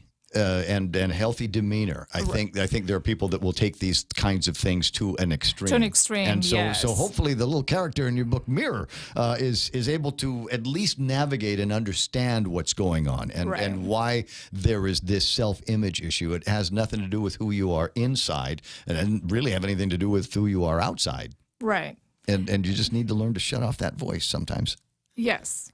Absolutely. Easier said than done. Yes, That's the it voice. is. That's the voice of Jennifer Senni. I hope you're having a good time hearing from her. I want to spend a little bit more time, not so much on the books, because I think people are going to be excited when they realize, when they see that in the stores, that that's kind of local homegrown stuff. They know the lady that penned those books. But I do want to know a little bit more about the process. So if you could share some of that in a couple of minutes, that'd be great. 9:51. Quick break, and I'll be right back. Hafa Day, I'm Rod Boss. As the new president and CEO of Docomo Pacific, I want to personally thank you for voting us Pika's best mobile, internet, and cable service provider for 3 years in a row. For friends and families serving in the armed forces, you voted us Best of the Pacific again this year. Thanks. Ask your friends and family to come over and give our mobile network a try, and we'll give them 3 months free. We have select devices up to 50% off. Sign up today. You plus Docomo Pacific. Better together.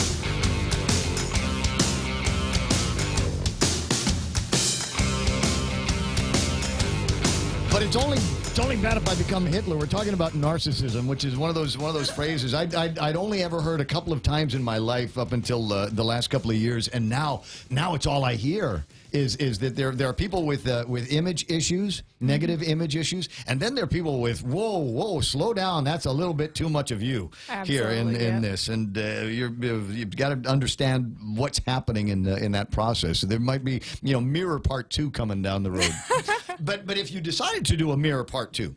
Or any one of the other dozen stories that are floating around in your head, because I've got one about Chamorro vampires. Wow, okay, right? that's interesting. Yeah. Well, the basis of it is a few years ago, we got this land back from the militaries up at Hilaan. And we got the land back from the federal government, and I talked to a guy that said, up until a certain, almost to the date, it was populated. People lived there. People, that was where there's the commerce and barter and chickens and Laddie Stone sites and cookhouses and all of that stuff. People lived there, and then they didn't anymore. And I said, why? He says, we don't really know. Wow. And I said, well, vampires then. There you go. If we don't know, there must be vampires. And then you can take that story anywhere else you want to take it from there. Yeah. So that's one of the stories that's in my head. And I've actually got it, for the most part, written. There you go. I got software for the computer, and I wrote it out. But I have to change all the names because it's a new administration. So one of the heroes is going to be Lulian Guerrero. Serious. Okay. I'm serious. But anyway, and so from there, now it's I've fleshed it out. I put some, and now stumbling, trying to put meat on the bones. So in your writing process, you've got an idea. You've got this glimmer of a story, beginning, middle, end, and now you've got to actually populate it with characters. Right. You've got to build the scenery. You've got to do all that stuff. Right. How'd you do it? There's different process actually, even with just coming up with the story. And sometimes I start with just having a character and I start building, from then on. Sometimes I end up starting with the ending of the story and then work backwards. Completion backwards. Yeah, absolutely. I think Mr. Maxwell talks about that in one of his books, doesn't he? Yes, I think so.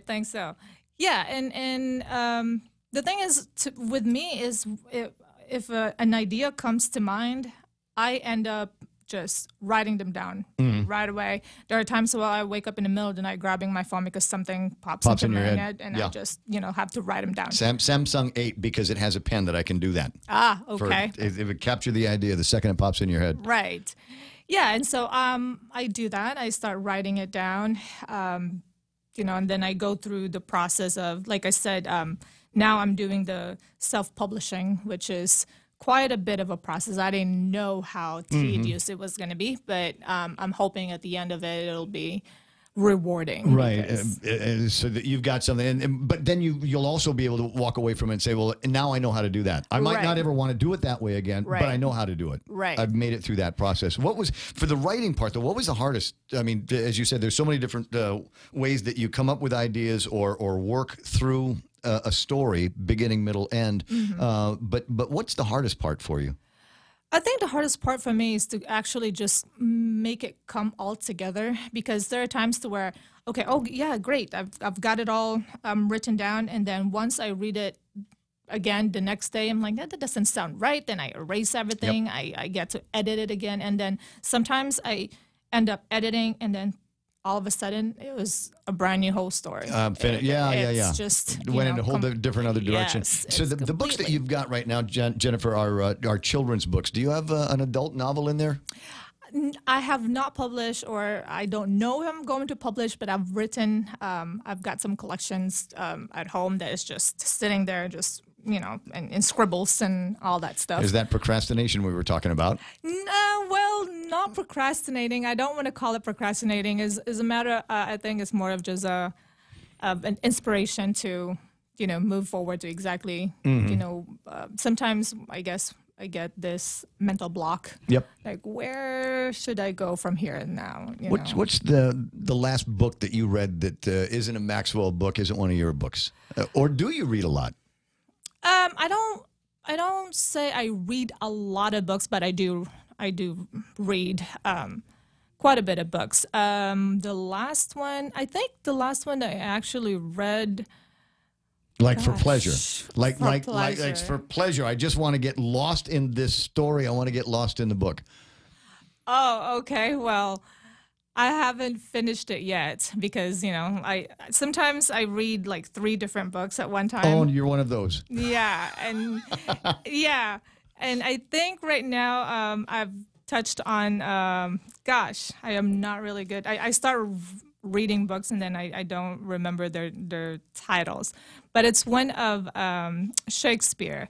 It's The Midnight's Dream. Midsummer Night's Night's Dream, yeah. And so I picked up that book from my shelf.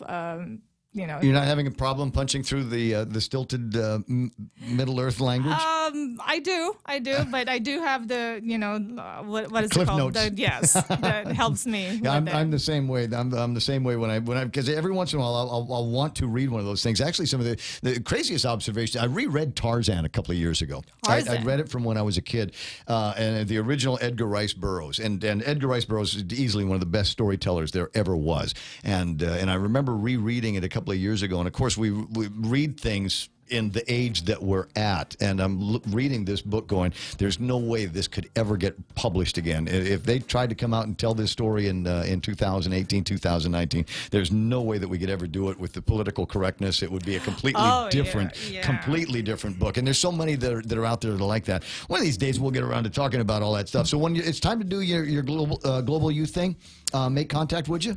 Sure. All right, because I'd love to get you back on the air to talk about it. Her name is Jennifer Seni, and she's a friend of ours now, and you probably have mutual friends of hers. If not, then find her on Facebook. That's the name that she uses out there. So just do a quick search. Thanks so much for coming in. Thank you. It was a pleasure. Pleasure was all mine. Trust me. 9:59 and change. The radio station is KUSG Hagåtña. We're going to call it a week. For those of you that are enjoying your Black Friday, you might see me out there. Let me cut in front of you. For Michael Knight, Kevin Kerrigan, Blake Watson, and now Jennifer Seni, this is Ray Gibson saying thanks so much for listening. Catch you Monday. Comfort food in California. I'm Lisa Brady, Fox News. After wildfire destroyed over 13,000 homes around the northern town of Paradise. Many of those residents are spending the holiday in shelters, and hundreds of volunteers are spending their holiday with them. Some driving more than 16 hours to help make this Thanksgiving possible. Others coming right off the fire lines to help. I'm just grateful to be able to serve them. I mean, it's humbling and it's an honor. Even Cuban celebrity chefs like Jose Andres lending their cooking skills. I think Thanksgiving is when the best of America shows up. Andres, like Chef Guy Fieri, say, in a community with so many hurting, food can be the best medicine. Fox's Jeff Paul at a shelter in Chico. In Paradise, search crews continue a round-the-clock effort to find any sign of more human remains. At least 83 were killed in the fire. Hundreds remain on the missing list. President Trump holding a Thanksgiving conference call with all branches of the military. I want to thank you all for serving today. We thank God for the blessings of having you people be our heroes, and you really are our heroes. Also thanking their families. He also spoke to reporters, again defending his decision to stand with Saudi Arabia's leaders, despite continued suspicion about their possible role in the killing of journalist Jamal Khashoggi. They're vehemently denying it, and we have hundreds of thousands of jobs. Do people really want me to give up hundreds of thousands of jobs? And frankly, if we went by this standard, we wouldn't be able to have anybody as an ally. But he's facing some bipartisan backlash in Congress for that position.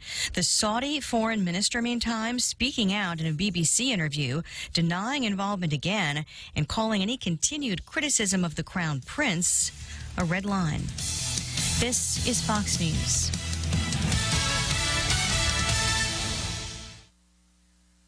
Looking for opinion done right? Then go to FoxNation.com and pre-order right now. Fox Nation is the new streaming subscription service that will have exclusive daily shows, incredible documentaries, and must-see on-demand programming. That's the perfect complement for every Fox fan.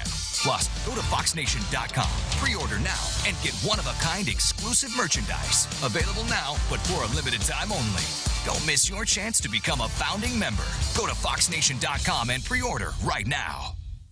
Chris Wallace on Fox News Channel. The animating question for me is always, what's going to happen next?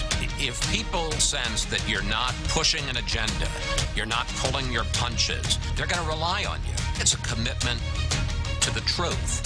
One of the advantages, I think, of having been in this business so long, you're able to detect what is real, what is important, and what's just political noise. Chris Wallace.